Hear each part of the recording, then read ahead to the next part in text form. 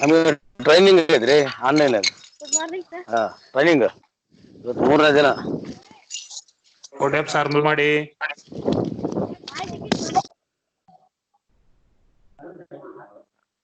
Sir ಇದು ಮಾಡ್ರಿ ಅಂತ ಹೇಳಿ.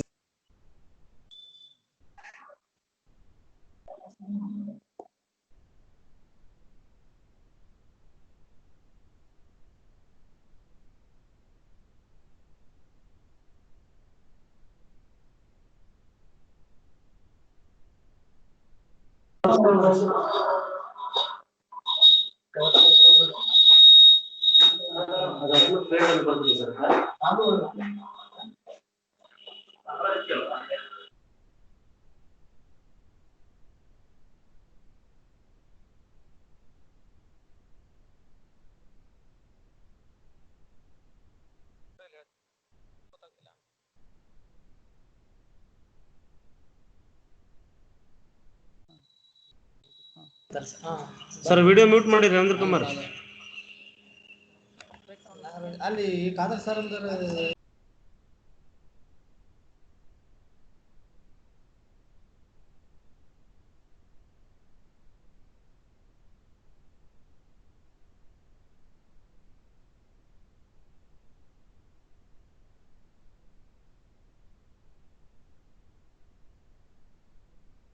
ತರಬೇತಿದಾರರ ಪರವಾಗಿ ತಾಲೂಕಿನ ಸಂಘ ಸಂಸ್ಥೆಗಳ ಪರವಾಗಿ ನಮ್ಮ ಹೆಮ್ಮೆಯ BO ಸರ್ ಅವರಿಗೆ ಪೂರ್ವಕವಾದ ಸ್ವಾಗತವನ್ನ ಈ ಆನ್ಲೈನ್ ಮೂಲಕ ನಾನು ಕೋರ್ತಾ ಇದ್ದೀನಿ ಸರ್. BO ಸರ್ ಅವರ ಮಾತನ್ನ ಈ ಮೂಲಕ ಕೇಳ್ತಾ ಇರೋದು ಹೆಮ್ಮೆ.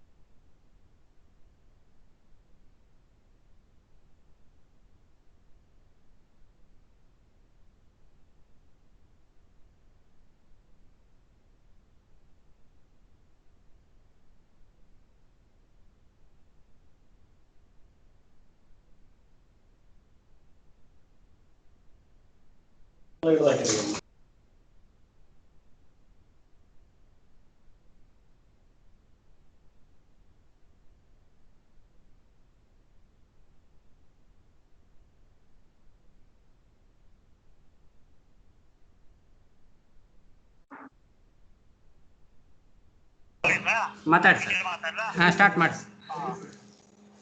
ನಮಸ್ಕಾರ. 4ನೇ ತರಗತಿಗೆ ಕಲಿಕಲಿ ಪದ್ಧತಿಯಲ್ಲಿ ತರಬೇತಿ ಬೋಧಿಸುವಂತ ಶಿಕ್ಷಕರಿಗೆ ಆಯೋಜಿಸಿರುವಂತ ತರಬೇತಿ ಆಯೋಜನೆ ಮಾಡಿರುವಂತ ನಮ್ಮ BRP ಕೋಆರ್ಡಿನೇಟರ್ ಅವರಿಗೆ ಹಾಗೂ ಎಲ್ಲ ನಮ್ಮ BRP CRP ಮಿತ್ರರಿಗೆ ಅಭಿನಂದನೆಗಳನ್ನು ಸಲ್ಲಿಸ್ತೇನೆ. ಜೊತೆಗೆ ನೀವು ಈ ಕಲಿಕಲಿ ಪದ್ಧತಿಯಲ್ಲಿ ಬೋಧನೆ ಮಾಡುವಂತ 4-5ನೇ ತರಗತಿಗಳಿಗೆ ಬೋಧನೆ ಮಾಡುವಂತ ಶಿಕ್ಷಕರು ತರಬೇತಿ ನೀಡುವಂತ ಮಾರ್ಗದರ್ಶನವನ್ನ ಮಾಹಿತಿಯನ್ನ ತಾವು ಮಾಹಿತಿ ಪಡೆದುಕೊಂಡು ಅದನ್ನ ತರಗತಿಯಲ್ಲಿ ಅದನ್ನು ಅಳವಡಿಸಿಕೊಂಡು ಮಕ್ಕಳ ಕಲಿಗೆ ಶ್ರಮಿಸಬೇಕು. ತರಬೇತಿಯಲ್ಲಿ ಸಕ್ರಿಯ ಪಾಲ್ಗೊಂಡಂತ ಎಲ್ಲ ಹಂತದ ಅಧಿಕಾರಿಗಳಿಗೆ ಶಿಕ್ಷಕರಿಗೆ ಅಭಿನಂದನೆಗಳು ಸಲ್ಲಿಸ್ತೇನೆ. ಧನ್ಯವಾದಗಳು. Thank you. ಪ್ರಶಾಮ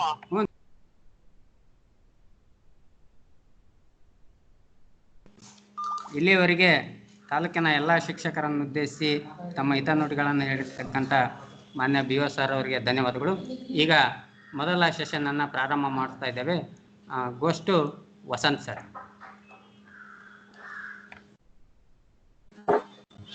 thank you sir.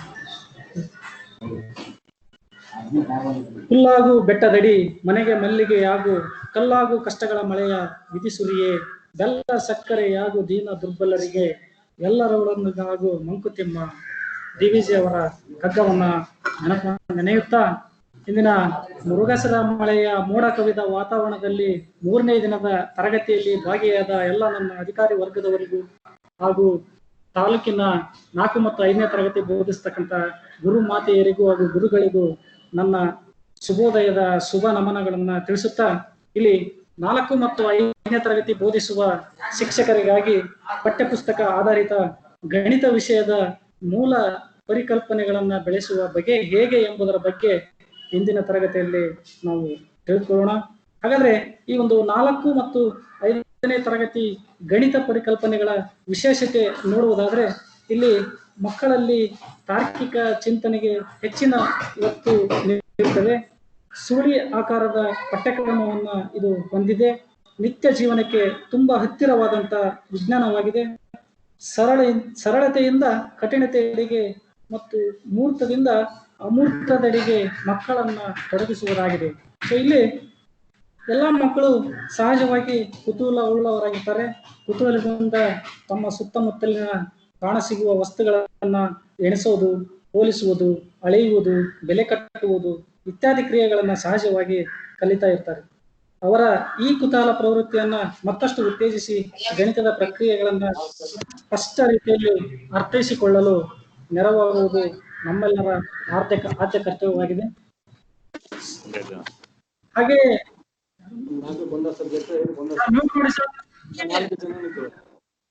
ಹಾಗೆಯೇ ಹಲವಾರು ಮಕ್ಕಳು ಶಾಲೆಯ 5ನೇ ತರಗತಿಯಲ್ಲಿದ್ದರೂ ಕೆಲವು ಮಕ್ಕಳಿಗೆ ಗಣಿತದ ಕೂಡು, ಕಳೆ, ಗುಣಿಸಿ, ಭಾಗಿಸುವ ಕ್ರಿಯೆಗಳನ್ನ ಮಾಡುವ ಸಾಮರ್ಥ್ಯ ಪಡೆದಿರುವುದಿಲ್ಲ.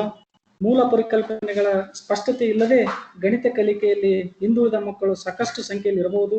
ಇಂತಹ ಮಕ್ಕಳಿಗೆ ಗಣಿತದ ಮೂಲ ಸಾಮರ್ಥ್ಯಗಳನ್ನ ಸರಳ, ಸುಲಭವಾಗಿ, ಕಡಿಮೆ ಸಮಯದಲ್ಲಿ ಸಂತಸದಿಂದ ಕಲಿಸಿ ಅವರ ಆತ್ಮವಿಶ್ವಾಸವನ್ನು ಹೆಚ್ಚಿಸುವುದು ಸಾಧ್ಯವಿಲ್ಲವೇ ಎಂಬ ಪ್ರಶ್ನೆ ಮೂಡಿದಾಗ ಅದಕ್ಕೆ ಉತ್ತರ ಬಂದು ಖಂಡಿತ ಸಾಧ್ಯ ಇದೆ ಅಂತಕ್ಕಂಥದ್ದು. ಹಾಗಿದ್ರೆ ಅವರಲ್ಲಿ ಆತ್ಮವಿಶ್ವಾಸ ಮೂಡಲು ಮೊದಲು ಅವರ ಗಣಿತ ಭಯ ದೂರವಾಗಬೇಕು. ಇದಕ್ಕಾಗಿ ಅವರನ್ನ ಹೆಚ್ಚು ಲೆಕ್ಕಾಚಾರದ ಮಾತುಕತೆಯಲ್ಲಿ ತೊಡಗಿಸಬೇಕು. ಗಣಿತದ ಎಲ್ಲ ಕ್ರಿಯೆಗಳಲ್ಲಿ ಇರುವ ತರ್ಕವನ್ನು ಅರಿತು ಮೆಚ್ಚಬೇಕು. ಇನ್ನೂ ಹೆಚ್ಚಿನ ತರ್ಕದಲ್ಲಿ ಅಥವಾ ಯೋಚನೆಯಲ್ಲಿ ತೊಡಗಲು ಉತ್ಸುಕರಾಗಬೇಕು.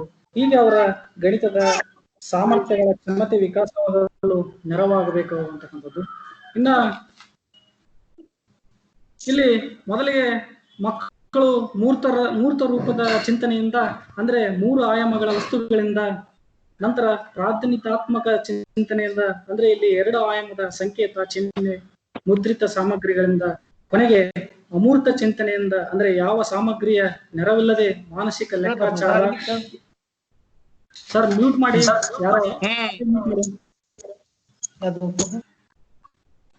ಚಿಂತನೆಯಿಂದ, ಇಲ್ಲಿ ಕೊನೆಗೆ ಅಮೂರ್ತ ಚಿಂತನೆಯಿಂದ, ಅಂದ್ರೆ ಯಾವ ಸಾಮಗ್ರಿಯ ನೆರವಿಲ್ಲದೆ ಮಾನಸಿಕ ಲೆಕ್ಕಾಚಾರ ಮಾಡಲು ತೊಡಗುವಂತಾಗಬೇಕಾಗ್ತದೆ.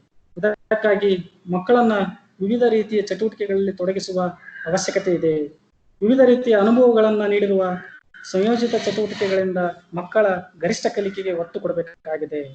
ಇದರ ಜೊತೆಗೇನೆ ಸರಳತೆಯಿಂದ ಕಠಿಣತೆಯೆಡೆಗೆ ಮತ್ತು ಮೂರ್ತ ರೂಪದಿಂದ ಅಮೂರ್ತದೆಡೆಗೆ ಮಕ್ಕಳನ್ನ ತೊಡಗಿಸುವ ವಿಧಾನ ಅಳವಡಿಸಬೇಕಾಗಿದೆ. ಇದರ ಮಧ್ಯೆ ತಾರ್ಕಿಕ ಚಿಂತನೆಗೆ ಹೆಚ್ಚು ಒತ್ತು ಕೊಡಬೇಕಾಗುತ್ತದೆ. ಈ ತಾರ್ಕಿಕ ಚಿಂತನೆ ಬೆಳೆಸುವಲ್ಲಿ ಉದಾಹರಣೆ ಹೇಳ್ಬೇಕಂತಂದ್ರೆ, ನಮ್ಮ ದೇಶದ ಅಪ್ರತಿಮ ಗಣಿತಜ್ಞರಾಗಿರ್ತಕ್ಕಂಥ ಶ್ರೀನಿವಾಸ್ ರಾಮಾನುಜನ್ರವರು ಅವರ ಒಂದು ಸಣ್ಣ ಒಂದು ಸನ್ನಿವೇಶವನ್ನ ತಮ್ಮಲ್ಲಿ ಪ್ರಸ್ತುತಪಡಿಸ್ತೇನೆ. ಸೊ ಅವರು ಪ್ರಾಥಮಿಕ ಮತ್ತು ಮಾಧ್ಯಮಿಕ ಶಿಕ್ಷಣದಲ್ಲಿ ಕಲಿತಿರ್ಬೇಕಾದ್ರೆ, ಪ್ರಾಥಮಿಕ ಶಿಕ್ಷಣದಲ್ಲಿ ಅವರ ಅಧ್ಯಾಪಕರು ಯಾವುದೇ ಸಂಖ್ಯೆಯನ್ನ ಅದೇ ಸಂಖ್ಯೆಯಿಂದ ಭಾಗಿಸಿದಾಗ ಉತ್ತರ 1 ಬರ್ತದೆ ಅಂತಕ್ಕಂಥ ಮಾತನ್ನ ಹೇಳ್ತಾರೆ. ಅದೇ ಸಂದರ್ಭದಲ್ಲಿ ಶ್ರೀನಿವಾಸ್ ರಾಮಾನುಜನ್ರವರು ಹಾಗಾದ್ರೆ 0ಯಿಂದ 0 ಭಾಗಿಸಿದ್ರೆ 1 ಬರುತ್ತಾ ಅಂತಕ್ಕಂಥ ಮಾತನ್ನ ಕೇಳಿ ಅವಾಗಲೇ ಆಶ್ಚರ್ಯಚಕಿತರನ್ನಾಗಿ ಮಾಡ್ತಾರೆ. ಸೊ ಈ ಒಂದು ನಿಟ್ಟಿನಲ್ಲಿ ಅವರು ಮುಂದೆ ಪ್ರಾಥಮಿಕ ಮತ್ತು ಮಾಧ್ಯಮಿಕ ಶಿಕ್ಷಣವನ್ನ ಕಲಿತಿರ್ಬೇಕಾದ್ರೆ ಎಲ್ಲಾ ವಿಷಯಗಳಲ್ಲಿ ಬಹಳ ಸ್ಲೋ ಕಲಿತಾರೆ. ಆದ್ರೆ ಗಣಿತ ವಿಷಯದಲ್ಲಿ ಮಾತ್ರ ಅವರು 100ಕ್ಕೆ 100 ಅಂಕಗಳನ್ನ ಪಡೆದು ಅವರು ಪಾಸ್ ಆಗ್ತಾ ಇರ್ತಾರೆ. ಸೊ ಅಷ್ಟೊಂದು ಆಳವಾಗಿ ಅಭ್ಯಾಸವನ್ನ, ಆಳವಾಗಿ ಇಂಟ್ರೆಸ್ಟ್ ಅನ್ನ ಗಣಿತ ವಿಷಯದಲ್ಲಿ ತೋರಿಸ್ತಿರ್ತಾರೆ. ಸೊ ಆ ಒಂದು ಕಡು ಬಡತನದಲ್ಲಿ ಅವರು ಕೊನೆಗೆ ಚೆನ್ನೈನ ಮದ್ರಾಸ್ನ ಪೋರ್ಟ್ ನಲ್ಲಿ ಕೆಲಸಕ್ಕೆ ಸೇರ್ತಾರೆ. ಅಂತ ಸಮಯದಲ್ಲಿ ಅಲ್ಲಿ ಅವರು ಕೆಲವೊಂದು ಲೆಕ್ಕಗಳನ್ನ, ಸಿದ್ಧಾಂತಗಳನ್ನ, ಪ್ರಮೇಯಗಳನ್ನ ಬಿಡಿಸಿ ಹಾಕ್ತಾ ಇರ್ತಾರೆ. ಸೊ ಅಂತ ಸಂದರ್ಭದಲ್ಲಿ ಅಲ್ಲಿರ್ತಕ್ಕಂಥ ಒಬ್ಬ ಬ್ರಿಟಿಷ್ ಅಧಿಕಾರಿ ಅವುಗಳನ್ನ ನೋಡ್ತಾನೆ. ನೋಡ್ಬಿಟ್ಟು ಇವು ಎಷ್ಟು ಇದೆಯಲ್ಲ ಅಂತಕ್ಕಂಥದ್ದನ್ನು ನೋಡಿ ಇಂಗ್ಲೆಂಡ್ನ ಹಾರ್ಡಿ ಡಾಕ್ಟರ್ ಹಾರ್ಡಿ ಅವರಿಗೆ ಗಣಿತಜ್ಞ ಆಗಿರ್ತಕ್ಕಂಥ ಹಾರ್ಡಿ ಅವರಿಗೆ ಕಳಿಸ್ತಾನೆ.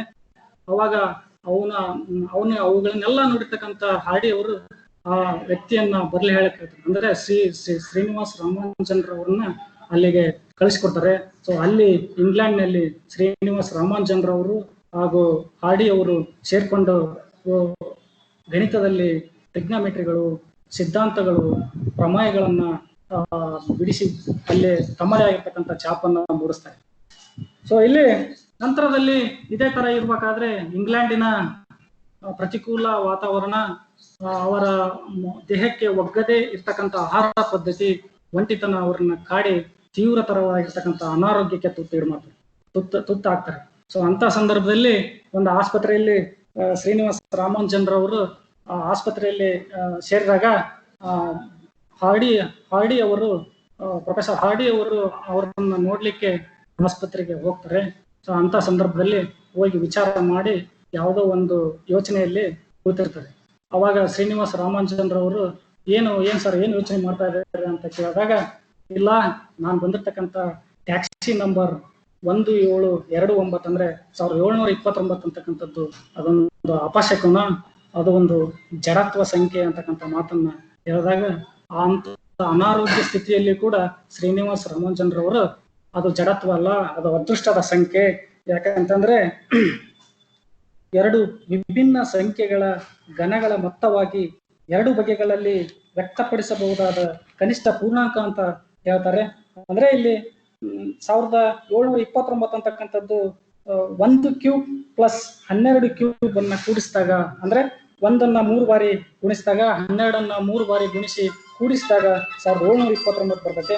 ಅದೇ ರೀತಿ ಇನ್ನೂ 2 ಪೂರ್ಣಾಂಕ ಆಗಿರ್ತಕ್ಕಂಥ 10 ಕ್ಯೂಬ್ ಪ್ಲಸ್ 9 ಕ್ಯೂಬ್ ಅಂದ್ರೆ 10ಅನ್ನ 3 ಬಾರಿ ಗುಣಿಸಿದಾಗ 9ಅನ್ನ 3 ಬಾರಿ ಗುಣಿಸಿದಾಗ ಅಲ್ಲಿ 10ಅನ್ನ 3 ಬಾರಿ ಗುಣಿಸಿದಾಗ 1000, 9ಅನ್ನ 3 ಬಾರಿ ಗುಣಿಸಿದಾಗ 729. ಸೊ 1000 ಪ್ಲಸ್ 729 ಕೂಡಿಸಿದ್ರೆ 1729 ಅಂತಕ್ಕಂಥದ್ದು. ಅಂದ್ರೆ ಇಲ್ಲಿ 2 ವಿಭಿನ್ನ ಸಂಖ್ಯೆಗಳ ಘನಗಳ ಮೊತ್ತವಾಗಿ 2 ಬಗೆಗಳಲ್ಲಿ ವ್ಯಕ್ತಪಡಿಸಬಹುದಾದ ಕನಿಷ್ಠ ಪೂರ್ಣಾಂಕ ಅಂತ ಹೇಳ್ತಾರೆ. ಸೊ ಈ ರೀತಿಯಾಗಿರ್ತಕ್ಕಂಥ ಲೆಕ್ಕಗಳನ್ನ, ಪ್ರಮೇಯಗಳನ್ನ, ಸಿದ್ಧಾಂತಗಳನ್ನ, ಟ್ರಿಗ್ನಮಿಟಿಗಳನ್ನ ಬಿಡಿಸಿ ಇಡೀ ವಿಶ್ವಕ್ಕೆ ಕೊಡುಗೆಯಾಗಿ ನೀಡ್ತಾರೆ. ಅಂತ ಯೋಚನಾ ಶಕ್ತಿಯನ್ನು ನಮ್ಮ ಮಕ್ಕಳಲ್ಲಿ, ಅಂದ್ರೆ ನಾನು ಯಾಕೆ ಇದನ್ನ ನಿಮ್ ಮುಂದೆ ಪ್ರಸ್ತುತಪಡಿಸಿದ್ನಿ ಅಂದ್ರೆ, ನಮ್ಮಲ್ಲಿರ್ತಕ್ಕಂಥ ಮಕ್ಕಳು ಮಹಾನ್ ಮೇಧಾವಿಗಳು ಇರ್ಬೋದು. ಸೊ ಅವನ್ನ ಹೊರ ಹಾಕುವಲ್ಲಿ ನಾವು ಸುಗಮಕಾರರಾಗಿರ್ತಕ್ಕಂಥವ್ರು, ನಾವು ಇಂಥ ಕೆಲವೊಂದು ಮಾನಸಿಕ ಲೆಕ್ಕಾಚಾರಗಳನ್ನ ಮಕ್ಕಳಲ್ಲಿ ಅಳವಡಿಸಿದಾಗ ಯೋಚನಾ ಶಕ್ತಿಯನ್ನ ನಮ್ಮ ಮಕ್ಕಳಲ್ಲಿ ಬೆಳಿತೈತೆ ಅಂತಕ್ಕಂಥ ಮಾತನ್ನ ನಾನು ಇಲ್ಲಿ ನಿಮ್ಮ ಮುಂದೆ ಹೇಳಲಿಕ್ಕೆ ಇಷ್ಟಪಡ್ತೀನಿ. ಅದಾದ ನಂತರ ಇಲ್ಲಿ ಗಣಿತ ವಿಷಯ ಅಂತಕ್ಕಂಥದ್ದು ಕಬ್ಬಿಣದ ಕಡಲೆಯಲ್ಲ, ಸುಲಿದ ಬಾಳೆಹಣ್ಣಿನಂತೆ ಎಂಬುದನ್ನು ನಾವು ಮಕ್ಕಳಲ್ಲಿ ತಿಳಿಸ್ಬೇಕಾಗಿದೆ. ಹಾಗಾದ್ರೆ ಇಲ್ಲಿ 4 ಮತ್ತು 5ನೇ ತರಗತಿಯ ಗಣಿತ ಪರಿಕಲ್ಪನೆಗಳು ಯಾವುವು ಅಂತ ನಮಗೆ ನೋಡೋದಾದ್ರೆ, ಸೊ ಇಲ್ಲಿ ನಿಮಗೀಗ ಸ್ಲೈಡ್ ನಲ್ಲಿ ಬರ್ತದೆ.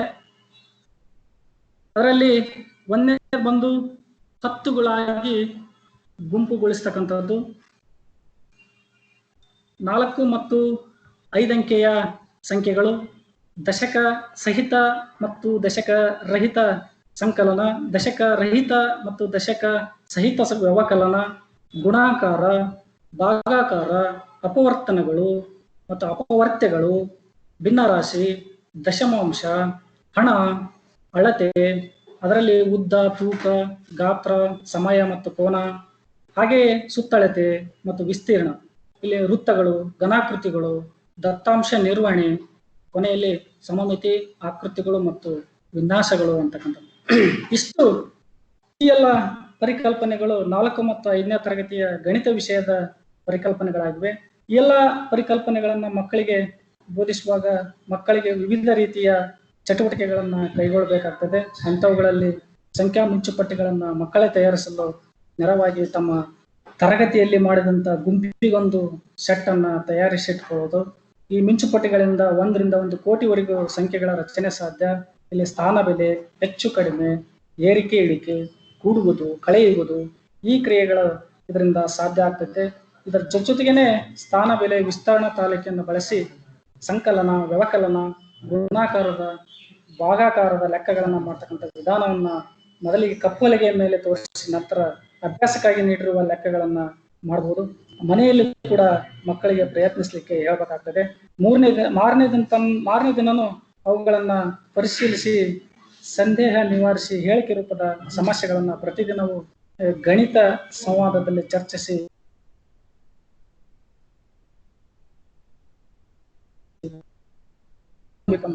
ತಿಳಿಸ್ಕೊಡ್ಬೇಕಾಗ್ತದೆ.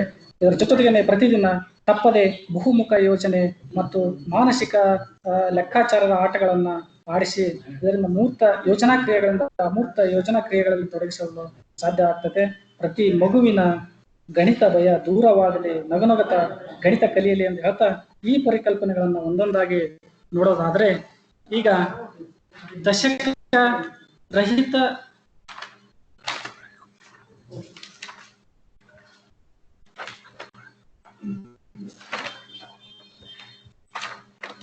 ಒಂದನೇ ಪರಿಕಲ್ಪನೆ ಹತ್ತುಗಳಾಗಿ ಗುಂಪುಗೊಳಿಸ್ತಕ್ಕಂಥದ್ದು. ಇಲ್ಲಿ ಮಕ್ಕಳಿಗೆ ಪೂರ್ವಜ್ಞಾನ ಇರ್ತೈತೆ. ಇಲ್ಲಿ ಚಿಕ್ಕ ಚಿಕ್ಕ ವಸ್ತುಗಳನ್ನ ಗುಂಪು ಮಾಡೋದು, ಇಲ್ಲಿ ಕಲ್ಲುಗಳು, ಬೀಜಗಳು, ಗೋಲಿಗಳನ್ನ ಬಳಸಿ, ಅದೇ ರೀತಿ ಕಡ್ಡಿಗಳನ್ನ ಬಳಸಿ ಗುಂಪು ಮಾಡೋದನ್ನ ಕಲಿತಿರ್ತಾರೆ. ಅದೇ ಇಲ್ಲಿ ಇದಕ್ಕೆ ಸಾಮರ್ಥ್ಯ ಬಂದು ಸಂಖ್ಯೆಗಳನ್ನ ಸ್ಥಾನ ಬೆಲೆ ಕೋಷ್ಟಕ ಬಳಸಿ ಬರೆಯಬಲ್ಲರು ಅಂತಕ್ಕಂಥದ್ದು. ಹಾಗಾದ್ರೆ ಇಲ್ಲಿ ಬಳಸಬಹುದಾದ ಅಂದರೆ ಪರಿಕಲ್ಪನೆ ಬೆಳೆಸಲು ಹಮ್ಮಿಕೊಂಡ ಸರಳ ವಿಧಾನಗಳನ್ನ ಒಟ್ಟಿಗೆ ಇಲ್ಲಿ ನಾವು ನೋಡೋದಾದ್ರೆ, ನಿಮಗೆ ಈಗಾಗಲೇ ಶಾಲೆಗಳಲ್ಲಿ ನಾವು ಗಣಿತ ಕಲಿಕಾ ಆಂದೋಲನದ TLMಗಳನ್ನ ಅಥವಾ ಗಣಿತ ಕಲಿಕಾ ಆಂದೋಲನದಲ್ಲಿ ಕೆಲವೊಂದು TLMಗಳನ್ನ ಬಳಸಿರೋದನ್ನ ನೀವು ನೋಡಿರ್ಬೋದು. ಅದರಲ್ಲಿ ಬೇಸ್ 10ರ ಬ್ಲಾಕ್ಗಳು, ಆಟಿಕೆ ಹಣ, ಸ್ಥಾನ ಬೆಲೆ ಈ ಸೂಚಿಗಳನ್ನ ಬಳಸಿ ಪರಿಕಲ್ಪನೆ ರೂಪಿಸ್ತಕ್ಕಂಥದ್ದು. ಇಲ್ಲಿ ಅದೇ ರೀತಿ ಸಂಖ್ಯಾ ತಾಲಿಕೆ ಬಳಸ್ತಕ್ಕಂಥದ್ದು. ಬಿಡಿ 10, 100, 1000 ಇವುಗಳ TLMಗಳಿಂದ ಹತ್ತುಗಳಾಗಿ ಬಳಸ್ತಕ್ಕಂಥದ್ದು ಇಲ್ಲಿ ನಾವು ಈಗ ಹತ್ತುಗಳಾಗಿ ಗುಂಪುಗೊಳಿಸ್ತಕ್ಕಂಥದ್ದು ಅಂದ್ರೆ ಇಲ್ಲಿ ಬೇಸ್ 10ರ ಬ್ಲಾಕ್ಗಳು ಅಂತಕ್ಕಂಥದ್ದು ನಿಮಗೆ ಈಗ ಪ್ರೆಸೆಂಟೇಶನ್ ಆಗ್ತಾ ಇದೆ. ಸೊ ಇಲ್ಲಿ ಹತ್ತರದು ಅಂದ್ಕಟ್ಟು 10 ಹತ್ತುಗಳ 10 ಹತ್ತುಗಳಿದ್ರೆ ಅದು 100 ಆಗ್ತದೆ. 10 100ಗಳಿದ್ರೆ ಅಲ್ಲಿ ಒಂದು 1000 ಆಗ್ತದೆ ಅಂತಕ್ಕಂಥದ್ದು. ಸೊ ನೀವು ಆಲ್ಮೋಸ್ಟ್ ಆಲ್ ಎಲ್ಲರೂ ಈ 10ರ ಬೇಸ್ ಗಳನ್ನ ಬ್ಲಾಕ್ಗಳನ್ನ ನೀವು ನೋಡಿರ್ಬೋದು, ಅದನ್ನ ಮಕ್ಕಳಿಗೆ ಪರಿಚಯ ಮಾಡಿರ್ಬೋದು ಕೂಡ ಅಂತ ಅನ್ಕೊಂತಾನೆ. ನೆಕ್ಸ್ಟ್ ಎರಡನೇ ಪರಿಕಲ್ಪನೆ ಬಂದು 4 ಮತ್ತು 5 ಅಂಕಿಯ ಸಂಖ್ಯೆಗಳು ಅಂತಕ್ಕಂಥದ್ದು. 4 ಮತ್ತು 5 ಅಂಕಿಯ ಸಂಖ್ಯೆಗಳು ಅಂತಕ್ಕಂಥದ್ದು. ಇಲ್ಲಿ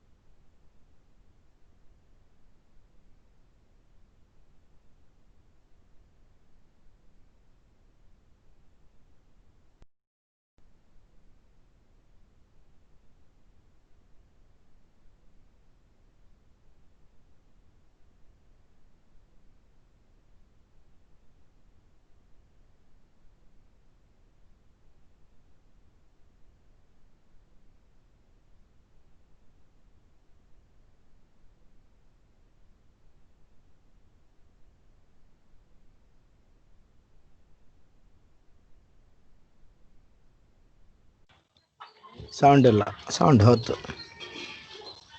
ತೋರ್ಸಕತ್ತಾರೆ ನನ್ನ ಇಲ್ಲ.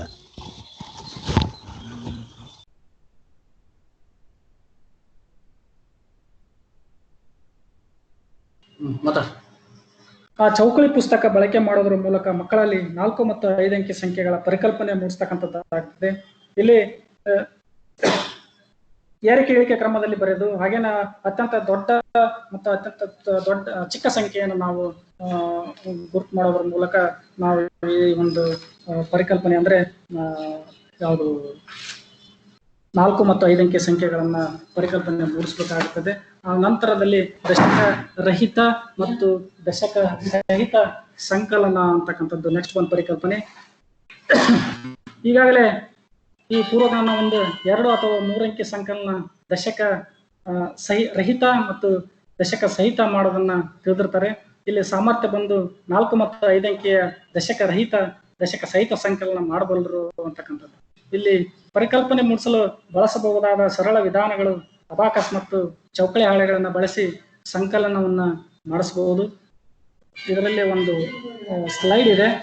ಚೌಕಳಿ ಹಾಳೆಯ ಮೂಲಕ ದಶಕ ಸಹಿತ ಮತ್ತು ದಶಕ ರಹಿತ ಮತ್ತು ದಶಕ ಸಹಿತ ಮತ್ತು ದಶಕ ರಹಿತ ಸಂಕಲನವನ್ನು ಯಾವ ರೀತಿ ಮಾಡಬಹುದು ಅಂತಕ್ಕಂಥದ್ದನ್ನ ಇಲ್ಲಿ ನಿಮಗೆ ಒಂದು ಸ್ಲೈಡ್ ಪ್ರೆಸೆಂಟೇಶನ್ ಆಗ್ತದೆ. ಅದನ್ನು ತಾವು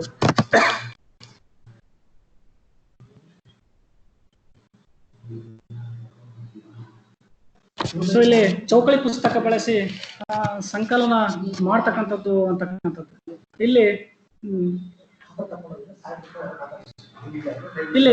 3413 ಪ್ಲಸ್ 2154 ಇದನ್ನ ದಶಕ ರಹಿತ ಸಂಕಲನವನ್ನ ಯಾವ ರೀತಿ ಈ ಚೌಕಳಿ ಹಾಳೆಯಲ್ಲಿ ಮಾಡಬಹುದು ಅಂತಕ್ಕಂಥದ್ದು. ಇಲ್ಲಿ ಮೊದಲನೇ ಅಡ್ಡ ಸಾಲಿನಲ್ಲಿ ಬಂದು ಅಲ್ಲಿ ಬಿಡಿಗಳು 3 ಇವೆ.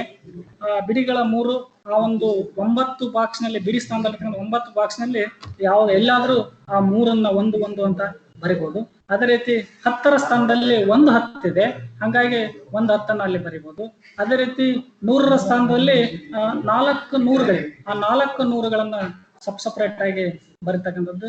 ಅದೇ ರೀತಿ 1000 ಸ್ಥಾನದಲ್ಲಿ 3 1000ಗಳಿವೆ. ಇದು ಮೊದಲನೇ ಅಡ್ಡ ಸಾಲ ಆಗ್ತದೆ. ನೆಕ್ಸ್ಟ್ ಎರಡನೇ ಅಡ್ಡ ಸಾಲಿನಲ್ಲಿ 4 ಬಿಡಿಗಳಿವೆ. ಅದಾದ ನಂತರ 10ರ ಸ್ಥಾನದಲ್ಲಿ 5 10ಗಳಿವೆ. ಅದಾದ ನಂತರ 100ರ ಸ್ಥಾನದಲ್ಲಿ 1 100 ಇದೆ, ಅಲ್ಲಿ 1 100ಅನ್ನು ಬರೆಯಲಾಗಿದೆ. ಅದಾದ ನಂತರ 1000ರ ಸ್ಥಾನದಲ್ಲಿ 1000 ನಾವು 2 ಇದಾವೆ, 2000. ಸೊ ಇಲ್ಲಿ ಟೋಟಲ್ ಒಟ್ಟಾಗಿ ಕೂಡಿಸಿದಾಗ ನಾವು ಚೌಕಳಿ ಹಾಳೆಯಲ್ಲಿ ಕೂಡಿಸಿದಾಗ ಈಗ ಬಿಡಿಗಳನ್ನ ಅಂದ್ರೆ ಮೊದಲನೇ ಅಡ್ಡ ಸಾಲಿನ ಬಿಡಿಗಳು, ಎರಡನೇ ಅಡ್ಡ ಸಾಲಿನ ಬಿಡಿಗಳನ್ನ ನಾವು ಕೂಡಿಸಿದಾಗ ಅಲ್ಲೇ ಅವು 3 ಮತ್ತು ಅಲ್ಲಿ 4, ಸೊ 7 ಆಗುತ್ತೆ. ಅಲ್ಲಿ 7 ಬಿಡಿಗಳನ್ನು ನಾವು ಕೆಳಗಿನ ಕಂಬ ಸಾಲಿನಲ್ಲಿ ಅಂದ್ರೆ 3ನೇ ಅಡ್ಡ ಸಾಲಿನಲ್ಲಿ ಬರಿಬೇಕಾಗ್ತದೆ. ನೆಕ್ಸ್ಟ್ 1ನೇ ಅಡ್ಡ ಸಾಲಿನ 10ರ ಸ್ಥಾನದಲ್ಲಿ ಇರ್ತಕ್ಕಂಥದ್ದು 1 10. ಅದರ ಜೊತೆಗಿನ 2ನೇ ಅಡ್ಡ ಸಾಲಿನಲ್ಲಿ 3 10ಗಳಿವೆ. ಅಂದ್ರೆ 1 10 ಪ್ಲಸ್ 3 10ಗಳು 5 10ಗಳಿವೆ. 5 10ಗಳು ಪ್ಲಸ್ 1 10 ಟೋಟಲ್ 6 10ಗಳಾಗ್ತವೆ. ಸೊ 6 10ಗಳನ್ನ ಅಲ್ಲಿ ಬರೆಯಲಾಗಿದೆ, ಅಂದ್ರೆ 60. ನಂತರದಲ್ಲಿ 100ರ ಸ್ಥಾನದಲ್ಲಿ ಮೊದಲನೇ ಅಡ್ಡ ಸಾಲಿನಲ್ಲಿ 4 100ಗಳಿವೆ. ಎರಡನೇ ಅಡ್ಡ ಸಾಲಿನಲ್ಲಿ 1 100 ಇದೆ. So total 5 100ಗಳಾಗ್ತವೆ. ನೆಕ್ಸ್ಟ್ 1000 ಸ್ಥಾನದಲ್ಲಿ ಮೊದಲನೇ ಅಡ್ಡ ಸಾಲಿನಲ್ಲಿ 3 1000ಗಳು, ಎರಡನೇ ಅಡ್ಡ ಸಾಲಿನಲ್ಲಿ 2000. ಟೋಟಲ್ 5 1000ಗಳು ಅಲ್ಲಿ ಕೆಳಗಡೆ ಬರಿಬೇಕಾಗ್ತದೆ. ಸೊ ಹೀಗೆ ಅಲ್ಲಿ 5567 ಅಂತಕ್ಕಂಥ ಮೊತ್ತ ಇಲ್ಲಿ ನಮಗೆ ಬರ್ತದೆ. ಸೊ ಈ ಒಂದು ಇದು ದಶಕ ರಹಿತ ಸಂಕಲನ ಆಗಿದೆ. ಇನ್ನು ನೆಕ್ಸ್ಟ್ ದಶಕ ಸಹಿತ ಸಂಕಲನ ಅಂತಕ್ಕಂಥದ್ದು. ಇಲ್ಲಿ ಗಮನಿಸಬೇಕಾಗ್ತದೆ, ಸಂಖ್ಯೆಗಳನ್ನ ಅದಲು ಬದಲು ಮಾಡಿ ಕೂಡಿಸಿದಾಗಲೂ ಅವುಗಳ ಮೊತ್ತ ಬದಲಾಗುವುದಿಲ್ಲವೆಂದು ಮಗುವಿಗೆ ತಿಳಿದಿದೆಯೇ? ಇಂಥ ಲೆಕ್ಕವನ್ನು ಎರಡನೇ ಬಾರಿ ಕೇಳಿದಾಗ ಸಹಜವಾಗಿ ಮಗು ಉತ್ತರಿಸುವುದೇ ಅಂತಕ್ಕಂಥದ್ದು. ಅಂದ್ರೆ ಇಲ್ಲಿ ಎಣಿಸುವ ಮೂಲಕ ಅಥವಾ ಅಂದಾಜಿಸುವ ಮೂಲಕ ಯಾವ ಗುಂಪಿನಲ್ಲಿ ಹೆಚ್ಚು ಹಣವಿದೆ ಎಂದು ಮಗು ನಿರ್ಧರಿಸ್ತಕ್ಕಂಥದ್ದು ಆ ಒಂದು ಇದರಲ್ಲಿ ನಮಗೆ ತಿಳಿತೈತೆ. ಅದೇ ರೀತಿ ಮಗು ಉತ್ತರವನ್ನ ಕೊಡುವ ಮೂಲಕ ಅಥವಾ ತನ್ನದೇ ಆದ ಲೆಕ್ಕಾಚಾರದ ಮೂಲಕ ತಿಳಿದುಕೊಳ್ತತೆ ಅಂತಕ್ಕಂಥದ್ದು ಈ ಚೌಕಳಿ ಹಾಳೆ ಬಳಸುವುದರ ಮೂಲಕ ನಮಗೆ ಇಷ್ಟೆಲ್ಲ ಮಕ್ಕಳಲ್ಲಿ ತಾರ್ಕಿಕ ಚಿಂತನೆಯನ್ನು ನಾವು ಬೆಳೆಸಬೇಕಾಗ್ತದೆ ಅಂತಕ್ಕಂಥದ್ದು. ನೆಕ್ಸ್ಟ್ ದಶಕ ಸಹಿತ ಸಂಕಲನ ಅಂತಕ್ಕಂಥದ್ದು ಚೌಕಳಿ ಹಾಳೆಯಲ್ಲಿ ನೋಡೋದಾದ್ರೆ ನೆಕ್ಸ್ಟ್ ಇಲ್ಲಿ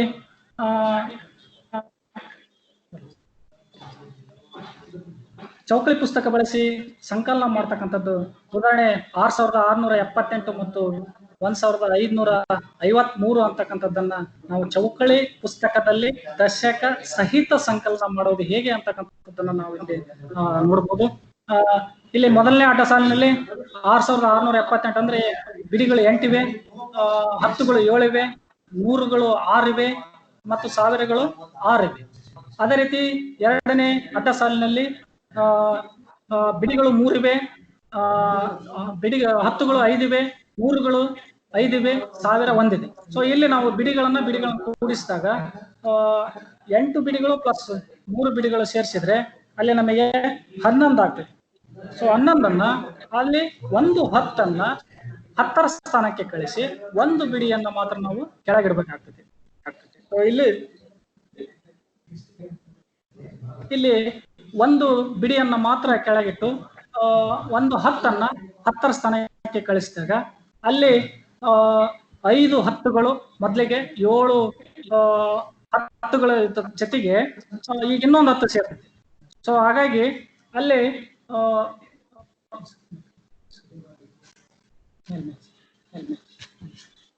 ಸೊ ಇಲ್ಲಿ ಅಲ್ಲಿ ಬಂದು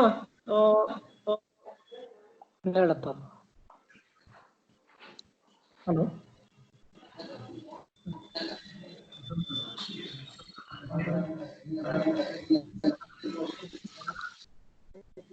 ಅಲ್ಲ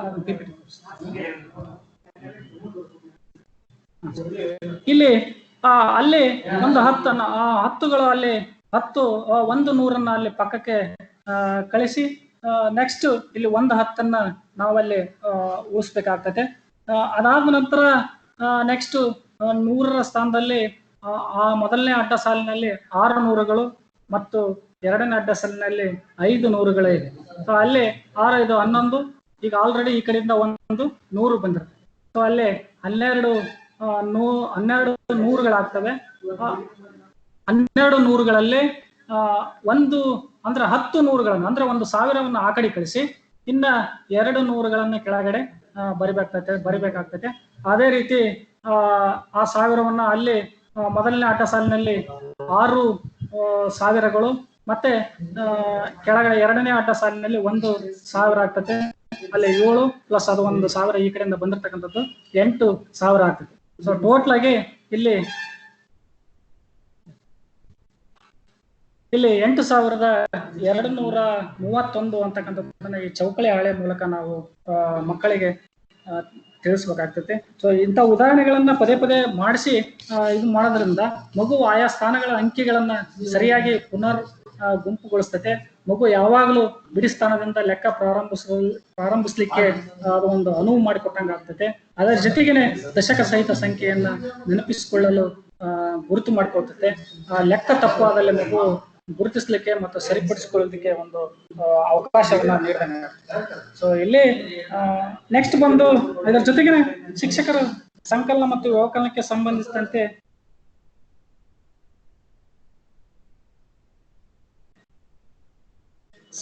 ವ್ಯವಕಲನಕ್ಕೆ ಸಂಬಂಧಿಸಿದಂತ ಹೇಳಿಕೆ ರೂಪದ ಲೆಕ್ಕಗಳನ್ನ ಆಯ್ಕೆ ಮಾಡಿ ನಂತರದ ಕಪ್ಪು ಹಲಗೆಯಲ್ಲಿ ಬರ್ತಕ್ಕಂಥದ್ದು, ಹಾಗೆ ಮಾನಸಿಕ ಲೆಕ್ಕಾಚಾರದ ಸಂಕಲನ ಮತ್ತು ವ್ಯವಕಲನದ ಮೇಲೆ ಚಟುವಟಿಕೆಗಳನ್ನ ಮಾಡಿಸ್ತಕ್ಕಂಥದ್ದು, ಈ ಸಂಕಲನ ವ್ಯವಕಲನ ಒಳಗೊಂಡಿರುವ ಮಿಶ್ರ ಕ್ರಿಯೆಗಳನ್ನು ಕೂಡ ನಾವು ಮಾಡಿಸ್ಬೇಕಾಗ್ತದೆ. ನೆಕ್ಸ್ಟ್ ಇಲ್ಲಿ ದಶಕ ರಹಿತ ಮತ್ತು ದಶಕ ಸಹಿತ ವ್ಯವಕಲನ ಅಂತಕ್ಕಂಥದ್ದು ನೆಕ್ಸ್ಟ್ ಪರಿಕಲ್ಪನೆ ಬಂದು, ಇದರ ಪೂರ್ವ ಜ್ಞಾನ ತಮಗೆಲ್ಲ ಅವ್ರಿಗೆಲ್ಲ ಗೊತ್ತಿರುತ್ತೆ. 2 ಅಂಕಿ 3 ಅಂಕಿ ದಶಕ ಸಹಿತ ಮತ್ತು ದಶಕ ರಹಿತ ವ್ಯವಕಲನ ಮಾಡ್ತಕ್ಕಂಥದ್ದು. ಸಾಮರ್ಥ್ಯ ಬಂದು 4 ಅಂಕಿ ಮತ್ತು 5 ಅಂಕಿಗಳ ದಶಕ ರಹಿತ ಮತ್ತು ದಶಕ ಸಹಿತ ವ್ಯವಕಲನ ಮಾಡುವುದು ಅಂತಕ್ಕಂಥದ್ದು. ಇಲ್ಲಿ ಸ್ಥಾನ ಬೆಲೆ ಸೂಚಕ, ಆಟಿಕೆ ಹಣ ಮತ್ತು ಚೌಕಳಿ ಹಾಳೆ ಬಳಸಿ ವ್ಯವಕಲನ ಮಾಡ್ತಕ್ಕಂಥದ್ದು. ಇಲ್ಲಿ ಚೌಕಳಿ ಹಾಳೆ ಬಂದಾಗ ಮತ್ತೆ ನಾವು ಈಗ ಸಂಕಲನ ಯಾವ ರೀತಿ ಮಾಡಿದ್ವು ಅದೇ ರೀತಿ ಚೌಕಳಿ ಹಾಳೆ ಬಳಸಿ ದಶಕ ರಹಿತ ವ್ಯವಕಲನ ಮಾಡೋದು ಹೇಗೆ ಅಂತಕ್ಕಂಥದ್ದನ್ನ ನಾವು ಒಂದು 2 ನಿಮಿಷದಲ್ಲಿ ತಿಳ್ಕೊಳ್ಳೋಣ. ಈಗ ಇಲ್ಲಿ ಚೌಕಳಿ ಪುಸ್ತಕ ಬಳಸಿ ನಿಮಗೆ ಇಲ್ಲಿ ಪ್ರೆಸೆಂಟೇಷನ್ ಆಗ್ತಾ ಇದೆ. ಚೌಕಳಿ ಪುಸ್ತಕ ಬಳಸಿ ವ್ಯವಕಲನ ಮಾಡೋದು ಹೇಗೆ ಅಂತಕ್ಕಂಥ 5,792 4,681 ಅಂತಕ್ಕಂಥದ್ದನ್ನ ನಾವಿಲ್ಲಿ ತಿಳ್ಕೋಬಹುದು. 5792 ಮೊದಲನೇ ಅಡ್ಡ ಸಾಲಿನಲ್ಲಿ, 4681 ಎರಡನೇ ಅಡ್ಡ ಸಾಲಿನಲ್ಲಿ ಇದೆ. ಸೊ ಇಲ್ಲಿ ಬಿಡಿ ಸ್ಥಾನದಲ್ಲಿ ಮೊದಲನೇ ಅಡ್ಡ ಸಾಲಿನಲ್ಲಿ 2 ಬಿಡಿಗಳಿವೆ, 10ರ ಸ್ಥಾನದಲ್ಲಿ 9 10ಗಳಿವೆ, 100ರ ಸ್ಥಾನದಲ್ಲಿ 7 100ಗಳಿವೆ, 1000 ಸ್ಥಾನದಲ್ಲಿ 5 100ಗಳಿವೆ. ಅದೇ ರೀತಿ ಎರಡನೇ ಅಡ್ಡ ಸಾಲಿನಲ್ಲಿ ಬಿಡಿ ಸ್ಥಾನದಲ್ಲಿ 1 ಇದೆ, 10ರ ಸ್ಥಾನದಲ್ಲಿ 8 ಇವೆ, 100ರ ಸ್ಥಾನದಲ್ಲಿ 6 100ಗಳಿವೆ, 1000 ಸ್ಥಾನದಲ್ಲಿ 4 1000ಗಳಿವೆ. ಸೊ ಇಲ್ಲಿ ನಾವು ಇದನ್ನ ವ್ಯವಕಲನವನ್ನ ಅಂದ್ರೆ ಚೌಕಳಿ ಪುಸ್ತಕ ಬಳಸಿ ವ್ಯವಕಲನವನ್ನ ಹೇಗೆ ಮಾಡಬೇಕು? ಫಸ್ಟ್ ಮೊದಲನೇದು ಬಿಡಿ ಸ್ಥಾನದಿಂದ ಮೇಲಿನ ಒಂದನ್ನ ಮತ್ತೆ ಅಂದ್ರೆ ಮೊದಲ ಅಡ್ಡ ಸಾಲಿನ ಬಿಡಿ ಸ್ಥಾನದಲ್ಲಿರ್ತಕ್ಕಂಥ ಒಂದನ್ನ ಎರಡನೇ ಅಡ್ಡ ಸಾಲಿನ ಬಿಡಿ ಸ್ಥಾನದಲ್ಲಿರ್ತಕ್ಕಂಥ ಒಂದನ್ನ ಕ್ಯಾನ್ಸಲ್ ಮಾಡಬೇಕು. ಅಲ್ಲಿ ಕ್ಯಾನ್ಸಲ್ ಮಾಡಿದಾಗ ಇನ್ನು ಒಂದು ಬಿಡಿ ಉಳಿತೈತೆ, ಅದನ್ನ ಕೆಳಗಡೆ ಬರೀಬೇಕಾಗ್ತದೆ. ನೆಕ್ಸ್ಟ್ 10ರ ಸ್ಥಾನದಲ್ಲಿ ಮೊದಲನೇ ಇದರಲ್ಲಿ 9 10ಗಳಿವೆ, ಎರಡನೇ ಅಡ್ಡ ಸಾಲಿನಲ್ಲಿ 8 10ಗಳಿವೆ. ಸೊ ಇಲ್ಲಿ ನಾವು ಪ್ರತಿ ಒಂದು ಮೇಲೆ ಒಂದು ಕ್ಯಾನ್ಸಲ್ ಮಾಡಿದ್ರೆ ಕೆಳಗೆ ಒಂದು ಕ್ಯಾನ್ಸಲ್ ಮಾಡೋದು. ಅದೇ ರೀತಿ ಕಳ್ಕೊಂತ ಬಂದಾಗ ಮೇಲೆ ಅಡ್ಡ ಸಾಲಿನಲ್ಲಿ 1 10 ಉಳಿತೈತೆ, ಸೊ ಅದನ್ನ ಕೆಳಗಡೆ 10ಅನ್ನ ಬರೀತಕ್ಕಂಥದ್ದು. ಇನ್ನ ಮೇಲೆ 100ರ ಸ್ಥಾನದಲ್ಲಿ ಅಡ್ಡ ಸಾಲಿನಲ್ಲಿ 7 100ಗಳಿವೆ, ಅದೇ ರೀತಿ ಕೆಳಗಿನ ಅಡ್ಡ ಸಾಲಿನಲ್ಲಿ 6 100ಗಳಿವೆ. ಸೊ ಅಲ್ಲಿ ಪ್ರತಿ ಒಂದು ಮೇಲೆ ಒಂದು ಕ್ಯಾನ್ಸಲ್ 100 ಕ್ಯಾನ್ಸಲ್ ಮಾಡಿದ್ರೆ ಕೆಳಗೆ ಒಂದು 100 ಕ್ಯಾನ್ಸಲ್ ಮಾಡ್ಕೊಂತ ಹೋದಾಗ ನಮಗೆ ಮೇಲ್ಗಡೆ ಒಂದು ಅಡ್ಡ ಸಾಲಿನಲ್ಲಿ 1 100 ಉಳಿದಿದೆ, ಅದನ್ನ ಕೆಳಗಡೆ ನಾವು 100ಅನ್ನ ಬರೀತಕ್ಕಂಥದ್ದು. ಅದೇ ರೀತಿ 1000 ಸ್ಥಾನ. ಸೊ ಈ ರೀತಿ ನಾವು ಮಾಡಿದಾಗ ಅಲ್ಲಿ 5792ರಲ್ಲಿ 4681 ಕಳೆದ್ರೆ 1111 ಬರ್ತದೆ ಅಂತಕ್ಕಂಥದ್ದನ್ನ ಚೌಕಳಿ ಪುಸ್ತಕ ಬಳಸಿ ವ್ಯವಕಲನ ಮಾಡ್ತಕ್ಕಂಥದ್ದು ಆಗಿದೆ. ಅದೇ ರೀತಿ ಇದು ದಶಕ ರಹಿತ ವ್ಯವಕಲನ. ಇನ್ನ ದಶಕ ಸಹಿತ ವ್ಯವಕಲನ ಅಂತಕ್ಕಂಥದ್ದು ಇಲ್ಲಿ ಅದಕ್ಕಿಂತ ಪೂರ್ವದಲ್ಲಿ ಈ ಒಂದು ದಶಕ ರಹಿತ ವ್ಯವಕಲನ ಮಾಡೋದ್ರಿಂದ ನಮಗೇನು ಗೊತ್ತಾಗ್ತದೆ? ದೊಡ್ಡ ಸಂಖ್ಯೆಯಿಂದ ಚಿಕ್ಕ ಸಂಖ್ಯೆಯನ್ನ ಮಾತ್ರವೇ ಕಳೆಯಬಹುದು ಅಂತಕ್ಕಂಥದ್ದು ಮಗುವಿಗೆ ತಿಳಿತೈತೆ. ಅದರ ಜೊತೆಗೇನೆ ವ್ಯವಕಲನ, ಸಂಕಲನ, ವಿಲೋಮ ಕ್ರಿಯೆ ಎಂದು ಮಗುವಿಗೆ ತಿಳಿದು ಅದು ಮಗು ವ್ಯವಕಲನಕ್ಕೆ ಸಂಕಲನದ ಅಂಶಗಳನ್ನ ಬಳಸ್ತತೆ. ಈ ಎಲ್ಲ 2 ಸಂಖ್ಯೆಗಳ ವ್ಯತ್ಯಾಸವನ್ನು ಸಮವಾಗಿಸಲು ಚಿಕ್ಕ ಸಂಖ್ಯೆಯೊಂದಿಗೆ ಕೂಡುವ ಬಗೆಯನ್ನ ಮಗು ತಿಳಿತೈತಿ ಅಂತಕ್ಕಂಥದ್ದನ್ನು ನಾವು ಇದರ ಮೂಲಕ ತಿಳಿಬಹುದು. ನೆಕ್ಸ್ಟ್ ದಶಕ ಸಹಿತ ವ್ಯವಕಲನ, ಅದನ್ನ ಚೌಕಳಿ ಪುಸ್ತಕದಲ್ಲಿ ಯಾವ ರೀತಿ ಮಾಡ್ತಕ್ಕಂಥದ್ದು ಅಂತಕ್ಕಂಥದ್ದು ಇದು ಒಂದು ಚಿಕ್ಕದಾಗಿ ನೋಡೋಣ ಸರ್.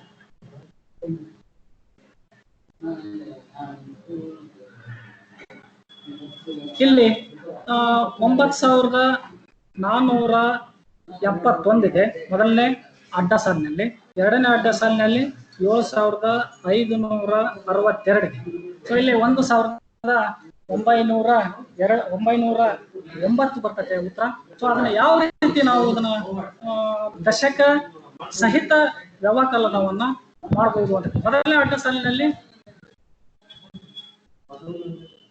ಬಿಡಿ 1 ಇದೆ, ಅಲ್ಲಿ ಎರಡನೇ ಅಡ್ಡ ಸಾಲಿನಲ್ಲಿ 2 ಬಿಡಿ ಇದೆ. ಸೊ ಅಲ್ಲಿ ನಮಗೆ ಒಂದರಲ್ಲಿ 2ಅನ್ನು ತೆಗಿಯಕ್ ಬರಲ್ಲ. ಸೊ ಹಾಗಾಗಿ ನಾವು ಪಕ್ಕದ 10ರಿಂದ, ಸೊ ಇದು ಬಹಳ ಇಂಪಾರ್ಟೆಂಟ್ ಆಗಿರ್ತಕ್ಕಂಥದ್ದು ದಶಕ ಸಹಿತ ವ್ಯವಕಲನ ಅಂತಕ್ಕಂಥದ್ದು. ಇಲ್ಲಿ 1ರಲ್ಲಿ 2ಅನ್ನ ಕಳೆಯಕ್ ಬರಲ್ಲ, ಹಾಗಾಗಿ ಪಕ್ಕದ 10ರ ಮನೆಯಿಂದ 10 ಬಿಡಿಗಳನ್ನ ಈ ಕಡೆ ತರಬೇಕಾಗ್ತದೆ. ಅಂದ್ರೆ ಬಿಡಿ ಸ್ಥಾನದಲ್ಲಿ ಅಂದ್ರೆ 10 ಬಿಡಿಗಳು ಪ್ಲಸ್ ಅದು ಒಂದು ಸೇರಿದ್ರೆ ಅಲ್ಲಿ 11 ಬಿಡಿಗಳಾಗ್ತವೆ. ಸೊ ಅಲ್ಲಿ 11 ಬಿಡಿಗಳಲ್ಲಿ 2 ಬಿಡಿಗಳನ್ನ ಕಳೆದ್ರೆ ನಮಗೆ ಅಲ್ಲಿ ಬರ್ತಕ್ಕಂಥದ್ದು 9 ಬಿಡಿಗಳು ಬರ್ತವೆ ಅಂತಕ್ಕಂಥದ್ದು. ನೆಕ್ಸ್ಟ್ ಅದಾದ್ಮೇಲೆ ನೆಕ್ಸ್ಟ್ ಮೊದಲನೇ ಅಡ್ಡ ಸಾಲಿನ 10ರ ಸ್ಥಾನದಲ್ಲಿ 7 10ಗಳಿದ್ದವು. ಈಗ 1 10ಅನ್ನು ಆ ಕಡೆ ಕಳಿಸಿದ್ಮೇಲೆ ಅಲ್ಲಿ ಉಳಿತಕ್ಕಂಥದ್ದು 6 10ಗಳು. ಸೊ ಅಲ್ಲಿ 6 10ಗಳಲ್ಲಿ ಕೆಳಗಿನ ಅಡ್ಡ ಸಾಲಿನಲ್ಲಿ 6 10ಗಳಿವೆ. 6 10ಗಳಲ್ಲಿ 6 10ಗಳನ್ನ ಅಂದ್ರೆ ಕ್ಯಾನ್ಸಲ್ ಮಾಡ್ತಕ್ಕಂಥದ್ದು. ಮೇಲಿನ ಒಂದೊಂದು 10ಅನ್ನ ಕ್ಯಾನ್ಸಲ್ ಮಾಡ್ಕೊಂತ ಹೋದಂಗಲ್ಲ. ಸೊ ಅಲ್ಲಿ 6 10ಗಳನ್ನ 6 10ಗಳು ಕಳೆದ್ರೆ ಅಲ್ಲಿ ಯಾವುದೇ ಸಂಖ್ಯೆ ಉಳಿಯೋದಿಲ್ಲ, ಹಂಗಾಗಿ ಅಲ್ಲಿ ಕೆಳಗಡೆ 0 ಅಂತ ಬರೀತಕ್ಕಂಥದ್ದು. ಇನ್ನು ನೆಕ್ಸ್ಟ್ 100ರ ಸ್ಥಾನದಲ್ಲಿ ಮೊದಲನೇ ಅಡ್ಡ ಸಾಲಿನಲ್ಲಿ 4 100ಗಳಿವೆ, ಎರಡನೇ ಅಡ್ಡ ಸಾಲಿನಲ್ಲಿ 5 100ಗಳಿವೆ. ಸೊ ಇಲ್ಲಿ ನಮಗೆ 4ರಲ್ಲಿ 5 ಕಳೆಯಕ್ ಬರಲ್ಲ. ಹಾಗಾಗಿ ಪಕ್ಕದ ಮನೆ 1000 ಸ್ಥಾನದಿಂದ 10 ನೂರುಗಳನ್ನ ಈ ಕಡೆ ತರಬೇಕಾಗ್ತದೆ. ಅಂದ್ರೆ ಒಂದು ದಶಕವನ್ನ ತಗೋಬೇಕಾಗ್ತದೆ. ಸೊ ಅಲ್ಲಿ 10 ನೂರುಗಳು ಪ್ಲಸ್ ಒಂದು 14 ನೂರುಗಳಲ್ಲಿ 5 ನೂರುಗಳನ್ನ ನಾವು ಕ್ಯಾನ್ಸಲ್ ಮಾಡಬೇಕಾಗ್ತದೆ. ಅಲ್ಲಿ ಮೇಲಿನ 5 ನೂರುಗಳು ಕೆಳಗಿನ 5 ನೂರುಗಳನ್ನ ಕ್ಯಾನ್ಸಲ್ ಮಾಡಿದಾಗ ನಮಗೆ ಅಲ್ಲಿ 9 ನೂರುಗಳು ಉಳಿತೇವೆ. ಆ 9 ನೂರುಗಳನ್ನ ಕೆಳಗಿನ ಬಾಕ್ಸ್ ನಲ್ಲಿ ಬರಿಬೇಕಾಗ್ತದೆ. ನೆಕ್ಸ್ಟ್ 1000 ಸ್ಥಾನದಲ್ಲಿ ಆಲ್ರೆಡಿ 1000 ಹೋಗಿದೆ. ಸೊ ಅಲ್ಲಿ ಉಳಿದಿರ್ತಕ್ಕಂಥದ್ದು 9000ಗಳಲ್ಲಿ 8000ಗಳು ಉಳಿದಿವೆ. ಎರಡನೇ ಅಡ್ಡ ಸಾಲಿನಲ್ಲಿ 1000 ಸ್ಥಾನದಲ್ಲಿ 7 ನೂರುಗಳಿವೆ. ಸೊ ಅಲ್ಲಿ 7 ಸಾವಿರಗಳಿವೆ. 8 ಸಾವಿರಗಳಲ್ಲಿ 7 ಸಾವಿರಗಳು ಹೋದ್ರೆ ಅಲ್ಲಿ ಇರ್ತಕ್ಕಂಥದ್ದು 1000. ಸೊ ಟೋಟಲ್ ಆಗಿ ಬಂದು 1909 ಅಂತಕ್ಕಂಥದ್ದು ದಶಕ ಸಹಿತ ವ್ಯವಕಲನವನ್ನ ಮಾಡ್ತಕ್ಕಂಥ ಬಗ್ಗೆ. ಸೊ ಇದನ್ನ ಯಾಕೆ ನಾವು ನಿಮಗೆ ಇಲ್ಲಿ ಇದನ್ನ ಮಾಡ್ಬೇಕಾಗ್ತದೆ ಅಂತಕ್ಕಂಥದ್ದು, ಇದು ಮಕ್ಕಳಲ್ಲಿ ಕೆಲವೊಂದು ಬಾರಿ ಅವರಿಗೆ ಅರಿವಿಗೆ ಬಂದಿರೋದಲ್ಲ, ಹೆಂಗ್ ಬರ್ತತಿ ಹೆಂಗ್ ಹೋಗ್ತತಿ ಅಂತಕ್ಕಂಥದ್ದು. ಇಲ್ಲಿ ಲೆಕ್ಕದಲ್ಲಿ ದಶಕ ಪಡೆಯುವ ಅವಶ್ಯಕತೆಯನ್ನ ಮಗು ಅರ್ಥ ಮಾಡಿಕೊಡ್ತತೆ. 0 ಇರ್ತಕ್ಕಂಥ ಲೆಕ್ಕಗಳನ್ನ ವಿಶ್ವಾಸದಿಂದ ನಿರ್ವಹಿಸ್ತತೆ. ಮಗು ಯಾವಾಗ್ಲೂ ಬಿಡಿಸ್ತಾಂದ್ರೆ ಲೆಕ್ಕವನ್ನ ಪ್ರಾರಂಭ ಮಾಡಬಹುದು ಅಂತಕ್ಕಂಥದ್ದನ್ನ ನಾವಿಲ್ಲಿ ತಿಳ್ಕೊಳ್ಬೇಕಾಗ್ತದೆ. ಸೊ ಇಲ್ಲಿ ನನಗೆ ಒಂದು ಬಾಲ್ಯದಲ್ಲಿ ನನಗೆ ಆಗಿರ್ತಕ್ಕಂಥ ಒಂದು ಅನುಭವ, ನಾನು 3ನೇ ತರಗತಿಯಲ್ಲಿ ಇದ್ದಾಗ ಹಿರೇಬನ್ನಮಟ್ಟಿ ಶಾಲೆಯ ಪ್ರಭಾರಿ ಮುಖ್ಯಗಳಾಗಿರ್ತಕ್ಕಂಥ ಎಸ್ ವೀರಂಗೌಡ ಸರ್ ಅವರು ಅಲ್ಲಿ ನನಗೆ ಗುರುಗಳಾಗಿದ್ರು ನಮ್ಮ ಊರಿನಲ್ಲಿ. ಸೊ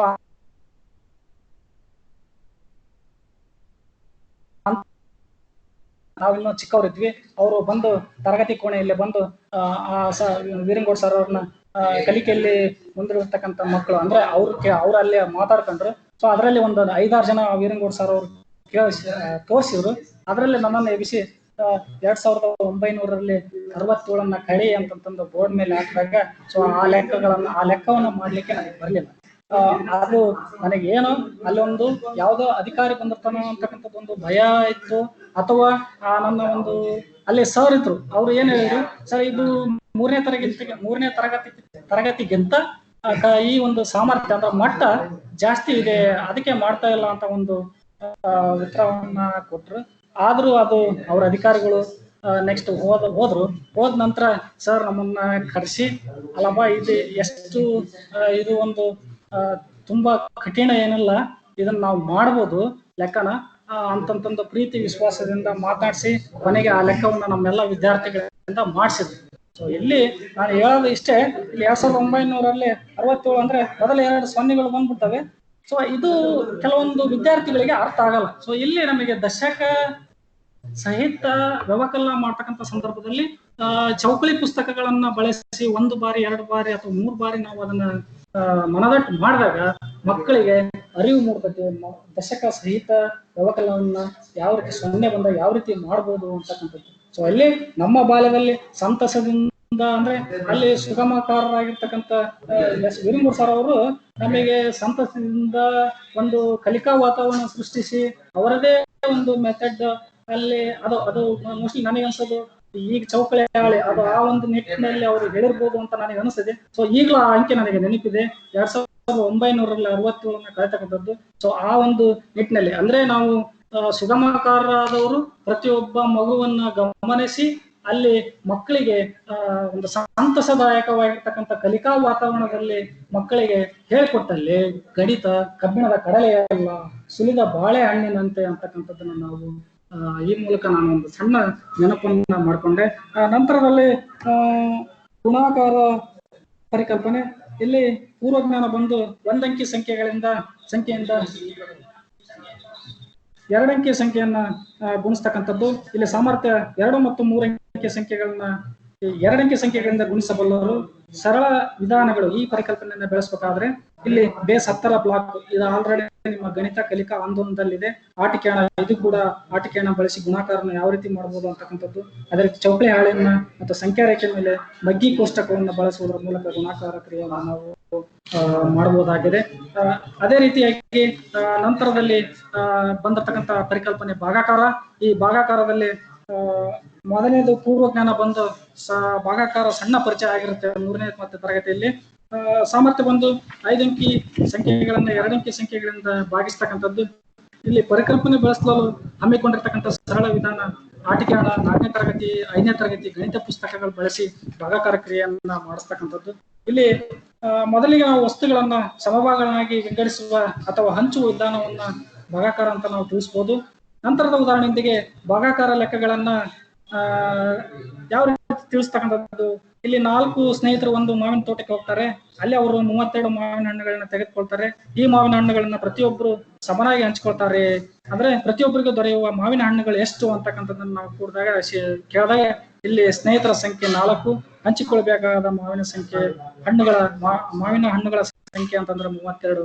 ಇಲ್ಲಿ ಪ್ರತಿಯೊಬ್ಬರಿಗೂ ದೊರೆಯುವ ಮಾವಿನ ಹಣ್ಣುಗಳ ಸಂಖ್ಯೆ 32/4 8 ಅಂತಕ್ಕಂಥದ್ದು. ಅಂದ್ರೆ ದಿನನಿತ್ಯ ಜೀವನದಲ್ಲಿ ನಾವು ಮಕ್ಕಳಿಗೆ ಗಣಿತ ಸಂವಾದವನ್ನ ಏರ್ಪಡಿಸಿದಲ್ಲಿ ಅಲ್ಲಿ ದಿನನಿತ್ಯದ ಸನ್ನಿವೇಶಗಳನ್ನ ಮಕ್ಕಳಲ್ಲಿ ತಿಳಿಸಿ ಭಾಗಾಕಾರ ಕ್ರಿಯೆಯನ್ನ ಮಾಡಿಸಬಹುದಾಗ್ತದೆ. ಇನ್ನು ನೆಕ್ಸ್ಟ್ ಪರಿಕಲ್ಪನೆ ಬಂದು ಹಣ ಅಂತಕ್ಕಂಥದ್ದು. ಇಲ್ಲಿ ಪೂರ್ವಜ್ಞಾನದ ಹಣದ ಸಂಕಲನ ಮತ್ತು ವ್ಯವಕಲನ ತಿಳಿದಿರುವವರು ಇಲ್ಲಿ ಸಾಮರ್ಥ್ಯ ಬಂದು ಅಂಗಡಿಗಳ ಬಿಲ್ಲುಗಳನ್ನ ಓದಿ ಅರ್ಥೈಸಿಕೊಳ್ಳುವುದು. ಇಲ್ಲಿ ಪರಿಕಲ್ಪನೆ ಬಳಸಲು ಹಮ್ಮಿಕೊಳ್ತಕ್ಕಂಥ ಸರಳ ವಿಧಾನಗಳಂದ್ರೆ ಮಕ್ಕಳನ್ನ ಮಾರ್ಕೆಟಿಗೆ ಕರ್ಕೊಂಡು ಹೋಗೋದು ಅಥವಾ ಶಾಲೆಗಳಲ್ಲೇ ಮಾರ್ಕೆಟ್ ತರ ಏರ್ಪಡಿಸ್ತಕ್ಕಂಥದ್ದು. ಶಾಲೆಗಳಲ್ಲೇ ತರಕಾರಿ ವ್ಯಾಪಾರ ಮಾಡ್ತಕ್ಕಂಥದ್ದು, ದಿನಸಿ ವ್ಯಾಪಾರ, ಕಾಳು ಕಡಿ ವ್ಯಾಪಾರ ಮಾಡ್ತಕ್ಕಂಥದ್ದು, ಅದೇ ರೀತಿ ತಿಂಡಿ ತಿನಿಸುಗಳ ವ್ಯಾಪಾರ, ಇಂತಹ ಚಟುವಟಿಕೆಗಳನ್ನ ಮಕ್ಕಳಲ್ಲೇ ಮಾಡಿಸುವುದರ ಮೂಲಕ ಹಣದ ಬಗ್ಗೆ ಒಂದು ಮಕ್ಕಳಲ್ಲಿ ಅರಿವನ್ನ ಮೂಡಿಸ್ತಕ್ಕಂಥದ್ದು. ಅದೇ ರೀತಿ ದಿನನಿತ್ಯ ಜೀವನದಲ್ಲಿ ಮಕ್ಕಳು ಅಂಗಡಿಗೆ ಹೋಗ್ತಾರೆ, ಮಾರ್ಕೆಟ್ಗೆ ಹೋಗ್ತಾರೆ, ಅಲ್ಲಿರ್ತಕ್ಕಂಥ ಬಿಲ್ಗಳನ್ನ ನೀಡಿ ಆ ಬಿಲ್ಗಳಲ್ಲಿ ಎಷ್ಟೆಷ್ಟಿದೆ ಅಂತಕ್ಕಂಥದ್ದನ್ನ ಪ್ರಶ್ನೆ ಮಾಡ್ತಕ್ಕಂಥದ್ದು. ಅದೇ ರೀತಿ ವಿವಿಧ ಬಸ್ಸಿನ ಟಿಕೆಟ್ಗಳನ್ನ ನೀಡಿ ಅವುಗಳನ್ನ ಕೂಡ ಪ್ರಶ್ನೆ ಮಾಡ್ತಕ್ಕಂಥದ್ದು. ಈ ರೀತಿ ನಾವು ಮಕ್ಕಳಿಗೆ ಹಣದ ಬಗ್ಗೆ ಪರಿಕಲ್ಪನೆಯನ್ನ ಮೂಡಿಸ್ಬೇಕಾಗ್ತದೆ. ಸೊ ಇಲ್ಲಿವರೆಗೂ ನನಗೆ ಪ್ರಸ್ತುತ ಪಡಿಸ್ಲಿಕ್ಕೆ ಅವಕಾಶ ಮಾಡಿಕೊಟ್ಟಿರ್ತಕ್ಕಂಥ ಎಲ್ಲ ನನ್ನ ಹಿರಿಯ ಅಧಿಕಾರಿಗಳಿಗೆ ಹಾಗೂ ಈ ತರಬೇತಿಯ ನೋಡಲ್ ಅಧಿಕಾರಿಗಳಿಗೆ ಹಾಗೂ ಅಜಿಂ ಪ್ರೇಮ್ಜಿ ಅವರು ನೋಡಲ್ ಅಧಿಕಾರಿಗಳಿಗೆ ಹಾಗೂ ಈ ಶಾಂತ ರೀತಿಯಿಂದ ಕೂತು ನನ್ನ ಒಂದು ವಿಷಯವನ್ನು ಸಾದರಪಡಿಸಲಿಕ್ಕೆ ಅವಕಾಶ ಮಾಡಿಕೊಟ್ಟಿರ್ತಕ್ಕಂಥ ತಾಲೂಕಿನ 4 ಮತ್ತು 5ನೇ ತರಗತಿ ಗುರುಗಳು ಗುರುಮಾತೆಯರಿಗೆ ನನ್ನ ವಿಷಯವನ್ನು ಮುಗಿಸ್ಕೊಂಡು ತಿಳಿಸ್ತೀನಿ. Thank you sir. Hello. So ಇಲ್ಲಿಯವರೆಗೆ ಬೆಳಗಿನ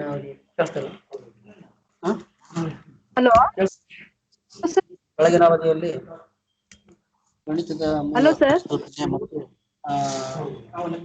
ಮಧ್ಯದಲ್ಲಿ ಬರ್ತಕ್ಕಂತಹ ಸಂಕಲನ ಯೋಜನಾ ಗುಣಾಕಾರ ಮಾತ್ರ ಈ ಕ್ರಿಯೆಗಳ ಬಗ್ಗೆ ಯಾವ ರೀತಿಯಾಗಿ ನಾವು ಮಕ್ಕಳಿಗೆ ಕೋಷ್ಟಕಗಳನ್ನು ಬಳಸೋದ್ರ ಮುಖಾಂತರ ಎಂಬುದನ್ನ ಅತ್ಯಂತ ವಿವರವಾಗಿ ಬಳಸೋದ್ರ ಮುಖಾಂತರ ವಿವರಣೆ ನೀಡತಕ್ಕಂಥ ಶ್ರೀಯುತ CRP ಅವರಿಗೆ ತುಂಬ ಧನ್ಯವಾದಗಳು.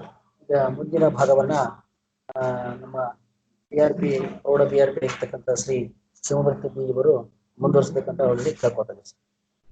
Over to Shivamurthy B sir.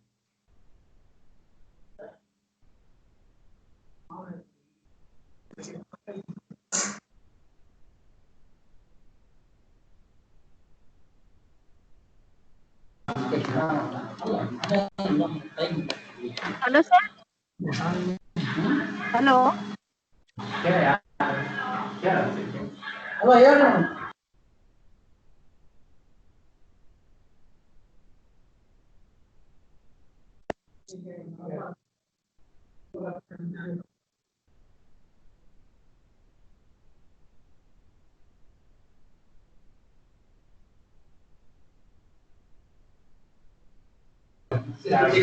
ಎಲ್ರಿಗೂ ನಮಸ್ಕಾರ. ಸೊ ನಾವು ಈ ಹಿಂದೆ ಅಂದ್ರೆ 1ರಿಂದ 3ನೇ ತರಗತಿಯಲ್ಲಿ ಮಕ್ಕಳು ನಲಿಕಲಿಯಿಂದ ಈಗ ಕಲಿನಲಿಗೆ ಬಂದಿರ್ತವೆ.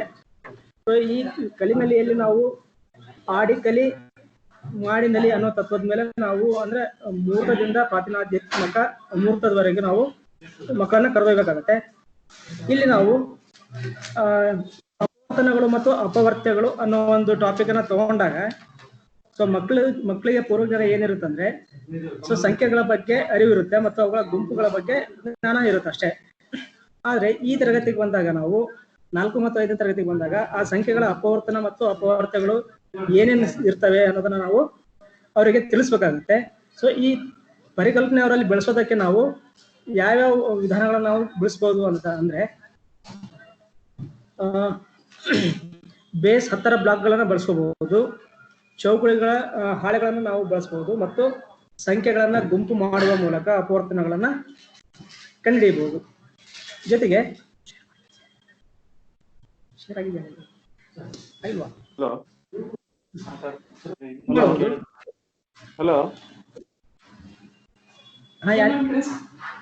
ಹಲೋ. ನಾ ಇಲ್ಲಿ ಕಮಲಾಪುರದಿಂದ ಸರ್, ಟವರೇಶ್ ಕರೆ ಬರ್ತಾರೆ.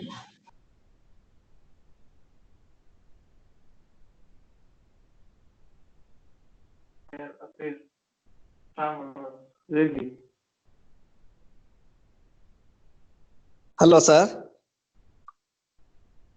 Hello hello sir.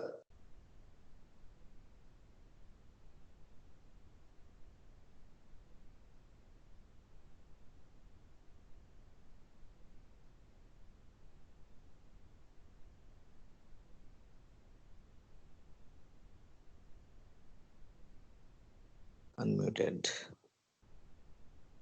Hello, sir. Hello.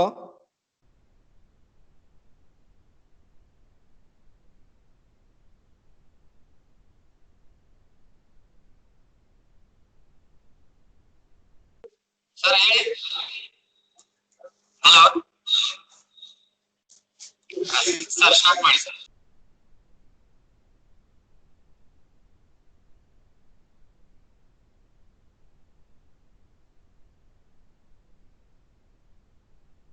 ಗುಂಪುಗಳಲ್ಲಿ ನಿಂತ್ಕೊಳ್ಳಿಕ್ಕೆ ನಾವು ಹೇಳಿದಾಗ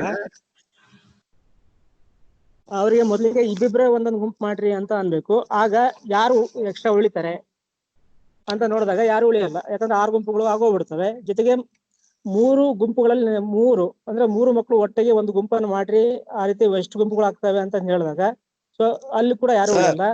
4 ಮಕ್ಕಳಾಗಿ ನಿಂತ್ಕೊಳ್ಳಿ ಅಂತ ಅಂದಾಗ ಅಲ್ಲೂ ಯಾರು ಉಳಿಯಲ್ಲ. 5 ಮಕ್ಕಳಾಗಿ ನಿಂತ್ಕೊಳ್ಳಿ ಅಂದಾಗ ಅಲ್ಲಿ ಇಬ್ರು ಎಕ್ಸ್ಟ್ರಾ ಉಳಿತಾರೆ, ಯಾಕಂದ್ರೆ 5 2 ಗುಂಪು ಆಗ್ಬಿಡುತ್ತೆ ಮತ್ತು ಇಬ್ರು ಎಕ್ಸ್ಟ್ರಾ ಉಳಿತಾರೆ. ಸೊ ಇಲ್ಲಿ ಇಬ್ರು ಎಕ್ಸ್ಟ್ರಾ ಉಳಿದಂದ್ರೆ ಯಾವ ಸಂಖ್ಯೆಗಳು ನಿಶೇಷವಾಗಿ ಭಾಗ ಆಗ್ತವೆ ಅಂದ್ರೆ ಯಾವುದೇ ಶೇಷ ಉಳಿಯೋದಿಲ್ವೋ ಸೊ ಆ ರೀತಿ ಮಾಡುವ ಸಂಖ್ಯೆಗಳನ್ನ ನಾವು ಅಪವರ್ತನಗಳಂತ ಕರಿತೀವಿ. ಸೊ ಭಾಗವಾಗುವ ಸಂಖ್ಯೆಗಳನ್ನ ಅಪವರ್ತನಗಳಂತ ಹೇಳ್ತೀವಿ. ಸೊ ಈ ರೀತಿ ಮಕ್ಕಳಲ್ಲಿ ಗುಂಪುಗಳನ್ನ ಮಾಡಿ ಅಪವರ್ತನಗಳು ಮತ್ತು ಅಪವರ್ತನಗಳ ನಡುವಿನ ಅಂತರವನ್ನು ಹೇಳಿದಾಗ ಅವರಿಗೆ ಕಲ್ಪನೆ ಅರ್ಥ ಆಗುತ್ತೆ. ಸೊ ಸಾಮಾನ್ಯವಾಗಿ ಅಪವರ್ತನಗಳು ಮತ್ತು ಅಪವರ್ತನಗಳು ಎರಡೂ ಒಂದೇ ಅನ್ನೋ ಒಂದು ತಪ್ಪು ಕಲ್ಪನೆ ಮಕ್ಕಳಲ್ಲಿ ಬಂದ್ಬಿಡುತ್ತೆ. ಸೊ ಈ ಎರಡರ ನಡುವಿನ ಅಂತರವನ್ನು ನಾವು ಚಟುವಟಿಕೆ ಆಧಾರದ ಮೇಲೆ ಮತ್ತೆ ಪ್ರಾಯೋಗಿಕವಾಗಿ ಕಪ್ಪು ಹಲಗೆ ಮೇಲೆ ಬಿಡಿಸೋದ್ರ ಮೂಲಕ ಇವೆರಡರ ನಡುವಿನ ಡಿಫ್ರೆನ್ಸ್ ನಾವು ಹೇಳ್ಬೇಕಾಗತ್ತೆ. ಸೊ ಈ ಪಾಠದಲ್ಲಿ ಮಕ್ಕಳು ಅಪವರ್ತನಗಳ ಅರ್ಥ ಮತ್ತು ಅವುಗಳನ್ನ ಗುರುತಿಸುವಿಕೆ ಮತ್ತು ಅಪವರ್ತನಗಳನ್ನ ಯಾವ ರೀತಿ ಕಂಡುಹಿಡಿಯಬೇಕು ಅನ್ನೋದನ್ನ ನಾವು ಚಟುವಟಿಕೆಗಳ ಮೂಲಕ ಮಕ್ಕಳಿಗೆ ಹೇಳ್ಬೇಕಾಗತ್ತೆ. ಜೊತೆಗೆ ವೃಕ್ಷ ರೇಖಾಗಳ ಮೂಲಕ ಸೊ ನಾವು ಸಾಮಾನ್ಯವಾಗಿ ಅಪವರ್ತನಗಳನ್ನ ಕಲ್ತಿದೆ ನಾವು ವೃಕ್ಷ ರೇಖಾಗಳ ಚಿತ್ರಗಳ ಮೂಲಕ. ಸೊ ಇಲ್ಲಿ ಡಿವೈಡ್ ಮಾಡ್ಕೊತಾ ಹೋಗಿ 24 ಅಪವರ್ತನಗಳನ್ನ ಬಿಡಿಸ್ತಾ ಹೋಗಿ ಅಂದಾಗ ಮಕ್ಕಳು 12 ಮತ್ತು 2 ಅಂತ ಹೇಳ್ತಾರೆ. 12ನ ಮತ್ತೆ ವೃಕ್ಷ ರೇಖಾಗಳಲ್ಲಿ ಬಿಡಿಸಿದಾಗ 6 ಮತ್ತು 2 ಹೇಳ್ತಾರೆ. 6ನ ಮತ್ತೆ ವೃಕ್ಷ ರೇಖಾದಲ್ಲಿ ಬಿಡಿಸಿದಾಗ 3 ಮತ್ತು 2 ಈ ರೀತಿ 1 2 3 4 6 12 ಮತ್ತು 24 ಇಷ್ಟು ಸಂಖ್ಯೆಗಳು ಬರ್ತವೆ. ಇವೆಲ್ಲ 24ರ ಅಪವರ್ತನಗಳು ಅಂತ ಮಕ್ಕಳಿಗೆ ಹೇಳಬೇಕು. ಅದೇ ರೀತಿ ಈ ಅಪವರ್ತನಗಳನ್ನ ಗುಣಿಸೋದ್ರಿಂದ ಅತ್ಯಂತ ಕನಿಷ್ಠ ಸಂಖ್ಯೆ ಬರುತ್ತೆ 24, ಅದು ಅಪವರ್ತ್ಯ ಅಂತ ಹೇಳ್ಬೇಕು ಮಕ್ಕಳಿಗೆ. ಈ ರೀತಿ ಚಟುವಟಿಕೆ ಆಧಾರ ಮಕ್ಕಳಿಗೆ ಹೇಳಿದಾಗ ತುಂಬಾ ಸುಲಭವಾಗಿ ಅಪವರ್ತನ ಮತ್ತು ಅಪವರ್ತ್ಯಗಳ ತಿಳುವಳಿಕೆ ಗೊತ್ತಾಗುತ್ತೆ.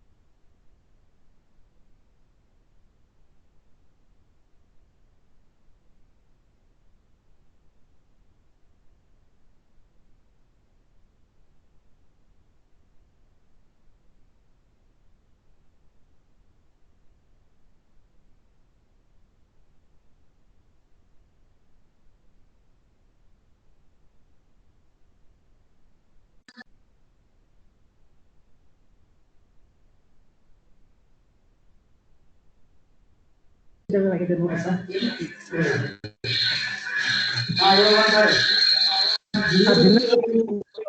ನಾವು ಮಕ್ಕಳಲ್ಲಿ ಭಿನ್ನರಾಶಿಗಳ ಪೂರ್ವಜ್ಞಾನ ಇರೋದಿಲ್ಲ. ಯಾಕಂದ್ರೆ ಭಿನ್ನರಾಶಿಗಳ ಪೂರ್ವಜ್ಞಾನ ಇರಲ್ಲ.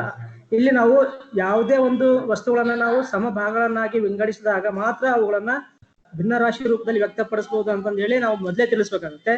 ಸೊ ಈ ಹಿಂದೆ ನಲಿಕಲಿಯಲ್ಲಿಯೂ ಅರ್ಧ ಮತ್ತು ಪೂರ್ಣ ಭಾಗಗಳು ಅಂದ್ರೆ ಮಾರ್ಕೆಟ್ ಇಂದ ಯಾವ್ದಾದ್ರು ಹಣ್ಣುಗಳನ್ನು ತಗೊಂಡ್ರೆ, ಯಾವ್ದಾದ್ರು ಬೇಕರಿ ತಿನಿಸುಗಳನ್ನ ತಗೊಂಡ್ಬಂದ್ರೆ 2 ಅಥವಾ 3 ಮಕ್ಕಳು ಮನೇಲಿ ಇದ್ರ ಅಂದ್ರೆ ಸೊ ಅವರಿಗೆ ಭಾಗಗಳ ಪರಿಕಲ್ಪನೆ ಮಾತ್ರ ಇರುತ್ತೆ. ಸೊ ಅರ್ಧ ತಿನ್ನೋದು, ಸೊ ಡಿವೈಡ್ ಮಾಡ್ಕೊಂಡು ತಿನ್ನೋದು, ಈ ರೀತಿ ಭಾಗಗಳ ಪರಿಕಲ್ಪನೆ ಇರುತ್ತೆ ಹೊರತು ಅವರಿಗೆ ಭಿನ್ನರಾಶಿಗಳ ಬಗ್ಗೆ ಪರಿಕಲ್ಪನೆ ಇರಲ್ಲ.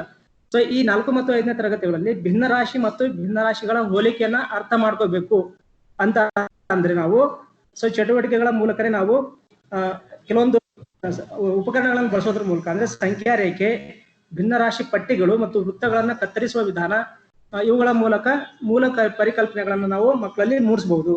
ಸೊ ಈ ಟಾಪಿಕ್ ಅಲ್ಲಿ ಭಿನ್ನರಾಶಿಯಲ್ಲಿ ಅಂಶ ಮತ್ತು ಛೇದಗಳ ನಡುವಿನ ವ್ಯತ್ಯಾಸ ಯಾವ ರೀತಿ ಬರಿಬೇಕು ತಿಳ್ಕೊಳ್ತಾರೆ. ಸೊ ಭಿನ್ನರಾಶಿಗಳಲ್ಲಿ ಸಮಾನ ಭಿನ್ನರಾಶಿ ಯಾವುದು, ಸೊ ಅವುಗಳಿಗೆ ಉದಾಹರಣೆಗಳನ್ನ ಮಕ್ಕಳು ಕೊಡೋದಕ್ಕೆ ಟ್ರೈ ಮಾಡ್ತಾರೆ. ಸೊ ಭಿನ್ನರಾಶಿಗಳಲ್ಲಿ ಅಂಶ ಮತ್ತು ಛೇದ ಸಮಾನ ಭಿನ್ನರಾಶಿಗಳನ್ನ ಬೇರೆ ಬೇರೆ ರೂಪಗಳಲ್ಲಿ ಅಂದ್ರೆ 1/2 ಇದ್ದದನ್ನ 2/4 ಅಥವಾ 4/8 ಈ ರೀತಿ ಸಮಾನ ಭಿನ್ನರಾಶಿಗಳನ್ನ ಬರೆಯೋದನ್ನ ಅವ್ರು ಕೂಡ ತಿಳ್ಕೊಳ್ತಾರೆ. ಯಾವ ರೀತಿ ಸಿಂಪ್ಲಿಫೈ ಮಾಡಿ ಅವರಿಗೆ ತಿಳಿಸ್ಬೇಕು, ಸಮಾನ ಭಿನ್ನರಾಶಿಗಳನ್ನ ಯಾವ ರೀತಿ ಮಕ್ಕಳಲ್ಲಿ ಹೇಳ್ಬೇಕು ಅನ್ನೋದಕ್ಕೋಸ್ಕರ ನೀವು ಸೊ ಇವೇ ಕಟಿಂಗು, ವೃತ್ತಗಳ ಕಟಿಂಗು, ಸಂಖ್ಯಾ ರೇಖೆ ಮೇಲೆ ಗುರುತು ಮಾಡೋದ್ರ ಮೂಲಕ ಮಕ್ಕಳಿಗೆ ತಿಳಿಸಿ ಹೇಳ್ಬಹುದು. ಸೊ ಸಮಛೇದ ಮತ್ತು ಸಮ ಅಂಶಗಳಿರುವ ಭಿನ್ನರಾಶಿಗಳನ್ನ ಹೋಲಿಸುವುದನ್ನು ಕೂಡ ಮಕ್ಕಳಿಗೆ ತಿಳಿಸ್ಬೇಕಾಗತ್ತೆ. ಸೊ ಸಮಛೇದ ಮತ್ತು ಸಮ ಅಂಶಗಳಿದ್ರೆ ಅವುಗಳನ್ನ ಪೂರ್ಣ ಸಂಖ್ಯೆಗಳಂದ್ರೆ ಪೂರ್ಣಾಂಕಗಳಂತ ನಾವು ಕರಿತೀವಿ. ಸೊ ಅವುಗಳನ್ನ ಭಿನ್ನರಾಶಿಗಳಲ್ಲಿ ರೂಪದಲ್ಲಿ ಬಂದಾಗ, ಪೂರ್ಣಾಂಕಗಳನ್ನ ಭಿನ್ನರಾಶಿ ರೂಪದಲ್ಲಿ ಬಂದಾಗ ಸಮಛೇದ ಮತ್ತು ಸಮ ಅಂಶ ಇದ್ರೆ ಅದನ್ನ ಒಂದು ಪೂರ್ಣಾಂಕ ಅಂತ ಕರಿತೀವಿ. ಅದೇ ರೀತಿ ಸೊ 2 ಬೇರೆ ಬೇರೆ ಭಿನ್ನರಾಶಿಗಳಲ್ಲಿ ಸಮನಾದ ಅಂಶಗಳು ಸಮನಾದ ಛೇದಗಳು ಇದ್ದಾಗ ಅವುಗಳ ನಡುವಿನ ಹೋಲಿಕೆಯನ್ನ ಮಕ್ಕಳು ಗುರುತು ಮಾಡ್ಬೇಕಾಗತ್ತೆ. ಸೊ ಈ ರೀತಿ ನಾವು ಮಕ್ಕಳಿಗೆ ತಿಳಿಸಿ ಹೇಳ್ಬೇಕು. ಜೊತೆಗೆ ಸಮಾನ ಭಿನ್ನರಾಶಿಗಳ ಅರ್ಥಗಳನ್ನ ಅವ್ರಿಗೆ ತಿಳಿಸ್ಬೇಕು ನಾವು. ಜೊತೆಗೆ ಭಿನ್ನರಾಶಿಗಳಲ್ಲಿ ಯಾವುದು ಚಿಕ್ಕದು ಮತ್ತು ಯಾವುದು ದೊಡ್ಡದು ಅನ್ನೋದ್ರ ಮೂಲಕ ನಾವು ಮಕ್ಕಳಿಗೆ ಆ ಪರಿಕಲ್ಪನೆಯನ್ನ ಮೂಡಿಸ್ಬೇಕಾಗತ್ತೆ. ಸೊ 1/2 ದೊಡ್ಡದು ಅಥವಾ 1/3 ದೊಡ್ಡದು. ಸೊ ಈ ರೀತಿ ಆ ಶಿಕ್ಷಕರೇ ಸ್ವತಃ ಅವುಗಳನ್ನ ತೀರಾ ಅರ್ಥ ಮಾಡ್ಕೊಂಡಿದ್ದಾಗ ನಾವು ತೀರಾ ಸೊ ಅರ್ಥ ಮಾಡೋದ್ರ ಮೂಲಕ ನಾವು ಅವ್ರಿಗೆ ತಿಳಿಸಿ ಹೇಳ್ಬಹುದು. ಜೊತೆಗೆ ಈ ಭಿನ್ನರಾಶಿಗಳನ್ನ ಸಂಖ್ಯಾ ರೇಖೆಯ ಮೇಲೆ ಯಾವ ರೀತಿ ಗುರುತು ಮಾಡಬೇಕು ಅನ್ನೋದನ್ನ ಕೂಡ ನಾವು ಮಕ್ಕಳಿಗೆ ಹೇಳ್ಬೇಕಾಗತ್ತೆ. ಸೊ 1/2, 1/3, 1/4 ಅಥವಾ 4/3 ಈ ರೀತಿಯ ಭಿನ್ನರಾಶಿಗಳನ್ನ ನಾವು ಸಂಖ್ಯಾ ರೇಖೆಯ ಮೇಲೆ ಗುರುತು ಮಾಡೋದಕ್ಕೆ ಸೊ ಸಂಖ್ಯಾ ರೇಖೆಯ ಚಾರ್ಟ್ಗಳನ್ನ ನಾವು ಬೋರ್ಡ್ ಮೇಲೆ ಡಿಸ್ಪ್ಲೇ ಮಾಡಬಹುದು. ಸೊ ಈ ಭಿನ್ನರಾಶಿಗಳನ್ನ ಸಂಖ್ಯಾ ರೇಖೆಯ ಮೇಲೆ ಗುರುತನ್ನ ನಾವು ಮಕ್ಕಳಿಗೆ ಕಲಿಸ್ಬೇಕಾಗತ್ತೆ. ಭಿನ್ನರಾಶಿಗಳನ್ನ ಯಾವ ರೀತಿ ಸಂಕ್ಷೇಪ ಮಾಡಬೇಕು ಅನ್ನೋದನ್ನ ನಾವು ಮಕ್ಕಳಿಗೆ ಲೆಕ್ಕಗಳನ್ನ ಬಿಡಿಸೋದ್ರ ಮೂಲಕ ಅಥವಾ ಚಟುವಟಿಕೆಗಳ ಮೂಲಕ. ಸೊ ಈಗ 8 ಹಣ್ಣುಗಳನ್ನ ತಗೊಂಡ್ಬಿಟ್ಟು ಅರ್ಧ ಮಾಡ್ರಿ ಅಂದಾಗ 4 ಹಣ್ಣು ಯಾವ ರೀತಿ ಬರುತ್ತೋ ಅದೇ ರೀತಿ ಒಂದೇ ಹಣ್ಣನ್ನ ತಗೊಂಡ್ಬಿಟ್ಟು 2 ಅರ್ಧ ಭಾಗಗಳನ್ನಾಗಿ ಮಾಡ್ರಿ ಅಂತ ಅಂದಾಗ ಅರ್ಧ ತಗೋಬಹುದು. ಅಥವಾ 2 ಹಣ್ಣುಗಳನ್ನು ತಗೊಂಡ್ಬಂದು 2 ಸಮಾನ ಭಾಗಗಳನ್ನು ಮಾಡ್ರಿ ಅಂದಾಗ 1 ಮತ್ತು 1 ಅಂತ ಹೇಳಿ ಡಿವೈಡ್ ಮಾಡ್ಕೋಬಹುದು. ಈ ರೀತಿ ಸಂಕ್ಷೇಪ ಮಾಡೋದನ್ನ ನಾವು ಹೇಳ್ಬೇಕು. ಅದಲ್ಲದೆ ಮಕ್ಕಳಿಗೆ ಸಮಾನ ಭಿನ್ನರಾಶಿಗಳನ್ನ ಈ ಯಾವ ರೀತಿ ಕನ್ವರ್ಟ್ ಮಾಡೋದು ಅನ್ನೋದನ್ನ ಕೂಡ ಹೇಳ್ಬೇಕು. ಸೊ 1/2 ನಾವು 4/8 ಅಂತ ಯಾವ ರೀತಿ ಮಾಡ್ಬೇಕು ಅಂತ ಮಕ್ಕಳಿಗೆ ತಿಳಿಸೋದಾದ್ರೆ ಅಂಶ ಮತ್ತು ಛೇದಗಳನ್ನ 2 ಸಮಾನದ ಸಂಖ್ಯೆಗಳಿಂದ ಗುಣಿಸಿದಾಗ ಮಾತ್ರ ಸಮಾನ ಭಿನ್ನರಾಶಿ ಬರುತ್ತೆ. ಸೊ ಅವುಗಳನ್ನ ಯಾವ ರೀತಿ ಸಂಕ್ಷಿಪ್ತ ಮಾಡ್ಬೇಕು ಅನ್ನೋದನ್ನು ಕೂಡ ನಾವು ಮಕ್ಕಳಿಗೆ ತಿಳಿಸ್ಬೇಕಾಗತ್ತೆ. ಸೊ ಭಿನ್ನರಾಶಿಯಲ್ಲಿ ಮಕ್ಕಳಿಗೆ ತುಂಬಾ ಇಂಪಾರ್ಟೆಂಟ್ ಈ ಟಾಪಿಕ್ ಅಲ್ಲಿ. ಸೊ ಅಂಶ ಮತ್ತು ಛೇದಗಳ ನಡುವಿನ ವ್ಯತ್ಯಾಸ ಗೊತ್ತಾಗಬೇಕು. ಸೊ ಅವನ್ನ ಸಿಂಪ್ಲಿಫೈ ಮಾಡ್ಬೇಕಾದ್ರೆ 4 ಮತ್ತು 5ನೇ ತರಗತಿಗಳಲ್ಲಿ ಭಿನ್ನರಾಶಿಗಳ ಸಂಕಲನ, ಗುಣಾಕಾರ, ಭಾಗಾಕಾರ ಯಾವ್ದು ಇರಲ್ಲ. ಸೊ ಭಿನ್ನರಾಶಿಗಳ ಕಲ್ಪನೆ ಅವರಿಗೆ ಮೂಡಿಸಿದ್ರೆ ಸಾಕಾಗುತ್ತೆ. ಭಿನ್ನರಾಶಿಗಳ ಸಂಕಲನ ಮಾಡ್ಬೇಕು. ಸೊ ಸಂಕಲನ ಮಾಡ್ರಿ ಅಂದಾಗ ಅಂಶ ಕೂಡಿಸ್ತಾರೆ, ಛೇದ ಕೂಡಿಸ್ತಾರೆ. ಈ ರೀತಿ ಆಗ್ಬಾರ್ದು. ಸೊ ಛೇದಗಳು ಸಮ ಇದ್ದಾಗ ಮಾತ್ರ ಅಂಶಗಳನ್ನ ಕೂಡಿಸ್ಬೇಕು, ಅಥವಾ ಛೇದಗಳು ಬೇರೆ ಬೇರೆ ಇದ್ದಾಗ ಯಾವ ರೀತಿ ಅವರನ್ನ ಕೂಡಿಸಬಹುದು, ಕಳಿಬಹುದು ಅನ್ನೋದನ್ನ ಮುಂದಿನ ತರಗತಿಗಳೆಲ್ಲ ಅವ್ರು ಕಲಿತಾರೆ. ಬಟ್ ಕಲಿಕೆಯಲ್ಲಿ ಮುಂದುವರಿಯುತ್ತ ಮಕ್ಕಳನ್ನ ನಾವು ಸೊ ಸಪರೇಟ್ ಬೇರೆ ಆಸಕ್ತಿ ತಗೊಂಡು ಅವರಿಗೆ ಏನು ಬೇಕಾದ್ರೆ ಕೂಡಿಸುವಿಕೆ, ಸಂಕಲನ, ವ್ಯವಕಲನ, ಗುಣಾಕಾರ, ಭಾಗಾಕಾರ ಹೇಳ್ಬೋದು. ಇದು ಭಿನ್ನರಾಶಿಗೆ ಸಂಬಂಧಪಟ್ಟಂಗ. ಸುತ್ತಳತೆಗಳಿಗೆ, ಸುತ್ತಳತೆ ಮತ್ತು ವಿಸ್ತೀರ್ಣ ಅನ್ನೋ ಟಾಪಿಕ್ ಅನ್ನು ತಗೊಂಡಾಗ ಸೊ ಮಕ್ಕಳಿಗೆ 4 ಮತ್ತು 5ನೇ ತರಗತಿಗಳಲ್ಲಿ ನಾವು ಕೇವಲ ಸುತ್ತಳತೆ ಮತ್ತು ವರ್ಗ, ಚೌಕ ಮತ್ತು ಆಯತಗಳ ಸುತ್ತಳತೆ ಮತ್ತು ವಿಸ್ತೀರ್ಣಗಳನ್ನ ಕಂಡುಹಿಡಿಯೋದು ಹೇಗೆ ಅಂತಂದೇಳಿ 5ನೇ ತರಗತಿಯಲ್ಲಿ ಮಾತ್ರ ಇದೆ. ಸೊ ಮಕ್ಕಳಿಗೆ ಸುತ್ತಳತೆ ಮತ್ತು ವಿಸ್ತೀರ್ಣಗಳ ನಡುವಿನ ವ್ಯತ್ಯಾಸ ಏನು ಅನ್ನೋದನ್ನ ಮೊದಲಿಗೆ ಹೇಳಬೇಕು. ಸುತ್ತಳತೆ ಅಂದ್ರೆ ನಾವು ಒಂದು ಆಕೃತಿ, ಸೊ ಆಕೃತಿಗಳಲ್ಲಿ ಸಮತಲಾಕೃತಿ ಆಗಿರ್ಬೋದು, ಘನಾಕೃತಿ ಆಗಿರ್ಬೋದು, ಇವೆರಡರ ನಡುವಿನ ಅಂತರವನ್ನ ಮಕ್ಕಳಿಗೆ ಮೊದಲು ಹೇಳ್ಬೇಕು. ಸೊ ಸಮತಲಾಕೃತಿ ಅಂದಾಗ ಅವಕ್ಕೆ ಕೇವಲ ಉದ್ದ ಮತ್ತು ಅಗಲಗಳು ಮಾತ್ರ ಇರ್ತವೆ. ಆ ಉದ್ದ ಮತ್ತು ಅಗಲಗಳ ಒಟ್ಟು ಮೊತ್ತವನ್ನ ಅಂದ್ರೆ ಸುತ್ತು ಅಳತೆ, ಆ ಅಳತೆಯ ಒಂದು ಸುತ್ತನ್ನ ನಾವು ಕೂಡಿಸಿದಾಗ ಎಷ್ಟು ಬರುತ್ತೆ ಅದನ್ನ ನಾವು ಸುತ್ತಳತೆ ಅಂತ ಹೇಳ್ತೀವಿ ಅನ್ನೋದನ್ನ ಮಕ್ಕಳಿಗೆ ಹೇಳ್ಬೇಕು. ಮತ್ತು ವಿಸ್ತೀರ್ಣ ಅಂತ ಅಂದ್ರೆ ಆ ಆಕೃತಿ ಏನ್ ಸ್ಥಳವನ್ನ ಆಕ್ರಮಿಸ್ಕೊಳ್ಳುತ್ತಲ್ಲ ಅಥವಾ ಬಣ್ಣ ಹಚ್ಚಬೇಕಾಗುತ್ತಲ್ಲ ಭಾಗವನ್ನ, ಅದನ್ನ ನಾವು ವಿಸ್ತೀರ್ಣ ಅಂತ ಕರಿತೀವಿ. ಸೊ ವಿಸ್ತೀರ್ಣನೇ ಬೇರೆ, ಸುತ್ತಳತೆನೇ ಬೇರೆ ಅನ್ನೋ ಕಲ್ಪನೆಯನ್ನ ನಾವು ಮಕ್ಕಳಲ್ಲಿ ಮೂಡಿಸ್ಬೇಕಾಗತ್ತೆ. ಸೊ 5ನೇ ತರಗತಿಯಲ್ಲಿ ಏನಿದೆ ಅಂದ್ರೆ ಆಯತ ಮತ್ತು ಚೌಕ ಇವೆರಡರ ಸುತ್ತಳತೆ ಮತ್ತು ವಿಸ್ತೀರ್ಣಗಳನ್ನ ಕಂಡುಹಿಡಿಯುವ ವಿಧಾನಗಳನ್ನು ಹೇಳಿದ್ದಾರೆ ಮತ್ತು ಅದೇ ಮಾದರಿ ಲೆಕ್ಕಗಳನ್ನು ಕೂಡ ತಿಳಿಸಿದ್ದಾರೆ ಮತ್ತು ಅಭ್ಯಾಸ ಲೆಕ್ಕಗಳು ಕೂಡ ಇದಾವೆ. ಸೊ ಸುತ್ತಳತೆಯಲ್ಲಿ ಆಯತ ಮತ್ತು ಚೌಕ ಬಂದಾಗ ಆಯತದ ಸುತ್ತಳತೆ ಕಂಡು ಹಿಡಿಯಿರಿ ಅಂತ ಅವುಗಳಿಗೆ ಅನೇಕ ಚಟುವಟಿಕೆಗಳನ್ನ ನಿಮ್ಮ ಪುಸ್ತಕದಲ್ಲಿ ಕೊಟ್ಟಿದ್ದಾರೆ. ಸೊ ಅದಕ್ಕೆ ತಕ್ಕಂತೆ ಉದ್ದ ಮತ್ತು ಅಂದ್ರೆ ಆಯತಕ್ಕೆ 4 ಬಾಹುಗಳಿರ್ತವೆ. ಅದರಲ್ಲಿ 2 ಅಪೋಸಿಟ್ ಅಂದ್ರೆ ವಿರುದ್ಧ ಬಾಹುಗಳು, ಅಭಿಮುಖ ಬಾಹುಗಳು ಯಾವಾಗಲೂ ಸಮನಾಗಿರ್ತವೆ. ಸೊ ಇವು ಆಯತದ ಗುಣಲಕ್ಷಣಗಳು ಸಿಂಪಲ್ ಆಗಿ ಕೋನಗಳ ಬಗ್ಗೆ ಅವುಗಳ ಕಲ್ಪನೆ ಬೇಕಾಗಿಲ್ಲ. ಅವಕ್ಕೆ 4 ಬಾಹುಗಳು ಇರ್ತವೆ, ಅಭಿಮುಖ ಬಾಹುಗಳು ಸಮ ಅಂತ ಕಲ್ಪನೆ ಹೇಳಿದ್ರೆ ಸಾಕು. ಅಭಿಮುಖ ಬಾಹುಗಳು ಸಮನಾಗಿದ್ದಾಗ ಅಭಿಮುಖ ಕೋನಗಳು ಸಮನಾಗಿರ್ತವೆ ಅನ್ನೋದು ಮುಂದಿನ ತರಗತಿಗಳಲ್ಲಿ ತಿಳ್ಕೊಳ್ತಾರೆ ಅವರು. ಸೊ 4 ಬಾಹುಗಳ ಮೊತ್ತ ಅಂದ್ರೆ 2 ಬಾಹುಗಳು ಸಮ ಇದ್ದಾಗ, ಉದ್ದ 2 ಮತ್ತು ಅಗಲ 2ಗಳು ಇದ್ದಾಗ, ಸೊ 2 ಬಾರಿ ಉದ್ದ ಮತ್ತು ಅಗಲಗಳನ್ನ ಕೂಡಿಸಿದಾಗ ಸುತ್ತಳತೆ ಸಿಗುತ್ತೆ ಆಯತದ್ದು. ಅದೇ ರೀತಿ 4 ಬಾಹುಗಳು ಸಮ ಇದ್ದಾಗ ಚೌಕದಲ್ಲಿ 4 ಉದ್ದ ಅಥವಾ 4 ಅಗಲ, 4A ಬಾಹುವಿನ ಅಳತೆನ ಎ ಅಂತ ನಾವು ಸೂಚಿಸ್ತೀವಿ, ಆರ್ಮ್ ಅಂತಂದ ಹೇಳಿ. ಇದು ಸುತ್ತಳತೆ ಅಂತ ಆದ್ರೆ ಸುತ್ತಳತೆಗಳ ಏಕಮಾನ, ಇದು ತುಂಬಾ ಇಂಪಾರ್ಟೆಂಟ್ ಮಕ್ಕಳಲ್ಲಿ. ಸುತ್ತಳತೆ ಅಂದ್ರೆ ಕಂಡು ಹಿಡಿಯಿರಿ ಅಂತ ಅಂದಾಗ ಇಂಟೆಲಿಜೆಂಟ್ ಆಗಿರೋ ಮಕ್ಕಳು ಸೊ ನಂಬರ್ ಎಷ್ಟಾಗುತ್ತೆ, ಈಗ 2 ಮತ್ತು 3 ಸೆಂಟಿಮೀಟರ್ ಉದ್ದ ಮತ್ತು ಅಗಲ ಇರುವ ಆಯತದ ಸುತ್ತಳತೆ ಕಂಡು ಹಿಡಿಯಿರಿ ಅಂದಾಗ 2, 3, 6, 6, 12 ಅಂತ ತುಂಬಾ ಸುಲಭವಾಗಿ ಹೇಳ್ಬಿಡ್ತಾರೆ. ಸೊ ಸಂಖ್ಯೆ 12 ಅಂತ ಹೇಳೋದಕ್ಕಿಂತ ಅದು ಏಕಮಾನಗಳಲ್ಲಿ ಹೇಳಿದ್ರೆ ಮಾತ್ರ ಪರಿಪೂರ್ಣ ಆಗುತ್ತೆ. ಚದರ ಮೀಟರ್ ಅಥವಾ ಚದರ ಸೆಂಟಿಮೀಟರ್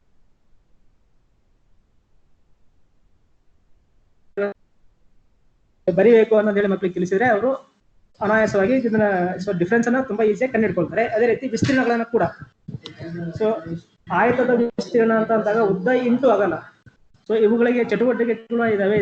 ಆಯತದ ಸೂತ್ರ ಯಾವ ರೀತಿ ಬರುತ್ತೆ, ವಿಸ್ತೀರ್ಣದ ಸೂತ್ರ, ವೃತ್ತಾಕಾರದ ಸೂತ್ರ ಯಾವ ರೀತಿ ಬರುತ್ತೆ, ಚೌಕದ ಸೂತ್ರ ಯಾವ ರೀತಿ ಬರುತ್ತೆ ಅನ್ನೋದು ಇದೆ. ಬಟ್ ಅವನ್ನ ಮಕ್ಕಳಿಗೆ ಹೇಳೋದೇನ್ ಬೇಕಾಗಿಲ್ಲ, ಅವರಿಗೆ ತಿಳಿಸಿ ಹೇಳ್ಬಿಟ್ರೆ ಸಾಕು. ಯಾಕಂದ್ರೆ ಗಣಿತವನ್ನ ನಾವು ಎಷ್ಟು ಆಳವಾಗಿ ಹೋಗ್ತೀವಿ, ಎಷ್ಟು ಕಲ್ಪನೆ ಮೂಡಿಸೋದಾಗ ಹೋಗ್ತೀವಿ, ಅಷ್ಟು ಮಕ್ಕಳಿಗೆ ಕಠಿಣವಾಗ್ತಾ ಹೋಗುತ್ತೆ.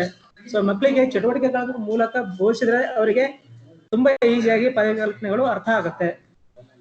ನೆಕ್ಸ್ಟ್ ಇದು ಸುತ್ತಳತೆ ಮತ್ತು ವಿಸ್ತೀರ್ಣ ಆದಾಗ ವಿಸ್ತೀರ್ಣದಲ್ಲಿ ಚದರ ಮೀಟರ್ಗಳಲ್ಲಿ ನಾವು ಏಕಮಾನವನ್ನ ವ್ಯಕ್ತಪಡಿಸ್ತೀವಿ. ಸೊ ಅದು ಚದರದ ವಿಸ್ತೀರ್ಣದ ಸುತ್ತಳತೆ ಏಕಮಾನ ಅಂತಂದಾಗ ಕೇವಲ ಮೀಟರ್ ಬರಿತೀವಿ.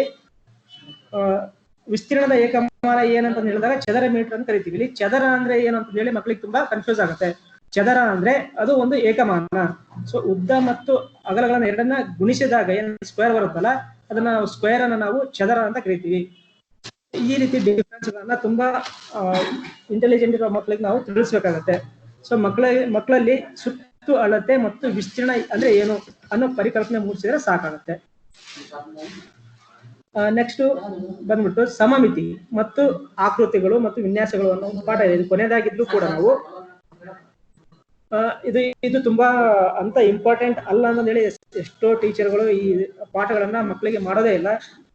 ಈ ಮಕ್ಕಳಿಗೆ ಈ ಒಂದು ಪರಿಕಲ್ಪನೆ ಮೂಡಿಸಿದಾಗ ಇದು ಮುಂದಿನ ತರಗತಿ ಇವು ತುಂಬಾ ಕಠಿಣ ಅನ್ಸಲ್ಲ, ತುಂಬಾ ಸಿಂಪಲ್ ಅನ್ಸುತ್ತೆ. ಮತ್ತೆ ಆಕ್ಟಿವಿಟಿ ಓರಿಯೆಂಟೆಡ್ ಆಗಿ ಈ ಪಾಠಗಳನ್ನು ಮಾಡಿದಾಗ ಸೊ ಇಂಕ್ ಬ್ಲಾಟ್ ಆಗಿರ್ಬೋದು, ಪೇಪರ್ ಕಟಿಂಗ್ ಆಗಿರ್ಬೋದು, ಅವುಗಳನ್ನ ಫೋಲ್ಡ್ ಮಾಡೋದ್ರ ಆಕೃತಿಗಳ ಪ್ರತಿಬಿಂಬವನ್ನ ನಾವು ಮಕ್ಕಳಿಗೆ ತೋರಿಸಿದಾಗ ಸೊ ಏನೋ ಒಂದು ಆಕ್ಟಿವಿಟಿ ಮಾಡಿದಾಗ ಮಕ್ಕಳಲ್ಲಿ ಕ್ಯೂರಿಯಾಸಿಟಿ ಬರುತ್ತೆ, ಆಸಕ್ತಿ ಬರುತ್ತೆ, ಸೊ ಏಕಾಗ್ರತೆ ಹೆಚ್ಚುತ್ತೆ. ಇವತ್ತೇನೋ ವಿಶೇಷವಾಗಿ ಹೇಳ್ತಾ ಇದ್ದಾರೆ ಅನ್ನೋ ಒಂದು ಮಕ್ಕಳಲ್ಲಿ ಆಸಕ್ತಿ ಬರೋದ್ರಿಂದ ಅವರು ಕಲಿಕೆಗೆ ಸಿದ್ಧರಾಗಿರ್ತಾರೆ. ಅಂತಹ ಸಂದರ್ಭದಲ್ಲಿ ಈ ಒಂದು ಆಕ್ಟಿವಿಟೀಸ್ ಗಳನ್ನ ಮಾಡಿದಾಗ ಸೊ ಸಮಮಿತಿ ಅಂದ್ರೇನು, ಸಮಮಿತಿ ಅಕ್ಷದ ಪರಿಕಲ್ಪನೆ ಮೂಡುತ್ತೆ. ಸೊ ಸಮಮಿತಿ ಈ ಪಾಠಗಳನ್ನು ನಾವು ಬೋಧಿಸಿದಾಗ ಅಂದ್ರೆ ತುಂಬಾ ಹೆಚ್ಚಾಗಬಹುದು ಮಕ್ಕಳಿಗೆ. ಸೊ ನಾವು ಇದುವರೆಗೆ ಏನ್ ಹೇಳ್ತಾ ಇದ್ವಿ ಮಕ್ಕಳಿಗೆ, ಸೊ ಪ್ರೈಮರಿ ಲೆವೆಲ್ಗೆ 4 ಮತ್ತು 5 ತರಗತಿಗೆ ಸಂಕಲನ, ವ್ಯವಕಲನ, ಗುಣಾಕಾರ, ಭಾಗಾಕಾರ ಮತ್ತು ಮಗ್ಗಿಗಳನ್ನು ಕಲ್ತ್ರೆ ಸಾಕು. ಹೈಸ್ಕೂಲಿಗೆ ಬಂದಾಗ ಬೇಕಾದ್ರೆ ನಾವು ಮಾಡಿಫೈ ಮಾಡ್ಬೋದು ಅಂತ ಹೇಳ್ತಾ ಇದ್ವಿ, ಹಿಂದೆ ಇತ್ತದು. ಆದ್ರೆ ಈಗ ಮಕ್ಕಳಿಗೆ ಎಲ್ಲಾ CBSE ಮೂಲಕ ಪಾಠ ಮಾಡ್ತಾ ಇರೋದ್ರಿಂದ, ಸೊ CBSEಗೆ ಹೊಂದಾಣಿಕೆ ಆಗೋದ್ರಿಂದ ಆ ಲೆವೆಲ್ಗೆ ನಮ್ಮ ಪಠ್ಯ ಪುಸ್ತಕಗಳು ಬದಲಾವಣೆ ಆಗ್ತಾ ಇರೋದ್ರಿಂದ ಈ ಕಾಂಪಿಟೇಟಿವ್ ವರ್ಲ್ಡ್ ಅಲ್ಲಿ ಮಕ್ಕಳಿಗೆ ಎಲ್ಲಾ ರೀತಿಯ ಜ್ಞಾನವನ್ನ ನಾವು ಕೊಡ್ಬೇಕಾಗತ್ತೆ. ಸೊ ನಾವು ಪ್ರೈಮರಿಯಲ್ಲಿ ಕಲ್ತಿದ್ದು ಕೇವಲ ಸಂಕಲನ, ವ್ಯವಕಲನ, ಗುಣಾಕಾರ, ಭಾಗಾಕಾರ ಮತ್ತು ಮಗ್ಗಿಗಳು. ಆದ್ರೆ ಈಗಿನ ಕಾಲದಲ್ಲಿ ಎಲ್ಲಾ ರೀತಿಯ ಕಲ್ಪನೆಗಳು ಮಕ್ಕಳಲ್ಲಿ ಮೂಡಿಸಬೇಕಾಗುತ್ತೆ ಮತ್ತು ಅದು ಅನಿವಾರ್ಯ. ಸೊ ಅದೇ ರೀತಿ ಈ ಸಮಮಿತಿ ಆಕೃತಿಗಳಲ್ಲಿ ಸರಳ ರೇಖಾಕೃತಿಗಳ ಪ್ರತಿಬಿಂಬವನ್ನ ಯಾವ ರೀತಿ ಪತ್ತೆ ಹಚ್ಚಬೇಕು, ಸೊ ಅವುಗಳನ್ನ ಸಮಮಿತಿ ಅಕ್ಷದ ಮೂಲಕ ಮಡಿಸಿದಾಗ ಒಂದ್ರ ಮೇಲೆ ಒಂದು ಓವರ್ಲ್ಯಾಪ್ ಆಗಬೇಕು, ಅಂದ್ರೆ ಒಂದ್ರ ಮೇಲೆ ಒಂದು ಕರೆಕ್ಟ್ ಆಗಿ ಕೂಡ್ಬೇಕು ಅಂತ ಆಕೃತಿಗಳನ್ನ ಸಮಮಿತಿ ಆಕೃತಿಗಳು ಅಂತ ಕರಿತೀವಿ. ಆ ರೀತಿ 2 ಮತ್ತು 3 ಆಯಾಮದ ಆಕೃತಿಗಳನ್ನ ಯಾವ ರೀತಿ ಡಿವೈಡ್, ಸಮತಲಾಕೃತಿ ಅಂದ್ರೆ ಉದ್ದ ಅಗಲ ಮಾತ್ರ ಇರುತ್ತೆ. ಆದ್ರೆ 3 ಆಯಾಮದ ಆಕೃತಿಗಳು ಅಂದಾಗ ಉದ್ದ ಅಗಲ ಎತ್ತರ ಅಂದ್ರೆ 3 ಡೈಮೆನ್ಷನ್ 2 ಇದ್ದಾಗ ಅದು ಘನಾಕೃತಿಗಳಾಗ್ತವೆ. ಅವುಗಳಿಗೂ ಕೂಡ ಯಾವ ರೀತಿ ಸಮಮಿತಿಯನ್ನ ನಾವು ಪತ್ತೆ ಹಚ್ಚಬಹುದು, ಸಮಮಿತಿ ಅಕ್ಷ ಯಾವ ರೀತಿ ಇರುತ್ತೆ ಅನ್ನೋದನ್ನ ನಾವು ಮಕ್ಕಳಿಗೆ ತಿಳಿಸ್ಬೇಕಾಗತ್ತೆ. ಜೊತೆಗೆ ವೃತ್ತ, ಲಂಬ, ಕೋನ, ತ್ರಿಭುಜ, ಆಯತ ಇತ್ಯಾದಿ 2 ಆಯಾಮದ ಆಕೃತಿಗಳನ್ನ ತಿರುಗುವಿಕೆಯಿಂದ ಏನ್ ಆಕೃತಿ ಉಂಟಾಗುತ್ತಲ್ಲ ಆ ಆಕೃತಿಗಳ ಬಗ್ಗೆ ಮಕ್ಕಳಿಗೆ ಪ್ರಶ್ನೆ ಮಾಡ್ಬೇಕು, ಅವರಿಂದನೇ ನಾವು ಉತ್ತರ ಪಡಿಬೇಕು. ಯಾಕಂದ್ರೆ ಸಾಮಾನ್ಯವಾಗಿ ಎಲ್ಲಾ ಮಕ್ಕಳು ಗೋಲಿಗಳು, ಗ್ಲೋಬು, ಚೆಂಡು ಇವುಗಳ ಮೂಲಕನೇ ಆಟ ಆಡಿರ್ತಾರೆ. ಮತ್ತು ಐಸ್ ಕ್ರೀಮ್ ಕೋನು, ಅಗರಬತ್ತಿಯ ಸ್ತಂಭ ಲೇಖಗಳು ಆಗಿರ್ಬೋದು, ಆಯತ ಆಗಿರ್ಬೋದು. ಸೊ ಈ ರೀತಿ ಎಲ್ಲಾ ಆಕೃತಿಗಳ ಪರಿಕಲ್ಪನೆ ಇರುತ್ತೆ, ಬಟ್ ಅವ್ರಿಗೆ ಗೊತ್ತಿರಲ್ಲ ಇವು ಇವೆ ಅಂತಂದೇಳಿ. ಅವುಗಳ ಕಲ್ಪನೆ ಮೂಡಿಸಿದಾಗ ಅವು ಕಲಿಕೆಯಲ್ಲಿ ತುಂಬಾ ಆಸಕ್ತಿಯಿಂದ ಪಾಲ್ಗೊಳ್ತವೆ. ಆಗ ಈಗ ವಿನ್ಯಾಸಗಳು ಅಂತ ಬಂದಾಗ, ಸೊ ಈಗ ಆಪ್ಟಿಟ್ಯೂಡ್ ಅಂತ ಹೇಳಿ ಕರಿತೀವಿ ನಾವು. ನವೋದಯ ಎಕ್ಸಾಮ್ ಆಗಿರ್ಬೋದು, ಮುರಾರ್ಜಿ ಪರೀಕ್ಷೆಗಳಲ್ಲಿ ನಾವು ಆಪ್ಟಿಟ್ಯೂಡ್ ಅನ್ನ ತುಂಬಾ ಹೆಚ್ಚಾಗಿ ಮಕ್ಕಳಿಗೆ ಅದಕ್ಕಂತಾನೆ ಬೇರೆ ಕೋಚಿಂಗ್ ಹೋಗ್ತಾರೆ. ಸೊ ಅವುಗಳನ್ನ ಅವಾಯ್ಡ್ ಮಾಡೋದಕ್ಕೆ ಈಗ ಸಿಲೆಬಸ್ಗಳಲ್ಲೇ ಈ ಟಾಪಿಕ್ಗಳನ್ನ ಇಟ್ಟಿರೋದ್ರಿಂದ ಸಂಖ್ಯೆಗಳ ವಿನ್ಯಾಸ ಆಗಿರ್ಬೋದು. ಸೊ ಈ 9ರ ಮಗ್ಗಿಯಲ್ಲಿ ನಾವು ಯಾವ ರೀತಿ ನಾವು ನಂಬರ್ಗಳ ಹೊಂದಾಣಿಕೆ ಇದೆ, ಅವುಗಳನ್ನ ಕೂಡಿಸೋದ್ರಿಂದ ಏನಾಗುತ್ತೆ, ಅವುಗಳನ್ನ ಭಾಗಿಸೋದ್ರಿಂದ ಏನಾಗುತ್ತೆ, ಸೊ ಸಂಖ್ಯೆಗಳ ವಿನ್ಯಾಸ ಯಾವ ರೀತಿ ಬರುತ್ತೆ, 9ರ ಮಗ್ಗಿ 9, 8, 1, 9, 9, 2, 18 ಈ ರೀತಿ ವಿನ್ಯಾಸಗಳನ್ನ ಚೆಕ್ ಮಾಡ್ತಾ ಹೋದಾಗ ಸೊ ಹೊಸ ವಿಚಾರಗಳನ್ನ ಮಕ್ಕಳೇ ಕಲಿತಾ ಹೋಗ್ತಾರೆ. ಮತ್ತು ಅವುಗಳಿಗೆ ಕುತೂಹಲಗಳಿಗೆ ಅವರಿಗೆ ಹೊಸ ಆಸಕ್ತಿಗಳು ಕೂಡ ಅವರಲ್ಲಿ ಮೂಡುತ್ತೆ. ಸೊ ಈ ರೀತಿ ಕಲಿಕೆಯಲ್ಲಿ ಆಸಕ್ತಿ ಬರುತ್ತೆ. ಇಂತಿಂತ ಹೊಸ ವಿಷಯಗಳು ಅವ್ರಿಗೆ ತಿಳಿದಾಗ ನಿಮ್ಗೆ ಏನ್ ಅನ್ಸುತ್ತೆ ವಿನ್ಯಾಸ ನೋಡಿದಾಗ ಅಂತ ಕೇಳಿದಾಗ ಮಕ್ಕಳೇ ಈ ತರಗತಿಯಲ್ಲಿ ಪಾಲ್ಗೊಳ್ಳೋದ್ರಿಂದ ಸೊ ಕಲಿಕೆಯಲ್ಲಿ ತುಂಬಾ ಈಸಿಯಾಗಿ ಉಂಟಾಗುತ್ತೆ ಅಂತ ಹೇಳ್ಬೋದು. ಸೊ ತ್ರಿಭುಜಗಳು ಮತ್ತು ವರ್ಗ ಸಂಖ್ಯೆಗಳು ಅವುಗಳನ್ನ ವಿನ್ಯಾಸ ಹೇಗೆ, ಅವುಗಳ ರಚನೆ ಹೇಗೆ, ಸೊ ಇದು ಸಾಮಾನ್ಯವಾಗಿ ಶಿಕ್ಷಕರು ಯಾವ ಮಕ್ಕಳಿಗೂ ಹೇಳಿರಲ್ಲ ಇದನ್ನ. ತ್ರಿಭುಜಗಳ ಸಂಖ್ಯೆ ಅಂದ್ರೆ ಏನು, ವರ್ಗ ಸಂಖ್ಯೆ ಅಂದ್ರೆ ಏನು, ಅವುಗಳ ವಿನ್ಯಾಸವೇನು, ಯಾವ ರೀತಿ ಬರಿಬೇಕು, ಆ ಟೇಬಲ್ ಯಾವ ರೀತಿ ಇರುತ್ತೆ, ವಿನ್ಯಾಸ ಯಾವ ರೀತಿ ಅನ್ನೋದನ್ನ ಮಕ್ಕಳಿಗೆ ತಿಳಿಸ್ಬೇಕಾಗತ್ತೆ. ಜೊತೆಗೆ ಪರಿಪೂರ್ಣ ಸಂಖ್ಯೆ, ಸೊ ಈ ವಿನ್ಯಾಸದಲ್ಲೇ ಬರುತ್ತೆ ಪರಿಪೂರ್ಣ ಸಂಖ್ಯೆ, ಬೆಸ ಸಂಖ್ಯೆಗಳು ಮತ್ತು ಅವುಗಳ ಅನುಕ್ರಮ ಸಂಖ್ಯೆಗಳ ನಡುವಿನ ವ್ಯತ್ಯಾಸ ಇರಬಹುದು. ಅನುಕ್ರಮ ಬೆಸ ಸಂಖ್ಯೆಗಳನ್ನು ಕೂಡಿಸಿದಾಗ ವರ್ಗ ಸಂಖ್ಯೆಗಳು ಬರ್ತವೆ. ಈ ರೀತಿ ಎಲ್ಲಾ ಸಂಖ್ಯೆಗಳ ಅಂದ್ರೆ ಈ ಟಾಪಿಕ್ ಇರುವ ತುಂಬಾ ಎಲ್ಲಾ ವಿನ್ಯಾಸಗಳಾಗಿರ್ಬೋದು, ಸಮಮಿತಿ ಆಗಿರ್ಬೋದು, ಘನಾಕೃತಿಗಳಾಗಿರ್ಬೋದು ಎಲ್ಲ ತುಂಬಾ ಇಂಪಾರ್ಟೆಂಟ್ ಆಗಿರೋದ್ರಿಂದ ಈ ಟಾಪಿಕ್ ಅನ್ನ ಚಟುವಟಿಕೆ ಮೂಲಕನೇ ಬೋಧಿಸಿದ್ರೆ ತುಂಬಾ ಸುಲಭ ಆಗುತ್ತೆ ಮಕ್ಕಳಿಗೆ. ಮತ್ತು ಆ ಪರಿಕಲ್ಪನೆಯನ್ನ ಈ 4 ಮತ್ತು 5ನೇ ತರಗತಿ ಆದ ನಂತರ ಆದರ್ಶ ಎಕ್ಸಾಮ್ ಆಗಿರ್ಬೋದು, ಮುರಾರ್ಜಿ ಎಕ್ಸಾಮ್ ಆಗಿರ್ಬೋದು, ನವೋದಯ ಎಕ್ಸಾಮ್ ಆಗಿರ್ಬೋದು, ಅವುಗಳಿಗೆ ತುಂಬಾ ಸಹಾಯಕಾರಿಯಾಗಿರುತ್ತದೆ. ಸೊ ಈ ರೀತಿ ಕಲ್ಪನೆ ಮೂಡಿಸೋದ್ರಿಂದ ಎಲ್ಲಾ ರೀತಿಯ ಎಕ್ಸಾಮ್ಗಳಿಗೆ ಅವರನ್ನ ನಾವು ಪ್ರಿಪೇರ್ ಮಾಡ್ಬೋದು. ಜೊತೆಗೆ ಟ್ಯಾನ್ಗ್ರಾಮ್ ಮೂಲಕ ವಿನ್ಯಾಸಗಳನ್ನ ನಾವು ರಚನೆ ಮಾಡೋದು, ಈ ಗ್ರಾಫ್ ನ ಮೂಲಕ ಸಮತಲಾಕೃತಿಗಳನ್ನ ನಾವು ಬಿಡಿಸ್ಬಿಟ್ಟು ಅವುಗಳನ್ನ ಕಟ್ ಮಾಡಿ ಬೇರೆ ಬೇರೆ ರೀತಿಯ ಆಕೃತಿಗಳನ್ನ ರಚನೆ ಮಾಡೋದಕ್ಕೆ ತುಂಬಾ ಇಂಟ್ರೆಸ್ಟಿಂಗ್ ಆಗಿರುತ್ತೆ ಮಕ್ಕಳಲ್ಲಿ. ಟ್ಯಾನ್ಗ್ರಾಮ್ ಮೂಲಕ ನಾವು ಸಮಮಿತಿಯ ಬಗ್ಗೆ ಪಾಠ ಮಾಡ್ಬೋದು.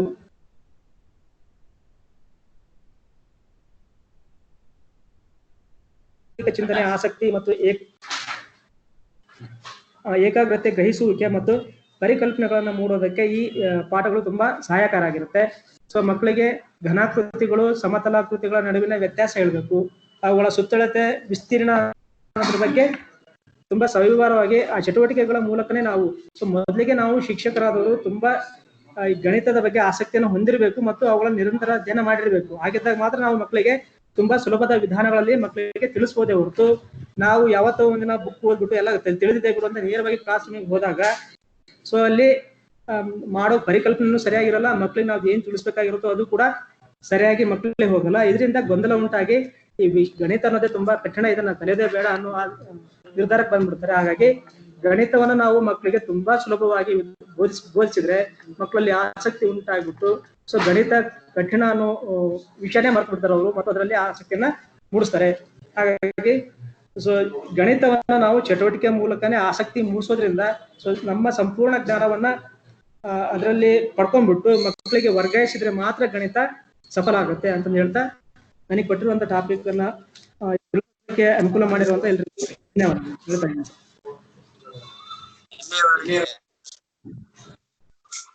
ಗಣಿತದ ಮೂಲ ಕ್ರಿಯೆಯಲ್ಲಿ ಬೀಜಗಣಿತ ಮತ್ತು ರೇಖಾಗಣಿತದ ಬಗ್ಗೆ ಪರಿಕಲ್ಪನೆಯನ್ನ ಮೂಡಿಸಿರ್ತಕ್ಕಂಥ ಸಮೂರ್ತಿ ಸರ್ ಅವರಿಗೆ ಧನ್ಯವಾದಗಳು. ಈಗ ಒಂದೆರಡು ನಿಮಿಷ ATF ನೋಡೋದಾಗಿರ್ತಕ್ಕಂಥ ನಂದೀಶ್ ಸರ್ ಅವರಿಗೆ ವೇದಿಕೆಯನ್ನ ಬಿಟ್ಟುಕೊಟ್ಟು ನಂತರ SWCRP ಆಗಿರ್ತಕ್ಕಂಥ ಎಸ್ ನಾಗರಾಜ್ ರವರು ಇಂಗ್ಲಿಷ್ ಭಾಷಾ ವಿಷಯದ ಕ್ರಿಯಾತ್ಮಕ ವ್ಯಾಕರಣ ಬಳಸುವ ಬಗ್ಗೆ ಮುಂದಿನ ಸೆಷನ್ ಅನ್ನ ತೆಗೆದುಕೊಳ್ಳುತ್ತಿದ್ದಾರೆ.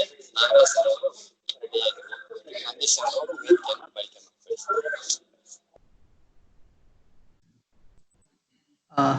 Thank you sir. ಸೊ ಎಲ್ರಿಗೂ ನಮಸ್ಕಾರ. ಸೊ ಒಂದು ನಾವು ನಮಗೆ 4 ಮತ್ತು 5ನೇ ತರಗತಿನಲ್ಲಿ ದತ್ತಾಂಶ ನಿರ್ವಹಣೆಯನ್ನು ಕೂಡ ಒಂದು ಇಂಪಾರ್ಟೆಂಟ್ ಆದಂತ ಒಂದು ಟಾಪಿಕ್ ಅನ್ನ ಅದರ ಒಂದು ಪ್ರಾಮುಖ್ಯತೆಯನ್ನ ಒಂದು ಹೇಳ್ತಾ ಒಟ್ಟಾರೆಯಾಗಿ 4 ಮತ್ತು 5ನೇ ತರಗತಿ ಮುಗಿಯೋಷ್ಟೊತ್ತಿಗೆ ಹಾಗಿದ್ರೆ ನಾವು ಕಲಿಸುವಂತಹ ಪರಿಕಲ್ಪನೆಗಳು ಮತ್ತು ಅದರ ಉದ್ದೇಶಿತ ಏನಿದೆ, ಒಟ್ಟಾರೆಯಾಗಿ ನಾವು ಯಾವ ಒಂದು ಪ್ರತಿಫಲಗಳನ್ನ ಎಕ್ಸ್ಪೆಕ್ಟೇಷನ್ ಮಾಡ್ತೀವಿ 4 ಮತ್ತು 5ನೇ ತರಗತಿ ಮುಗಿಸಿದ ನಂತರ ಅವ್ರು 6ನೇ ತರಗತಿ ಹೆಜ್ಜೆ ಇಡಬೇಕಾದ್ರೆ ಮಕ್ಕಳಿಗೆ ಏನೆಲ್ಲ ಸಾಮರ್ಥ್ಯಗಳು ವೃದ್ಧಿ ಆಗಿರ್ತದೆ ಅಂತ ನೋಡುವಾಗ, ಅದಕ್ಕಿಂತ ಮುಂಚೆ ನಾನು ದತ್ತಾಂಶ ನಿರ್ವಹಣೆ ಸ್ವಲ್ಪ ಹೇಳ್ತೀನಿ. ಸೊ ಬಹುಶಃ ಈಗ ನಿಮಗೊಂದು ಸ್ಲೈಡ್ ಕಾಣ್ತಾ ಇರ್ಬೋದು. ಸೊ ಒಂದು ದತ್ತಾಂಶ ನಿರ್ವಹಣೆ ಯಾಕೆ ಇವತ್ತು ಇಂಪಾರ್ಟೆಂಟ್ ಅಂತ ಹೇಳುವಾಗ ಒಂದು ಸೊ ನಿಮ್ಗೆ ಗ್ರಾಫ್ ಕಾಣ್ತಾ ಇರ್ಬೋದು. ಸೊ ಇಲ್ಲೊಂದು ಗ್ರಾಫ್ ಅಲ್ಲಿ ನಿಮ್ಗೆ ರೈಟ್ ಸೈಡ್ ಅಲ್ಲಿ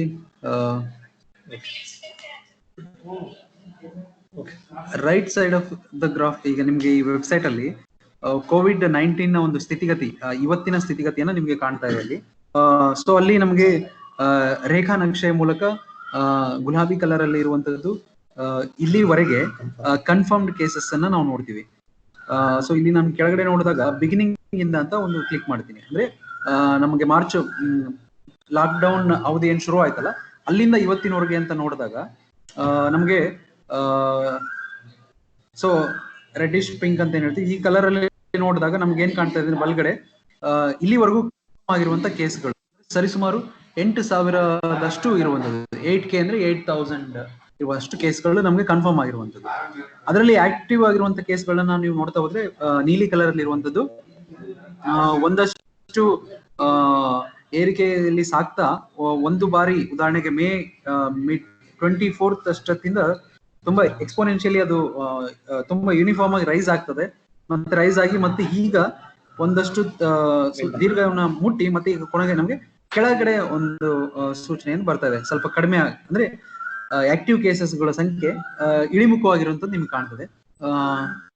ಮತ್ತೆ ರಿಕವರ್ಡ್ ಅಂತ ನೋಡುವಾಗ ಹಸಿರು ಕಲರ್ ಅಲ್ಲಿ ಇರುವಂತದ್ದು ಸುಧಾರಿಸಿಕೊಂಡವರು, ಆರೋಗ್ಯ ಅಂದ್ರೆ ಕೋವಿಡ್ ಸೋಂಕನ ಪೀಡಿತರಾಗಿ ನಂತರದಲ್ಲಿ ಅದರಿಂದ ಗುಣಮುಖವಾಗಿರುವಂತಹ ವ್ಯಕ್ತಿಗಳ ಸಂಖ್ಯೆನ ನೋಡ್ತಾ ಹೋದಂತೆ ಮೊದಲಿಂದ ನಮಗೆ ಸ್ಟಾರ್ಟಿಂಗ್ ಇಂದ ನೋಡಿದಾಗ ಅದು ತುಂಬಾ ನಿಧಾನಗತಿಯಲ್ಲಿ ಏರಿಕೆಯನ್ನು ಕಂಡಿರುವಂತದ್ದು. ಈಗ ತುಂಬಾ ದೀರ್ಘವಾಗಿ ಅದು ಸಾಕ್ತಾ ಇರೋ ದಿನದಿಂದ ದಿನಕ್ಕೆ ಗುಣಮುಖರಾಗ್ತಾ ಇರುವಂತಹ ಸಂಖ್ಯೆ ತುಂಬಾ ಸ್ಟೀಪ್ ಆಗಿರುವಂತದ್ದು, ತುಂಬಾ ಬೇಗನೆ ನಮ್ಗೆ ಗುಣಮುಖವಾಗ್ತಾ ಇರುವಂತದ್ದು ಕಾಣ್ತಾ ಇರುವಂತದ್ದು. ಸೊ ನಮಗೆ ಕನ್ಫರ್ಮ್ಡ್ ಕೇಸಸ್ ಯಾವ ರೀತಿಯಾಗಿ ರೈಸ್ ಆಗ್ತಾ ಇದೆನೋ ಅದೇ ರೀತಿ ರಿಕವರಿ ಆಗ್ತಾ ಇರುವಂತ ಸಂಖ್ಯೆನೂ ಕೂಡ ಏರುಗತಿಯಲ್ಲಿ ಇರುವಂತ ಕಾಣ್ತದೆ. ಮತ್ತೆ ಇಲ್ಲಿವರೆಗೂ COVID-19 ಇಂದ ಜನರಾಗಿರುವಂತ ಸಂಖ್ಯೆ ಕೂಡ ನಮ್ಗೆ ಆಘಾತಕಾರಿಯಾಗಿರುವಂತದ್ದೇ, ಅದು ಕೂಡ ಇನ್ಕ್ರೀಸ್ ಆಗಿರುವಂತದ್ದು, ಬಟ್ ಲೆವೆಲ್ ಕೂಡ ಬೇರೆ ಬೇರೆ ಇರುವಂತದ್ದು ನಮ್ಗೆ ಕಾಣ್ತದೆ. ಒಟ್ಟಾರೆ ಟೆಸ್ಟ್ ಗಳಾಗಿರುವಂತದನ್ನ ನೋಡಿದಾಗ ನಮಗೆ ಲೋಯೆಸ್ಟ್ ಇಂದ ಹಿಡಿದು ಇಲ್ಲಿವರೆಗೆ ಸುಮಾರು 400,000ದಷ್ಟು ಜನರಿಗೆ ನಮ್ಗೆ ಟೆಸ್ಟ್ ಮಾಡಿರ್ಲಿಕ್ಕೆ ಆಗಿರುವಂತದ್ದು ನಮ್ಗೆ ಕಾಣ್ತದೆ. ಸೊ ಇದು ನಮಗೆ ಬಿಗಿನಿಂಗ್ ಇಂದ ಒಂದು ಗ್ರಾಫ್ ಅನ್ನು ತೋರಿಸಿದೆ. ಸೊ ನಾನು ಇಲ್ಲಿ ಯಾಕೆ ತೋರಿಸಿದೆ ಅಂತ ಹೇಳಿದ್ರೆ ದತ್ತಾಂಶ ನಿರ್ವಹಣೆ ಉದ್ದೇಶ ಇರುವಂತದ್ದು ನಮಗೆ ಮಕ್ಕಳು ಕೊಟ್ಟಿರುವಂತ ಗ್ರಾಫ್ ಅನ್ನ ಅರ್ಥೈಸಿಕೊಳ್ಳಂಗ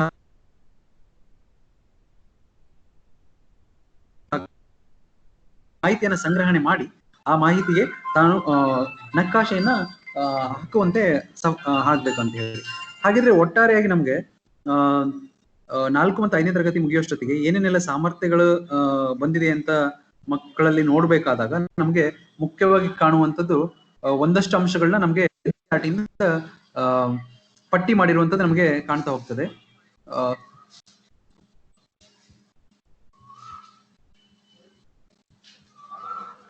ಸೊ ಅಲ್ಲಿ ಮುಖ್ಯವಾಗಿ ಇರುವಂತದ್ದು ಏನಂತ ಹೇಳಿದ್ರೆ, ನಮ್ಗೆ ಮಕ್ಕಳು ಮೂಲ ಕ್ರಿಯೆಗಳನ್ನ ತಮ್ಮಷ್ಟಕ್ಕೆ ತಾವೇ ಯಾವಾಗ್ ಮಾಡ್ಕೋಬೇಕು.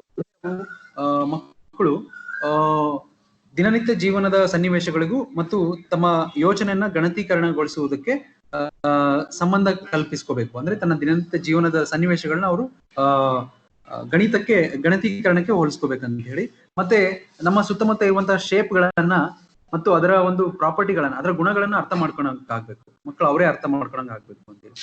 ಮತ್ತೆ ಬೇರೆ ಬೇರೆ ಆಪರೇಷನ್ಸ್, ಅಡಿಷನ್ ಇರ್ಬೋದು, ಸಬ್ಟ್ರಾಕ್ಷನ್ ಇರ್ಬೋದು, ಮಲ್ಟಿಪ್ಲಿಕೇಶನ್ ಇರ್ಬೋದು, ಡಿವಿಷನ್ ಇರ್ಬೋದು, ಈ ಇವು 4 ಮೂಲ ಕ್ರಿಯೆಗಳನ್ನ ಆಪರೇಷನ್ಸ್ ಗಳನ್ನ ಅವರೇ ತಮ್ಮಷ್ಟಕ್ಕೆ ತಾವೇ ಅದನ್ನ ಡಿರೈವ್ ಮಾಡಂಗ್ ಆಗ್ಬೇಕು ಅಂತ ಹೇಳಿ. ಮತ್ತೆ ಮಕ್ಕಳು ಎಸ್ಟಿಮೇಟ್ ಮಾಡತಕ್ಕಂತ ಕೌಶಲ್ಯಗಳನ್ನ ಕೂಡ ಬೆಳೆಸ್ಕೋಬೇಕಂತ ಹೇಳಿ. ಅಂದ್ರೆ ಇದು ಅಂದಾಜು ಗಣನೆಯಲ್ಲಿ ಬರುವಂತದ್ದು. ಅದೇ ರೀತಿಯಾಗಿ ಭಿನ್ನರಾಶಿ ಇರ್ಬೋದು, ಈಗ ಸಾರ್ ಹೇಳ್ದಂಗೆ, ಮತ್ತು ದತ್ತಾಂಶ ನಿರ್ವಹಣೆಗೆ ಬಂದಾಗೆ ಮಾಹಿತಿಯನ್ನ ಸಂಗ್ರಹಣೆ ಮಾಡಿ ಅದನ್ನ ಪ್ರತಿನಿಧಿಸಿ ಮತ್ತು ಅದನ್ನ ವಿಶ್ಲೇಷಣೆ ಮಾಡುವಂತ ಕೌಶಲ್ಯಗಳನ್ನ ಮತ್ತು ತನ್ನ ದಿನನಿತ್ಯ ಜೀವನದಲ್ಲಿ ಅಪ್ಲೈ ಮಾಡತಕ್ಕಂಥ ಕೌಶಲ್ಯಗಳನ್ನ ಬೆಳೆಸ್ಕೋಬೇಕು. ಹಾಗೆ ವಿನ್ಯಾಸ ಮತ್ತು ಸಮಮಿತಿ ಅಂತ ಬಂದಾಗ ಆ ಒಂದು ಅಂದ್ರೆ ಅಲ್ಲಿ ವಿಜುವಲೈಸೇಷನ್ ಮುಖಾಂತರ, ಅಂದ್ರೆ ಕಣ್ಣಿಗೆ ಕಾಣುವುದ ಮುಖಾಂತರ, ಬೇರೆ ಒಂದು ಇಂದ್ರಿಯದ ಮುಖಾಂತರ ನಮ್ಗೆ ಏನು ಕೇವಲ ಓದು ಮತ್ತು ಬರೆಯೋದಲ್ಲದೆ ನಾವು ನೋಡುತ್ತಾ ಕಲಿಯುವಂತ ಗಣಿತ ಸಾಕಷ್ಟು ಕಲರ್ಫುಲ್ ಆಗಿರುವಂತದ್ದು ಮತ್ತು ಸಾಕಷ್ಟು ನಮ್ಗೆ ಚಿಂತನೆಗೆ ಹಚ್ಚುವಂತ ಗಣಿತವನ್ನು ಕೂಡ ಇವತ್ತಿನ ಸಂದರ್ಭದಲ್ಲಿ ತುಂಬಾ ರೆಲೆವೆನ್ಸ್ ಆಗಿರುವಂತದ್ದು ನಮ್ಗೆ ಕಾಣ್ತಾ ಹೋಗ್ತದೆ. ಅವೆಲ್ಲ ಅಂಶಗಳು ಕೂಡ ನಮ್ಗೆ ಪಠ್ಯದಲ್ಲಿರುವಂತದ್ದು ತುಂಬಾ ಇಂಟ್ರೆಸ್ಟಿಂಗ್ ಆದಂತಹ ಅಂಶಗಳು, ಅವುಗಳು ತುಂಬಾ ಅವಶ್ಯಕವಾಗಿರುವಂತದ್ದು ನಮಗೆ ಕಾಣ್ತಾ ಹೋಗ್ತದೆ. ಸೊ ಈ ನಿಟ್ಟಿನಲ್ಲಿ ನಮಗೆ ಗಣಿತದ ಎಲ್ಲಾ ಪರಿಕಲ್ಪನೆಗಳನ್ನ ಈ ಎಲ್ಲಾ ಪರಿಕಲ್ಪನೆಗಳು ನಾವು ಆದ್ಯತೆಯ ಪರಿಕಲ್ಪನೆಗಳಾಗಿ ಮನಗಂಡು ಇವೆಲ್ಲವುಗಳನ್ನ ಕೂಡ ನಾವು ಯಶಸ್ವಿಯಾಗಿ ಮಕ್ಕಳಲ್ಲಿ 5ನೇ ತರಗತಿ ಮುಗಿಯುವಷ್ಟೊತ್ತಿಗೆ ಈ ಎಲ್ಲಾ ಫಲಗಳನ್ನ ಅವರು ಹೊಂದುವಂತೆ ಆಗುವಂಥದ್ದು ನಮ್ಮ ಉದ್ದೇಶಿತ ಗುರಿ ಅಂತಕ್ಕಂಥದ್ದು ನಮಗೆ ಈ ಒಂದು ಅವಧಿನಲ್ಲಿ ನಮಗೆ ಒಂದು ನಿಶ್ಚಿತ ಆಗುವಂಥದ್ದು ನಮಗೆ ಕಾಣುವಂಥದ್ದು. ಸೊ ಇಷ್ಟೇ ಹೇಳ್ತಾ ನನ್ನ ಮಾತನ್ನ ಮುಗಿಸ್ತೇನೆ. ಅವಕಾಶ ಕೊಟ್ಟಿದ್ದಕ್ಕಾಗಿ ಧನ್ಯವಾದಗಳು.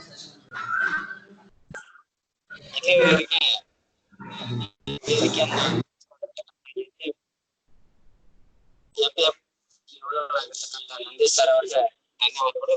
ಈಗ ಮುಂದಿನ ಸೆಷನ್ ಇಂಗ್ಲಿಷ್ ಭಾಷಾ ವಿಷಯದ ಕ್ರಿಯಾತ್ಮಕ ವ್ಯಾಕರಣ ಬಳಸುವ ಬಗ್ಗೆ ಸಂಗೀಸಿಯಾಗಿರ್ತಕ್ಕಂಥ ಎಸ್ ನಾಗರಾಜ್ ಅವರು ಮುಂದಿನ ವೇದಿಕೆಯನ್ನ ನಡೆಸಿಕೊಡ್ಬೇಕಂತ ಹೇಳಿ ಅವರ ಯತ್ನ ಮಾಡ್ತಾ ಇದ್ದಾರೆ. ಎಸ್ ನಾಗರಾಜ್ ಎಲ್ರಿಗೂ ನಮಸ್ಕಾರ. ಬೆಳಗಿನ ಅವಧಿಯಿಂದ ಇಲ್ಲಿವರೆಗೂ ಗಣಿತ ವಿಷಯವನ್ನು ಕುರಿತು ಬಹಳ ಸವಿಸ್ತಾರದ ಮಾಹಿತಿಯನ್ನು ಹೇಳಿದಂತೆ ಎಲ್ಲ ಸಂಪನ್ಮೂಲ ವ್ಯಕ್ತಿಗಳಿಗೆ ಹೃತ್ಪೂರ್ವಕ ಧನ್ಯವಾದವನ್ನು ಅರ್ಪಿಸುತ್ತಾ, ಈಗ ಇಂಗ್ಲಿಷ್ ಭಾಷಾ ವಿಷಯದಲ್ಲಿ ವ್ಯಾಕರಣವನ್ನು ಬಳಸುವ ಬಗೆಯನ್ನ ನೋಡುವ ಮುಂಚೆ ಇಂಗ್ಲಿಷ್ ಅನ್ನ 4 ಮತ್ತು 5ನೇ ತರಗತಿಗೆ ನಾವು ಯಾವ ರೀತಿಯಾಗಿ ಬಳಕೆ ಮಾಡ್ತಾ ಇದ್ದೀವಿ, ಅಥವಾ ಇಂಗ್ಲಿಷ್ ಭಾಷೆಯನ್ನ ಬಳಸುವಲ್ಲಿ ನಾವು ಏನೇನು ಕ್ರಮಗಳನ್ನು ಕೈಗೊಳ್ತಾ ಇದ್ದೀವಿ ಅನ್ನೋದನ್ನು ಸ್ವಲ್ಪ ಗಮನಿಸಿ ನೋಡೋದಾದ್ರೆ, ಆ ವಿಷಯದಲ್ಲಿ ಮುಖ್ಯವಾಗಿ ಇಂಗ್ಲಿಷ್ ಅನ್ನ ಈ ಒಂದು ಭಾಷೆಯ ಪ್ರಪಂಚದಲ್ಲಿ ಅತಿ ಹೆಚ್ಚು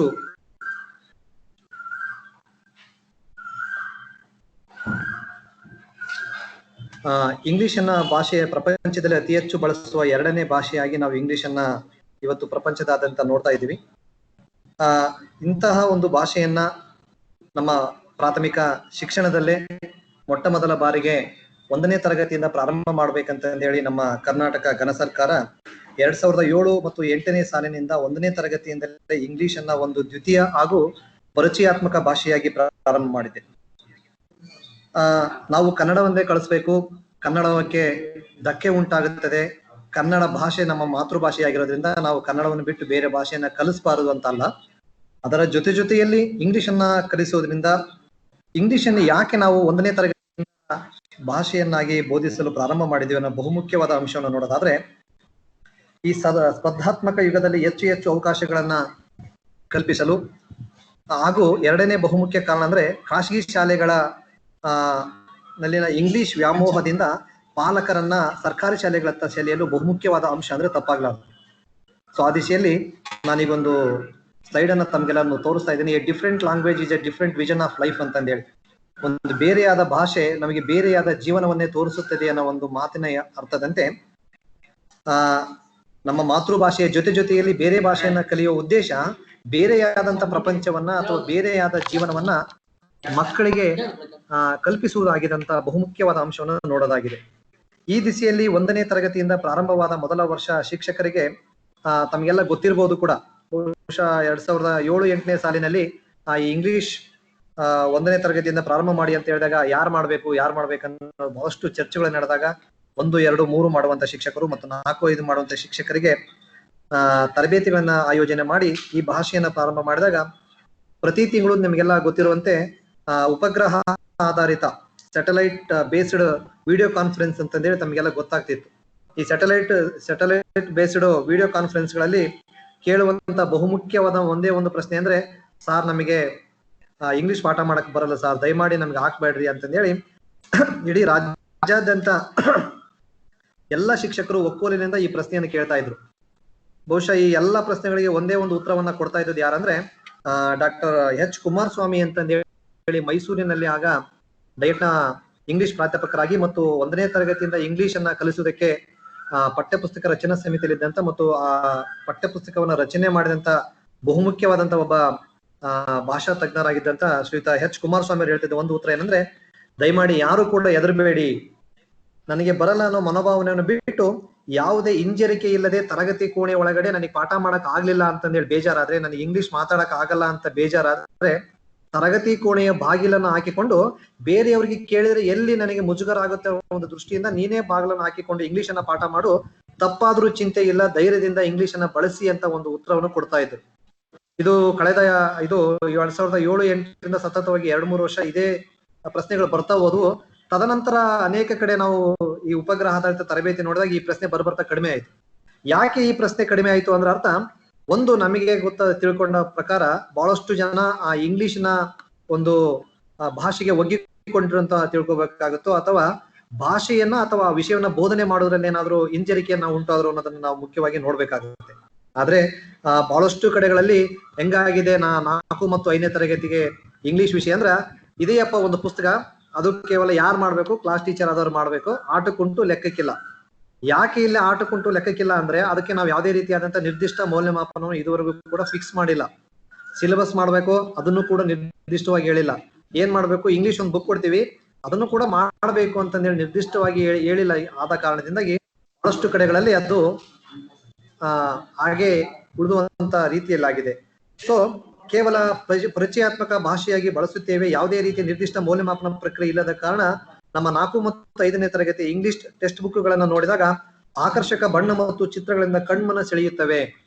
ನೋಡಿ, ಪ್ರತಿಯೊಂದು ತರಗತಿಯ ಪುಸ್ತಕಗಳು ಕೂಡ ರಚನೆ ಆಗ್ಬೇಕಂದ್ರೆ ಬಹಳ ಭಾಷಾ ತಜ್ಞರು ಇರ್ಬೋದು, ಮನೋವಿಜ್ಞಾನಿಗಳಿರ್ಬೋದು, ಶಿಕ್ಷಣ ತಜ್ಞರು ಎಲ್ಲರೂ ಸೇರಿ ರಚನೆ ಮಾಡುವಂತ ಪುಸ್ತಕಗಳು ಬಹಳಷ್ಟು ವಿಭಿನ್ನವಾಗಿ ತಯಾರಾಗಿರ್ತವೆ. ಆ ದಿಸೆಯಲ್ಲಿ 4, 5ನೇ ತರಗತಿ ಇಂಗ್ಲಿಷ್ ಪುಸ್ತಕವನ್ನ ನೋಡಿದ್ರೆ ನಮಗೆ ಬಹಳಷ್ಟು ಖುಷಿ ವಿಚಾರ ಏನಪ್ಪಾ ಅಂದ್ರೆ, ಪುಸ್ತಕವನ್ನ ನೋಡಿದ ಕೂಡಲೇ ಅದು ಮಗುವಿಗೆ ಏನೋ ಒಂದು ತನಗೆ ಗೊತ್ತಿಲ್ಲದ ರೀತಿಯಲ್ಲಿ ಕಲಿಕೆಯಲ್ಲಿ ತೊಡಗಿಸಿಕೊಳ್ಳುವಂತ ಒಂದು ಮನಸ್ಸು ಆಗುತ್ತದೆ. ಅದಕ್ಕೆ ಅದರ ಮೆಥಡ್ ಏನಂತ ಕರೀತಾರೆ ಅಂದ್ರೆ ಈಸಿ ಅಂಡ್ ಸಿಂಪಲ್ ಆಕ್ಟಿವಿಟಿ ಅಂತ ಹೇಳಿ ಕರೀತಾರೆ ಅದನ್ನು. ಬಹುಶಃ 4 ಮತ್ತು 5ನೇ ತರಗತಿಯ ಪುಸ್ತಕಗಳು ಸಿದ್ಧವಾಗಿರೋದೇ ಈಸಿ ಅಂಡ್ ಸಿಂಪಲ್ ಆಕ್ಟಿವಿಟಿ ಅಂಶಗಳಿಂದ ಮಕ್ಕಳಿಗೆ ಬರವಣಿಗೆಗಿಂತ ಹೆಚ್ಚಾಗಿ ಮೌಖಿಕ ಅಂಶಕ್ಕೆ ಹೆಚ್ಚಿನ ಪ್ರಾಧಾನ್ಯತೆಯನ್ನು ನೀಡಿದ್ದಾರೆ. ಎಲ್ಲ ಭಾಷೆಗಳ ಬೋಧನೆಯ ಬಹುಮುಖ್ಯ ಗುರಿ ಅಂದ್ರೆ LSRW ಅಂತ ಹೇಳಿ ನಮ್ಗೆಲ್ಲ ಗೊತ್ತಿದೆ. ಮುಖ್ಯವಾಗಿ ನಾವು ಭಾಷೆಯನ್ನ ಕಲಿಸೋ ಉದ್ದೇಶ LSRW ಅಂತ ಹೇಳಿ. ಈ LSRW ಅಂದ್ರೆ ಪ್ರತಿ ಮಗು ಕೂಡ ಯಾವುದೇ ಈ 4 ಅಂಶಗಳನ್ನ ಹಂತವಾಗಿ ಗಳಿಸಿಕೊಳ್ಳೋದೇ ಈ ಭಾಷೆಯ ಬಹುಮುಖ್ಯವಾದಂತಹ ಅಂಶವನ್ನ ನಾವಿಲ್ಲಿ ನೋಡ್ಬೋದಾಗಿದೆ. ತದನಂತರವಾಗಿ ಈ ಮೇಲಿನ ಎಲ್ಲ ಅಂಶಗಳಿಗೆ ಪೂರಕವಾಗಿ 4, 5ನೇ ತರಗತಿಯ ಇಂಗ್ಲಿಷ್ ಬುಕ್ಗಳನ್ನ ನೋಡಿ ಕಲಿ ತತ್ವದಿಂದ ರಚನೆ ಮಾಡಿದ್ದಾರೆ.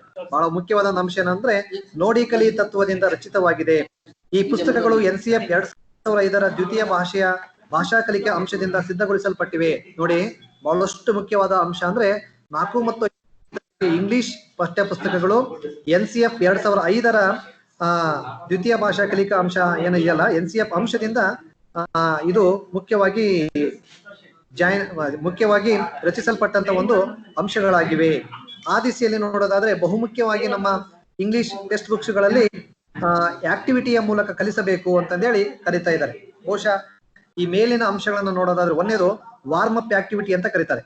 So warm up activity means ಪ್ರತಿ ಪಾಠವನ್ನ ಪ್ರಾರಂಭ ಮಾಡೋ ಕೂಡ ವಾರ್ಮ್ ಅಪ್ ಆಕ್ಟಿವಿಟಿ ಮಾಡಿಸೋದ್ರ ಮೂಲಕ ಮಕ್ಕಳನ್ನ ವಿಷಯದ ಕಡೆಗೆ ಗಮನ ಕೇಂದ್ರೀಕರಿಸೋದು ಅಂತ ಹೇಳ್ತೀವಿ ನಾವೆಲ್ಲ. ಸೊ ವಾರ್ಮ್ ಅಪ್ ಆಕ್ಟಿವಿಟಿ ಮಾಡಿಸೋದ್ರಂದ್ರೆ ಇಂಗ್ಲಿಶಿನ ವಿಷಯವನ್ನ ಕೇವಲ ಭಾಷೆಯಾಗಿ ಬಳಸೋದಲ್ಲ, ಒಂದು ಚಟುವಟಿಕೆಯಾಗಿ ಮಾಡ್ಬೇಕಂದ್ರೆ ವಾರ್ಮ್ ಅಪ್ ಆಕ್ಟಿವಿಟೀಸ್ ಅನ್ನೋದನ್ನ ಪ್ರಾರಂಭ ಮಾಡ್ಬೇಕಂತ ಹೇಳಿ ಒಂದೇದು ವಾರ್ಮ್ ಅಪ್ ಆಕ್ಟಿವಿಟೀಸ್ ಇದಾವೆ. ಎರಡನೇದು ಫ್ರೋಸ್ ಅಂತ ಬರುತ್ತೆ. This is the section gives meaning for new this is the first unit ಅಂತ ಹೇಳಿದ್ರೆ ಪ್ರತಿ ಒಂದು ಪಾಠಗಳಲ್ಲೂ ಕೂಡ ಅನೇಕ ಅಂಶಗಳನ್ನ ಪಾಠಗಳ ಮೂಲಕ ಫ್ರೋಜನ್ ಮೂಲಕ ಕಲಿಸೋದಾಗಿದೆ. ಇನ್ನು ಎರಡನೇ ಅಂಶ ವರ್ಡ್ಸ್ ಟು ನೌ ಅಂತಂದೇಳಿ, ಅಂದ್ರೆ ಮಕ್ಕಳಿಗೆ ಗೊತ್ತಿಲ್ಲದೆ ಇರುವಂತ ವಿಷಯವನ್ನ ಗೊತ್ತು ಮಾಡೋದು ಅಂತಂದೇಳಿ ಅಥವಾ ಶಬ್ದವಂತ ಅಂತ ಹೇಳ್ತಾರೆ. ಇನ್ನು ನಾಲ್ಕನೇದು ವೊಕ್ಯಾಬ್ಯುಲರಿ ಅಂತ ಬರುತ್ತೆ.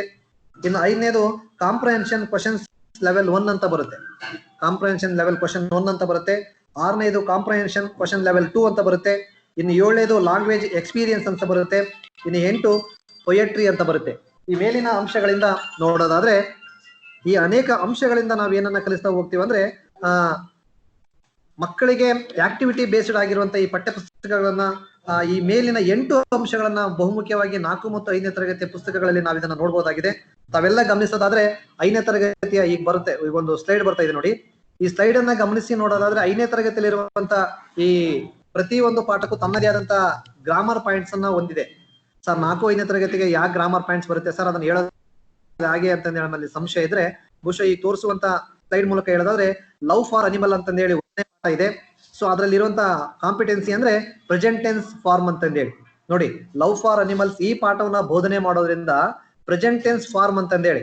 ಬಟ್ ಇಲ್ಲಿ ನಿಜವಾಗಿ ತಿಳ್ಕೊಬೇಕಾದಂತ ಅಂಶ ಅಂದ್ರೆ ನಾವು ಯಾವುದೇ ಕಾರಣಕ್ಕೂ ಪ್ರೆಸೆಂಟ್ ಟೆನ್ಸ್ ಅನ್ನ ಅಂದ್ರೆ ಗ್ರಾಮರ್ ಅನ್ನ ಮಕ್ಕಳಿಗೆ ನೇರವಾಗಿ ಬೋಧನೆ ಮಾಡುವಂತ ಅವಶ್ಯಕತೆ ಇಲ್ಲ. ಆ ಕೊಟ್ಟಿರುವಂತ ಫ್ರೋಸ್ ಅಂದ್ರೆ ಪಾಠವನ್ನ ಬೋಧನೆ ಮಾಡೋದ್ರ ಮೂಲಕ ಆ ಕಾಂಪಿಟೆನ್ಸಿಯನ್ನ ನಾವು ಅದನ್ನ ಮಕ್ಕಳಿಗೆ ಬೆಳೆಸೋದಾಗಿದೆ. ಇನ್ನು ಎರಡನೇದು ಟ್ರೂ ಫ್ರೆಂಡ್ಶಿಪ್ ಅಂತ ಇದೆ. ಆ ಮೂಲಕ ನೇಮಿಂಗ್ ವರ್ಡ್ಸ್ ಅನ್ನ ಎಕ್ಸ್ಪೀರಿಯನ್ಸ್ ಅಬೌಟ್ ಸೆಲ್ಫ್ ಅಂತಂದೇಳಿ ಮಕ್ಕಳಿಗೆ ಆ ಒಂದು ಕಾಂಪಿಟೆನ್ಸಿಯನ್ನ ಬಿಲ್ಡ್ ಮಾಡೋದಾಗಿದೆ. ಇನ್ನು ಮೂರನೇದು child who saved the forest ಅಂತಂದೇಳಿ ಅಂದ್ರೆ ನಂಬರ್ಸ್ ಅಂಕಿ ಸಂಖ್ಯೆಗಳ ಬಗ್ಗೆ ನಂಬರ್ಸ್ ಅನ್ನ ಕಾಂಪಿಟೆನ್ಸಿ ಅದರಲ್ಲಿ ಬಿಲ್ಡ್ ಆಗುತ್ತೆ. ಇನ್ನು ನಾಲ್ಕನೇದು ದಿ ಬಾಸ್ ಹೂ ಕೇರ್ಸ್ ಅಂತಂದೇಳಿ ಇದೆ 4ನೇ ಪಾಠ. ಅದು ಪಾಸ್ಟ್ ಟೆನ್ಸ್ ಫಾರ್ಮ್ ಆಗಿದೆ ನೋಡಿ. 1ನೇ ಪಾಠ ಪ್ರೆಸೆಂಟ್ ಟೆನ್ಸ್ ಆದ್ರೆ 4ನೇ ಪಾಠ ಪಾಸ್ಟ್ ಟೆನ್ಸ್ ಫಾರ್ಮ್ ಅನ್ನ ಬಿಲ್ಡ್ ಮಾಡೋದಾಗಿದೆ. ಅಂದ್ರೆ ಪ್ರತಿ ಒಂದು ಪಾಠಕ್ಕೂ ಕೂಡ ತನ್ನದೇ ಆದಂತ ಕಾಂಪಿಟೆನ್ಸಿಯನ್ನ ಬೇಸ್ಡ್ ಮೇಲೆ ಪಠ್ಯ ಪುಸ್ತಕದ ಪಾಠಗಳು ರಚನೆ ಆಗಿದಾವೆ. ಅಂದ್ರೆ ಅಷ್ಟೊಂದು ಸಿದ್ಧತೆಯನ್ನ ಭಾಷಾ ತಜ್ಞರು ಮಾಡಿದ್ದಾರೆ ಅಂತ ಅರ್ಥ. ಅದರ ನಂತರ ಶಬಲೆ ಅಂತ ಒಂದು ಪಾಠ ಬರುತ್ತೆ. ಇಲ್ಲಿ ಪ್ರೊನೌನ್ಸ್ ಬರುತ್ತೆ, ಡೈಲಾಗ್ಸ್ ಪ್ರಾಕ್ಟೀಸ್ ಬರುತ್ತೆ, ಡಿಗ್ನಿಟಿ ಆಫ್ ಲೇಬರ್ ಅಂತ ಬರುತ್ತೆ. ಇದರಲ್ಲಿ ಜೆಂಡರ್ಸ್ ಬಗ್ಗೆ ಬರುತ್ತೆ. ಈ ಗ್ರೇಟ್ ಕೋಚ್ ಮೆನ್ ಅಂತ ಒಂದು ವಿವೇಕಾನಂದರ ಪಾಠ ಬಂದ್ರೆ ಅದರಲ್ಲಿ ಪ್ರಿಪೋಸಿಷನ್ಸ್ ಬರುತ್ತೆ. 8ನೇದು children's of courage brave award ಅಂದ್ರೆ ನೌನು ಅಡ್ಜೆಕ್ಟಿವ್ ಅಂದ್ರೆ ನೋಡಿ 8 ಪಾಠಕ್ಕೂ ಕೂಡ 8 ಕಾಂಪಿಟೆನ್ಸಿಗಳನ್ನ ಬಿಲ್ಡ್ ಮಾಡುವಂತ ಒಂದು ವ್ಯವಸ್ಥೆಯನ್ನ ನಾವಿವತ್ತು ಪ್ರತಿಯೊಬ್ಬರು ನೋಡ್ಬೇಕಾಗಿದೆ. ಸೊ ಈ ದಿಸೆಯಲ್ಲಿ ಬಹುಶಃ ಇದುವರೆಗೂ ಬಹಳಷ್ಟು ಜನ ಸರ್ ನಾವು ಬಹಳಷ್ಟು ಕಲ್ತಿಲ್ಲ, ಹೆಂಗ್ ಮಾಡ್ಬೇಕು ಏನು ಅಂತ ಹೇಳಿ ಹೇಳ್ತಿದ್ರಿ. ಇವೆಲ್ಲವನ್ನ ಆಚೆಗಿಟ್ಟು ನೋಡೋದಾದ್ರೆ ಪ್ರಸ್ತುತ 2020-21ನೇ ಸಾಲಿನಿಂದ ನಲಿಕಲಿಯಲ್ಲಿ ಅಂದ್ರೆ 1ನೇ ತರಗತಿಯಿಂದ 3ನೇ ತರಗತಿವರೆಗೆ ಈಗ ಮಕ್ಕಳಿಗೆ ನಾವ್ ಹೆಂಗ್ ಮಾಡ್ತಿದ್ವಿ ಅಂದ್ರೆ ನಲಿಕಲಿಯನ್ನ ಕೇವಲ ಕನ್ನಡ, ಗಣಿತ ಮತ್ತು ಪರಿಸರ ಅಧ್ಯಯನ ಮಾತ್ರ ಕಾರ್ಡ್ ಕೊಟ್ಟು ಪಾಠ ಮಾಡಿ ಆ ಮಕ್ಕಳಿಗೆ ಒಂದು ಇಂಗ್ಲಿಷ್ ಅನ್ನು ಕೊಡ್ತಿದ್ವಿ. ಆದ್ರೆ ಅದನ್ನ ನೇರವಾಗಿ ಒಂದು ಭಾಷೆಯಾಗಿ ನಾವು ಅದನ್ನ ಬೋಧನೆ ಮಾಡ್ತಿದ್ದಲ್ಲ, ಅದನ್ನ ನಮ್ಮ ಟೈಮ್ ಟೇಬಲ್ ಇದ್ದಿಲ್ಲ. ಆದ್ರೆ ಪ್ರಸ್ತುತ ಈ ವರ್ಷದಿಂದ ಇಂಗ್ಲಿಷ್ ಅನ್ನ ನಲಿಕಲಿಯಲ್ಲಿ ಕೂಡ ಸೇರಿಸಿ ಅಂದ್ರೆ ಅದಕ್ಕೂ ಕೂಡ ಒಂದು ಪೀರಿಯಡ್ ಅನ್ನ ಫಿಕ್ಸ್ ಮಾಡಿದ್ದಾರೆ. ಅದಕ್ಕೂ ಕೂಡ ಕಾರ್ಡ್ಗಳು ಬಂದಿರೋದ್ರಿಂದ ಅಂದ್ರೆ 1ನೇ ತರಗತಿಯಿಂದನೇ ಈ ವರ್ಷ ನಲಿಕಲಿಯಲ್ಲಿ ಇಂಗ್ಲಿಷೇ ಒಂದು ಭಾಷೆಯಾಗಿ ಬರೋದ್ರಿಂದ ಮುಂದಿನ ವರ್ಷದಿಂದ ಅಂದ್ರೆ ಈ ವರ್ಷನ ನಾವೇನ್ ಮಾಡ್ಬೇಕು 4 ಮತ್ತು 5ಕ್ಕೆ ಕನ್ನಡ, ಗಣಿತ, ಪರಿಸರ ಅಧ್ಯಯನ ಜೊತೆಗೆ ಇಂಗ್ಲಿಷ್ ಅನ್ನ ಕೂಡ ನಾವು ಟೈಮ್ ಟೇಬಲ್ಗೆ ಅನುಗುಣವಾಗಿ ಈ ವರ್ಷದಿಂದಲೇ ನಾವು ಇಂಗ್ಲಿಷ್ ಅನ್ನ ಒಂದು ಭಾಷೆಯಾಗಿ ನಿರ್ದಿಷ್ಟ ಅವಧಿಯೊಳಗೆ ವಿಧಾನಗಳಿಂದ ಟೈಮ್ ಟೇಬಲ್ಗೆ ಅನುಸಾರ ಕಡ್ಡಾಯವಾಗಿ ಬೋಧನೆಯಲ್ಲಿ ನಾವು ಅದನ್ನ ತೊಡಗಿಸಬೇಕಂತ ಹೇಳೋದ್ರ ಜೊತೆಗೆ ಈ ಟೆಕ್ಸ್ಟ್ ಬುಕ್ ವರ್ಕ್ ಬುಕ್ ಅಂತ ಹೇಳಿ ಬರ್ತೈತಿ. ಬಹುಶಃ ತಮ್ಗೆಲ್ಲ ಬಹಳ ಸುಲಭವಾದಂತ ಅಂದ್ರೆ ವರ್ಕ್ ಬುಕ್ ಗಳನ್ನ ಬಹಳಷ್ಟು ಚೆನ್ನಾಗಿ ಮಾಡೋದು ಅಂತಂದೇಳಿ ಇದರ ಮುಂದುವರೆದ ಅಂಶ ಅಂತಂದೇಳಿ ಇದಕ್ಕೆ ಗ್ರಾಮರ್ ಪಾಯಿಂಟ್ಸ್ ಅನ್ನ ಯಾವ ರೀತಿಯಾಗಿ ನಾವು ಬೋಧನೆಯಲ್ಲಿ ಅಳವಡಿಸ್ಕೊಳ್ಬೇಕು ಅನ್ನೋದನ್ನ ಇನ್ನೊಬ್ಬ ಸಂಪನ್ಮೂಲ ವ್ಯಕ್ತಿಯಾದಂತಹ ಶ್ರೀಯುತ ಮಂಜುನಾಥ್ ಶಿಲ್ಪಿ ಸರ್ ಅವರು ಇದನ್ನ ಕಂಟಿನ್ಯೂ ಮಾಡ್ಬೇಕಂತ ಕೇಳ್ತಿದ್ದೀನಿ. Thank you sir, thank you very much.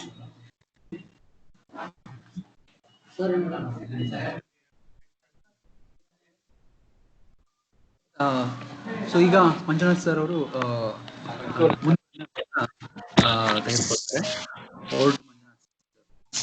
Thank you. Hello, sir. Good afternoon, everybody. Today, I would like to share. Hello.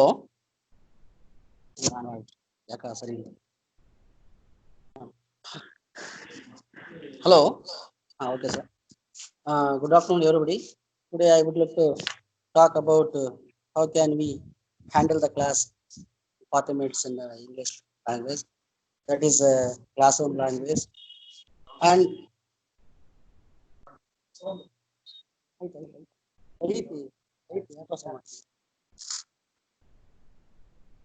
creating a good English atmosphere in the classroom, it is very, very necessary in this moment.